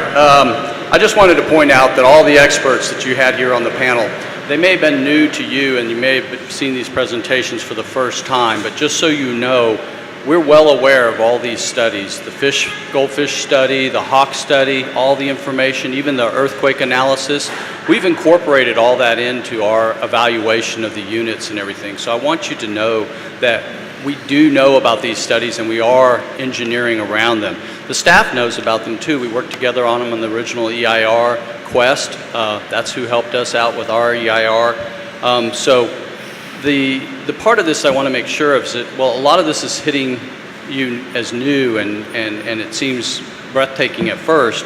What you need to understand is while we've done a whole lot about making a lot of points about the dangers of HF, we haven't really spent as much time on the mitigation and the success of it. So I wanted to kind of walk through the staff's presentation on page 7. So if you look at it, I'll just talk through it, but the point I wanted to make is I think the staff actually did a really good job on the recommendations here, and I think they do follow from the science. And if I walked you around this presentation here, you'd start off with enhanced water mitigation. Upgrade your water to 60 to 1. Well, that's really coming out of the Hawk study, which is about how to get 90 to 95% efficiency. And we've got that. We designed our system around that. In fact, 1/4 of our perimeter operating system can, at a 40 to 1 ratio, achieve a 90 to 95% efficiency. We have the ability to go all the way up to 65 to 1 if we need to. We have layers of systems. We have 5 layers of water mitigation. We start off with primary layers at the pump level, so we have a facility-wide ground level mitigation system. It goes over all the pumps. It's designed at 50 to 75% efficiency. We have a external water ring above the settler that provides a high altitude water mitigation system. It's designed at 90 to 95% efficiency, another layer. Then inside the interior settler, we have another water curtain. That's designed at a 90 to 95% efficiency. And then on the perimeter, we have a perimeter water curtain that goes all the way around the acid containing area, and that has a 95 to 90% efficiency. And then on top of that, we have 6 high-powered water monitors that are able to either drive a direct water stream right on the HF release or pull back and switch into a fog mode and bathe the unit in fog. So we have layers and layers of water mitigation. So I think we've got that covered. If you look at the second one, added redundancy, backup power, backup water supply, redundant pumps, redundant surveillance. We have all those things. Backup power, we have diesel and uninterruptible battery supply. Backup water. We have 2 different lines coming in from LA. We have a dedicated water tank that sits there on standby, ready to be used to deluge our system. We have alternate emergency water options that we can go to with several different water supplies in the facility, and ultimately in an emergency we have the ability to tap in over on another water system. If you look over at enhanced physical barriers, we've got those too. We've got shrouds around the coolers on the settlers. We're offering in the MOU to put more shrouds on. We've got flange covers. We're even offering a debris grid along the front of it. So we think we've got that one too. The next one up is reduced response time.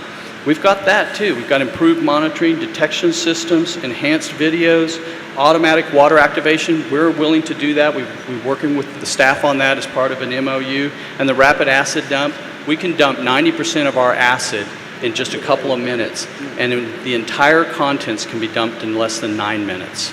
So I think we're there. We're willing to do this, and we've got the mitigation. We agree with the staff's conclusions on that. We need to add those points. Real quick, I want to switch gears because it's got so little time and a lot I wanted to share. But on catastrophic events, we did have an ABS study. We hired them. They're a nonprofit. We had them do independent review of this catastrophic scenarios as you guys requested last time, and we'll be getting that report to you. But the other thing I really wanted to talk about was the earthquake issue here. Refineries are inherently capable of handling earthquakes. By their very structure, they've got a lot of extra engineering in them because of the pressures, the metals, and their structure around there. We have real-life earthquake scenarios on refineries. The Great East Earthquake hit a Japanese refinery, a 9.0 earthquake. No damage to the refinery process units. The tanks do slosh, so the big round storage tanks out on the edge, but they don't have anything to do with the HF system. Okay, and the I forget, it's rhino foot, whatever the term was. Those tanks can slosh, but not the process units. We had the Hokoko earthquake that just happened in September. That was a 6.7. Again, no problems with the process units.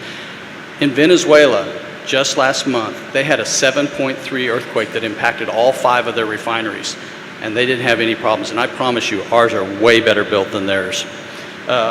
So I would just tell you that we really need to explore some of the fear that's surrounding some of these things, because it's been sensationalized to a point where it's discounting our modern technology and the engineering and the efforts that we put into all these units. They really are safe. You know, if I was, and I've got so little time, if I was sitting up there, I would be asking, you know, how do I know this is safe? I'm talking about the marathon situation, right, where they had 53,000 pounds that went into the community. And that's totally unacceptable. But I would point out there wasn't a single fatality. It wasn't the catastrophic Bhopal, India scenario. In fact, HF is not even close to equivalent to the chemicals that we're talking about in Bhopal. They're 25 times more toxic. And the issue with HF really has to do with its volatility and this ground-hugging cloud. But part of what's not come out in these presentations is HF is not heavier than air. I mean, it's lighter than air if it gets above 75 degrees. When it comes out of the unit, it supercools. That's why the temperatures in Dr. Koopman's study were so very, very low. As soon as it hits water, it superheats. So you were right, Dr. Parker, about that presentation. That was picture 5 from their study, and that was the water spraying up. So it was pushing that plume way up in the air. But there was also a reaction with the water. And as soon as you get that HF hot, it becomes disassociated and it becomes buoyant, and it's just like any other chemical. So when you hit it with layers and layers of water, you do disseminate it and prevent it from going out in the community. And as soon as it atmospherically separates and becomes dissipates, I mean, that's where that plume went. It dissipates into the atmosphere just like any other chemical that we have out there. We have to use water, we have to mitigate it, and we have to have layers, and we've got all of those things. And they're very robust. So I would be asking this if I were you, and I really feel for you guys. It's a tough job. I would be asking, is it absolutely safe? Right? But nothing's absolutely safe. I will tell you, I'm worried I'm getting a blood clot from sitting in these chairs so long. It's so painful. But I would be asking, is it fail-safe? And what do you mean by fail-safe? Well, is it designed to be safe even when it fails? And the answer to that is yes. We've designed around the idea that this system can fail. And we didn't just rely on modified HF. Our mitigation systems are designed the same way as if this was full concentrated HF. It's 90 to 95% knockout efficiency of concentrated HF. The modified HF is just that much more protection layered on top of it. So I would sit here and tell you right now, we can never guarantee absolute safe, but is this a fail-safe system? It's certainly designed to be that. I appreciate your time. If you had more questions or anything I can help clear up, I'd be glad to take them.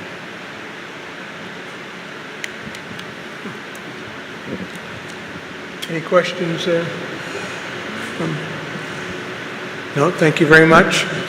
Thank you for your service. And that's our last speaker.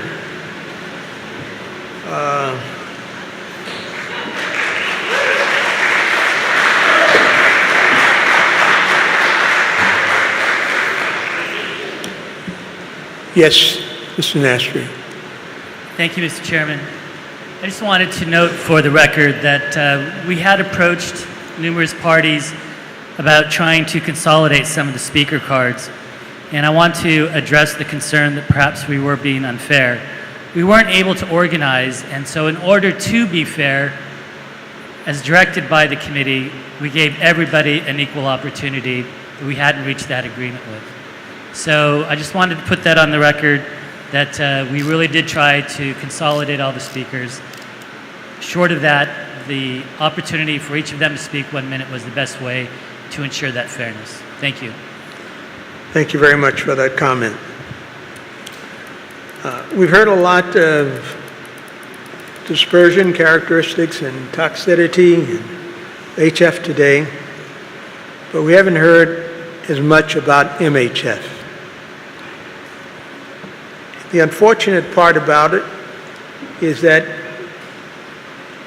it's an understatement to say that I'm very disappointed that ExxonMobil has chosen not to release that data that may address the performance characteristics of the modified hydrofluoride.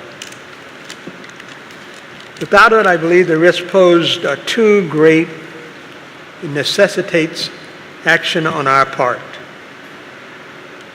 I believe that unless it is demonstrated to that the risk posed by MHF is mitigated completely, the risk of the community is very great. I'd like to hear, though, from my fellow committee members' thoughts on this issue. I'm going to start at the end. Dr. Liu, would you like to comment? Sure. Thank you, Dr. Parker.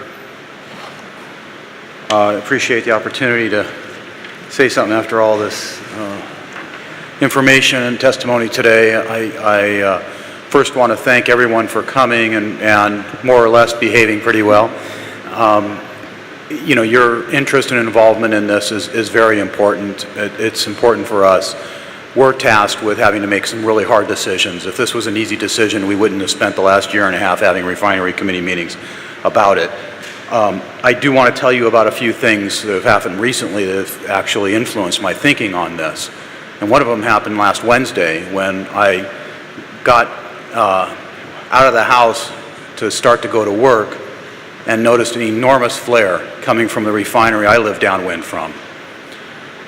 Immediately took a few pictures and called South Coast AQMD to issue my complaint about the nuisance that was being caused, and proceeded to go to work, got a hold of Wayne, got a hold of the refinery spokesperson, talked to a few people to figure out what had gone on. They lost power to their fluid catalytic cracking unit. It wasn't good. The flare system worked as it was supposed to, but it caused a huge emissions of black smoke and flames, and then the next day catalyst. I have 3 children. 2 of them are in high school, about a little over a mile from the refinery. The other one's maybe a mile and a quarter, a little less than a mile and a half maybe.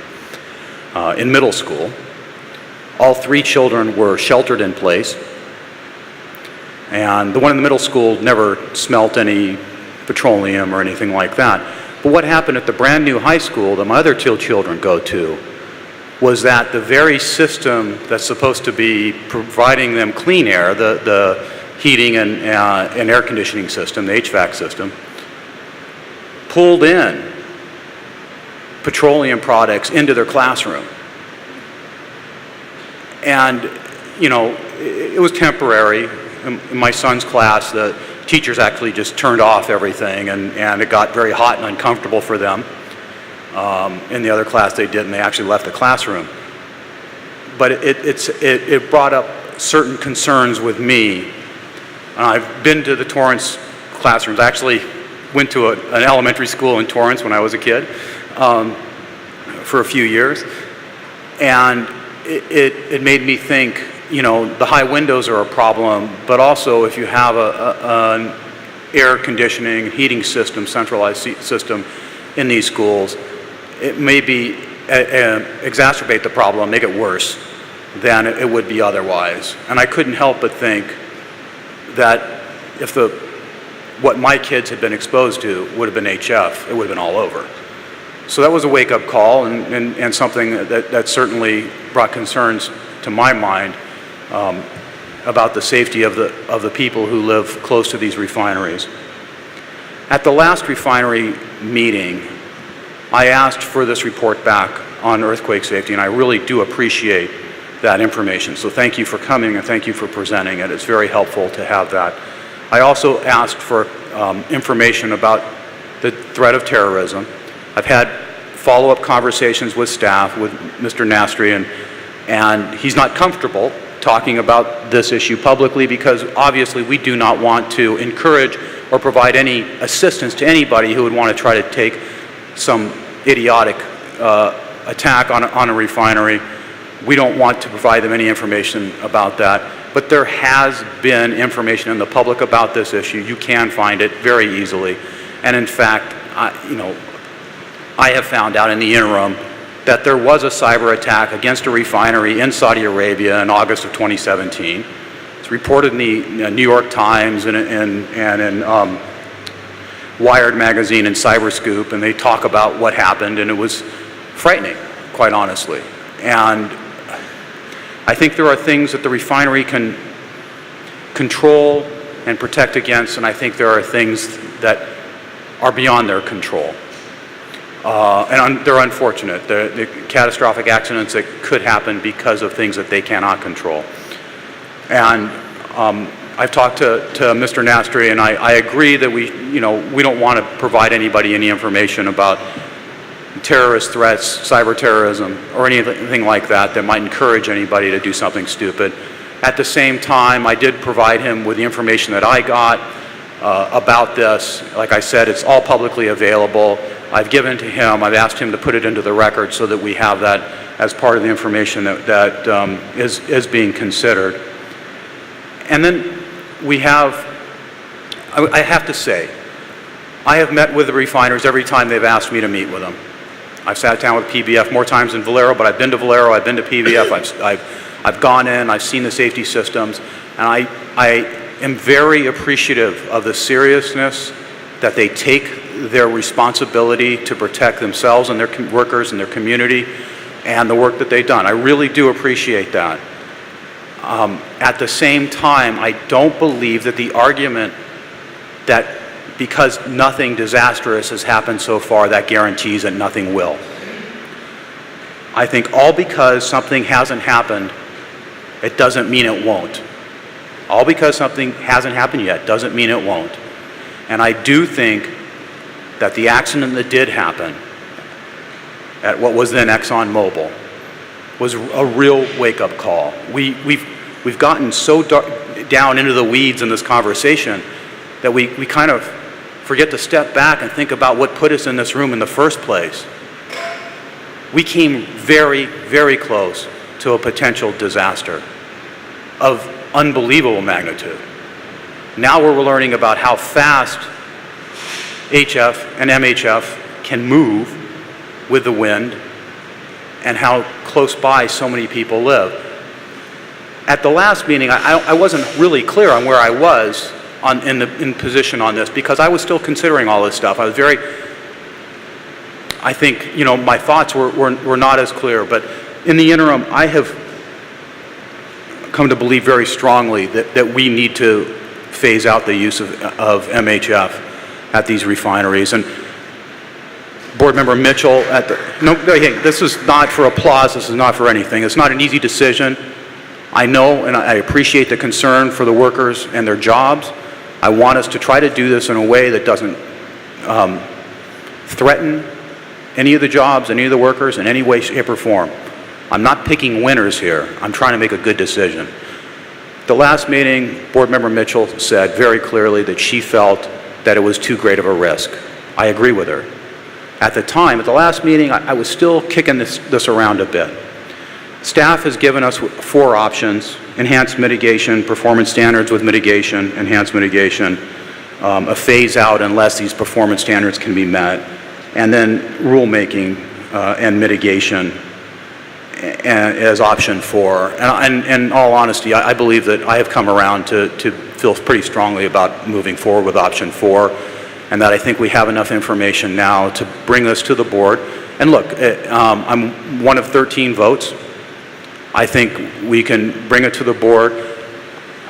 I'm not decided about sulfuric acid and giving more time for alternative technologies, because in all honesty, the refinery I live downwind of uses sulfuric acid, and there are nonstop sulfuric acid trucks going down the main street right near my house, pretty much all the time. So I'm not sure that is the best option for the community either. I would like more information from staff, but I do think we can have that conversation among the full board. Let me take a look at my notes of what else I had here. There was a lot going on, and I appreciate your patience in hearing me out on this.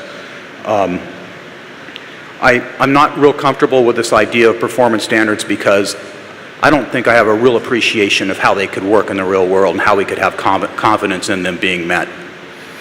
I think we need to get on a timeline, either a 4 to 6 year timeline or a 10 to 12 year timeline to get this done. I think that putting us on this timeline will encourage not only those who are doing the solid acid catalyst and the ionic liquid catalyst, but there were other catalyst technologies that were being talked about and perhaps developed, and maybe we can encourage people to come forward a little more quickly with other viable options that are much better than both hydrofluoric acid, modified hydrofluoric acid, and sulfuric acid.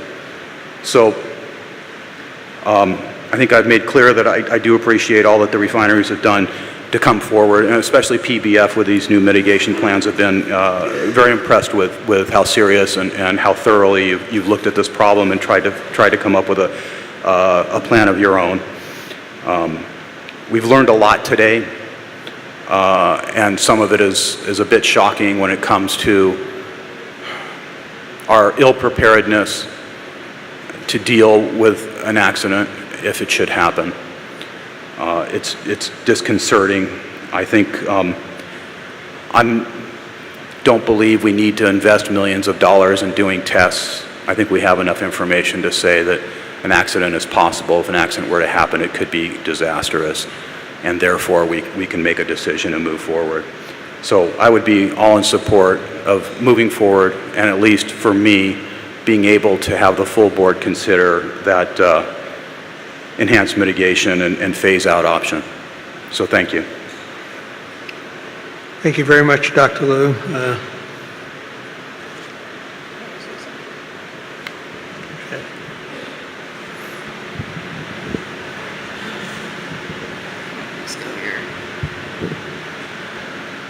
That the district, we have always tried to base our decisions on good science. And we had some presentations this morning that showed us the science behind HF and to some extent MHF. And last time we met, I did say, as Dr. Liu mentioned, that I thought this was a risk too great to bear. And one thing that we've seen this morning with the presentations, that it's a risk that isn't even manageable. When you think what might happen with a release of MHF or HF, whatever the dilution is, our hospitals aren't equipped. We couldn't evacuate in enough time all the neighborhoods that surround these refineries. We don't have the proper chemicals or antidotes in the hospitals to address victims. We only have 50 beds that could handle burn patients. So that goes to the management of such a risk. If we even wanted to accept that we could bear such a risk. I think that, and I said it last time, that we won't lose these jobs, that the refineries will not go out of business. They have a very good business, and there will continue to be needs for petroleum, transportation, fuels. And one thing I think we could think about this is that if there is some accidental release at a refinery, your jobs are in jeopardy then, and it will be without any certainty as to how they might return or how refineries might handle that. With a planned phase-out of MHF, it can be planned how that works. And there will be a lot of jobs to do that phase-out. Electricians, carpenters, you will all have opportunities with that process of phasing out. I think all of us are, when we work up here on this board, we're concerned about economy, we're concerned about your jobs, but our highest priority is public health and safety.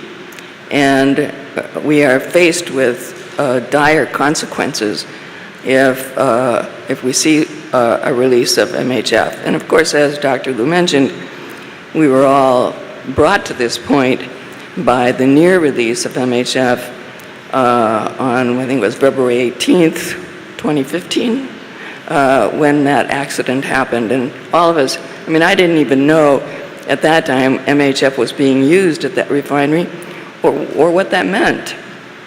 But we all know today. And I think today we need to make a decision that we proceed with rulemaking and that we phase out MHF and that we think about how that timeline would work best in light of what technology is available now and in light of what might come in the future and how soon.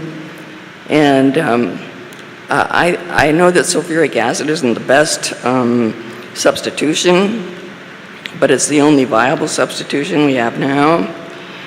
And I would be hesitant to send this out 10 or 12 years while we wait for a better alkylation process. If there's something on the horizon that looks real promising, I would consider that timeline, but I think time is of the essence here to the community. So I haven't changed my position from last time. I think we should proceed with the rulemaking on 410 and work with our stakeholders as we do that. Thank you. Thank you very much. Thank you, Dr. Parker. Like Ms. Mitchell, I haven't changed my position either since last time.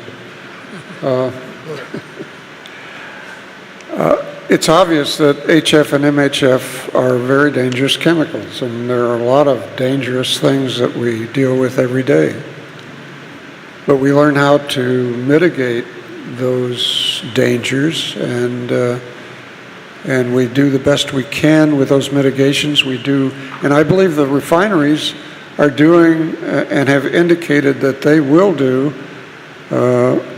whatever is necessary to increase the mitigation efforts. And they've showed us some designs they've got put together that Torrance would significantly increase the mitigation efforts. And Valero, of course, has a lot of those things already in place and is willing to do more. So I believe it's important for Southern California economy and the state of California that we not put the refineries in a position of potentially shutting down, even for a short period of time. I listen to you. Please listen to me. Thank you. So I'm in favor of the MOU approach. I think it works. It can work, and I'm not in favor of phasing out MHF at this point. Lloyd? I don't believe I gave an opinion at the last meeting, so I'll give one now. You know, nothing is perfect. No system is perfect. But I'm a firm believer in engineering and design and making the system as safe as possible. And I have the faith that our good men and women at the facilities can do that. I'm very much in favor of keeping that product there, doing an MOU, and making it safe. I've seen the designs of what they want to do, and I think it's doable. Respectfully to my colleagues that want to get rid of MHF and go to sulfuric acid, our goal here, I sit on this board, I try to remember what our goal is, to clean the air. This is not a product that's being released into the air, and by switching to sulfuric acid, we're adding to air pollution by adding trucks on the road moving sulfuric acid around. I can't, in good conscience, add to bad air quality. So that's where I'm at, and you know, I worry that we move in directions that don't get us clean air. This is a direction we spend a lot of time on that doesn't get us clean air. That's what we're here for, the health and safety of our citizens for clean air. And I recognize the potential risk. I recognize that this is not a fun thing to live near. I lived near the San Andreas Fault for a long time growing up as a kid, knowing that any day that thing could glow. I lived downwind from San Onofre in the city of Wildomar. We got regular updates when that plant was still operational. When they said they were going to close it, I thought, well, okay, but what are we going to do? Now, I'm probably the last person in the world that has any interest in keeping MHF and HF there as far as clean energy. My family, we've managed to get off of all but one car that runs on gas. Everything else is electric. My house, fully electric, solar, battery. This isn't for me. This is for my citizens that I look around in the county of Riverside that have to commute day in and day out, and this is their primary source of fuel. When I think about the added costs and the added burden that might go onto my citizens, it's too much. And I get that there's a cost to saving lives out here too, but there's got to be a balance. And I believe that balance rests in an MOU, properly engineered with everything we can do to make sure that we mitigate this hazard.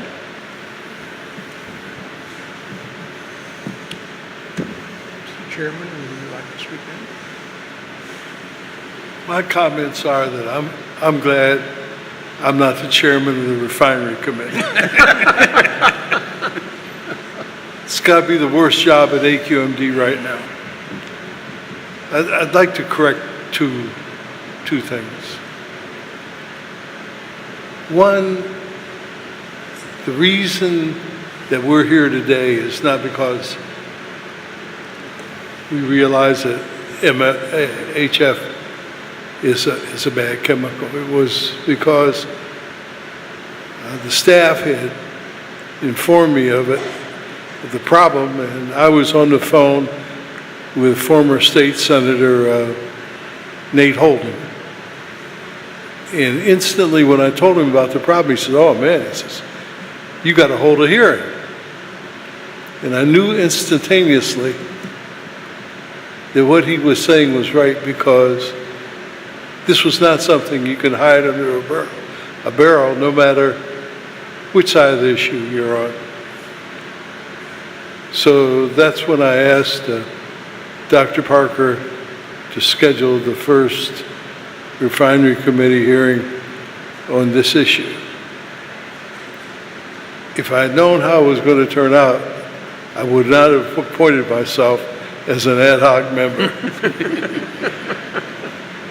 So, but there's one thing I would like to say to the union members, and I don't want to belabor this, we've been here a long time, but in 1947, I was 8 years old.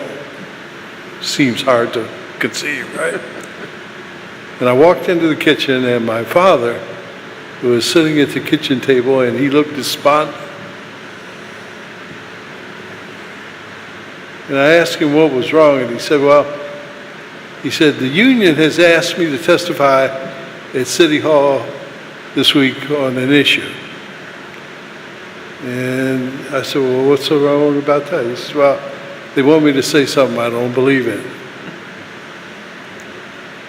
I said, well, why would they pick you? He said, because I'm the only black member of the union. I was 9 years old. I'm 80 in a minute. I never forgot that. The most powerful testimony today for the refineries was from people of color, because they really know what's going on, and they're the people who really do the work. But I was remarking to the chairman of the refinery committee, the guy who got and spoke for the unions, who was in charge of the unions, he was white. He hasn't been down there but for union meetings. He doesn't work down there. So when I was 9 years old, the difference in my family of 42 cents was huge. So I know what it is to live paycheck from paycheck all my life. Not so much now, but almost. So the jobs issue is important to me. And probably would have been the overriding issue for me if Dr. Parker hadn't kept digging. And the longer he dug, the worse it got, because this chemical is horrific. Now, this is almost one of those, who was it that divided the baby in half? Solomon. Solomon, man, this is one that calls on it, because there's no question that on the natural, you got to say the 250,000 people who are at risk got to be your primary interest. But for the however many people it is who are feeding their kids every day, it's the primary interest. So I'm going to keep going. I'm going to keep digging and see if there's an answer that's closer to an end-all, be-all than either shut it down or keep it going. Because on both ends of the spectrum, there are people who deserve to win. So I'm going to do like I usually do. I'll keep working, I'll keep going and trying to find an answer. And if I don't, then I'll have to face that bullet, whatever the answer is. But I guarantee you, in the near term, I'm going to keep on looking. Thank you to all my colleagues that are here. Obviously, Dr. Burke, the nail on the head. I picked the wrong straw. I picked the short one instead of the long one. But I guess really at the end of the day, I try to do my best is to understand all the sides of this issue. By nature, I'm a business person. By my own ethics, I'm a human. Dr. Burke mentioned something, and I know it's not the place or the time, but I think I will say it. The two books itself that I read most is Ecclesiastes and Proverbs, and they were both written by Solomon. There's one verse in there that I tend to like, in Ecclesiastes, and I remember it very well because it's chapter 9, verse 11. The quickest runner doesn't always win the race. those that appear to be smart isn't necessarily altogether smart. Sometimes life is about being in the right place at the right time. Maybe this is my time itself of being in that place. Being in that place to basically have heard all of these experts that have come in and talked about their many years of experience in dealing with very dangerous chemicals. In my reading of the thousands and thousands of pages of data, I've received booklets and documents from the refineries of this thick, and I received them from TRA this thick, and I've read every one from page to page. Those that I didn't understand, I went in on my own and asked experts outside of our own realm to make sure that I had a complete understanding. The fact of the matter is that I'm very disappointed that ExxonMobil has taken the position, and I've expressed this to the refineries, that I believe that they are doing a disservice to their customers by not allowing us to know what the results of the studies on MHF has been. That is what we're using. The studies that I've seen itself that basically addresses this do not address what is being used at those refineries today. Addresses sulfurline itself of being 20%, not the 5 or 6%. I guess all of you today heard me ask each one of the experts, what do they think that 5 or 6% of sulfurline dilution being put into concentrated HF would have on its activity? Most have said very little, nil. I've heard from people in the refinery, well, that's not totally true. The most, we could basically get up to 35% of rain out. Fact of the matter is myself, I seem to come down on a different side after reading all of the, there's no question that water mitigation can basically contain very small leaks. And if a gasket blows or whatever it may be, the circumstances and the means by which we have those things directly, the mitigation factors, evacuation, knocking it down, basically diluting it, we can do. Small amounts. When it gets to large amounts, that's where the problem comes. There's a disagreement on how much water it will take. Some say 40 gallons to 1 will get us 90 and 95% on a curve. Some say 60 gallons. But the difference between 40 and 60 is the same way as an expert on earthquakes was saying. 1 point on a scale of from 6.2 to 7.2 is 32 times magnitude.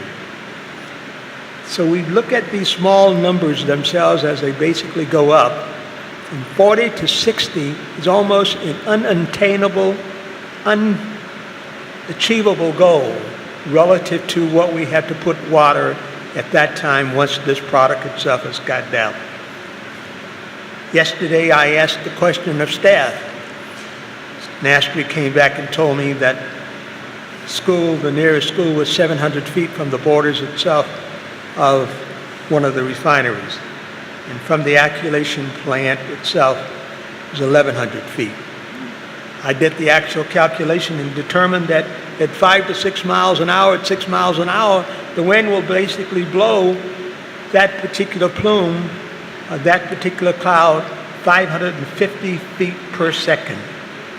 In 2 or 3 seconds, the most I can pop my finger twice, it's on us. If you looked at that plume today when he said was coming out of an 1.5 inch orifice, that was moving, and it wasn't moving because we had artificial wind blowing it. That was a natural wind, the wind that is really within this community today. We had a meeting on our first meetings, and I remember I came out, and just outside of the hotel room where we were is that my whole tie and hat and jacket, etc., the wind had to be blowing at 15 to 20 miles an hour, and I was barely able to get to my car. So we're differing in a different area. And for that reason, I believe that there's, as Solomon says, I don't believe in cutting the baby in half because nobody basically comes away with anything as a whole. But I think that I would like to propose to staff, and since I'm the chairman, and Dr. Burke has basically stated that that carries some weight as it relates to what it is that I've looked at and talked to all of my colleagues, etc. So I think we can do both. I think we can basically allow for information gathering to continue to go on, information that can be basically given directly to us. Because there's no doubt in my mind that HF and MHF pose a great risk. And at 6%, every consultant that I've talked to and person that I've talked to said as best that we're going to get is a 10 or 15% rain-off, if that much at all. That means that we're going to be dealing with the same kinds of things that we heard here today. Absent of any credible scientific evidence that is available, I would like to propose that staff develop a rule-making schedule that brings a proposed rule back to the board for consideration no later than May 2019. And continue discussion to evaluate the potential of an MOU settlement. Now, I asked the questions today about CEQA. I don't believe that we should be doing things that is going to cut the general public out. For that reason, I think that within this period of time, from now until May of next year, we should propose to basically go forward with CEQA. I don't think that we should basically subject this board to a possibility itself that we are in a vacuum trying to make a rule that the public does not have input into. That rule itself will basically state that all the mitigation, reasonable time frames for mitigation itself can take place, but at the end of the day, if they are not reasonable, after we have done the study, etc., then we will basically go into a phase-out position. But I think at the meantime, that will give Honeywell, ExxonMobil, and all the other entities that control the information time to see if they can come to the table and give our staff the information that would be needed that they can then basically rely on to state what those mitigations areas themselves will be. Talking to the refinery people, one told me, he says, I don't believe that we have anything that would allow any earthquake position or anything of that nature that would allow more than 160 pounds of MHF to ever be released into the atmosphere. Well, that's only 10 gallons. 1 gallon is equal to 10 pounds. 10 pounds into 160 is 16 gallons of MHF. Can we control that? Absolutely. I'm convinced that we can control through mitigation, small amounts. When we start talking about releasing up to 400 or 500 gallons of product within a minute, and I think in the desert, Dr. Koopman said that they released 951 gallons of product under 112 pounds of pressure within 2 minutes and 1 second. We measured that plume 1.8 mile. They measured it 1.8 mile down range. And we're still measuring at 170 parts per million. That's significant. That's more than what we can take. Now, I've heard the point is that, yes, that was that without the barriers that we have down. You put a barrier out to get together and have a longer presentation. We'd limit every of the comments down to 1 minute individually. But if individuals want to combine themselves and have one spokesperson speak for that group, we've agreed to basically allow that to occur and give that one spokesperson a longer period of time, up to 10 minutes. It's my understanding that certain of individuals has agreed that if we allow the two refinery representatives, a spokesperson, they will seat that time. Is there anybody, we will call names just to make sure that that is the case so that no one will say that they had not been afforded that opportunity. Likewise, we understand that there are people that represent the TRA group of individuals that want to proceed individually. We would also offer to them, if they have a spokesman that would want to speak longer for them collectively, that for them to let us know that that would be the case, and we can do that, or otherwise we can proceed with the 1 minute each. I'm going to ask my board members, do you want to take a 15-minute break for a quick sandwich and then convene back in 15 minutes? That's not your decision, thank you. I would suggest, Mr. Chair, that we have the lunches brought up to the dais and keep going. Okay. Okay? That sounds, unless any of my board members, we have an objection itself to that comment.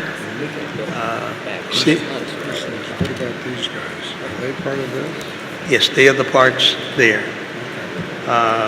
Then we will start at the top, and we'll have the lunch brought in, and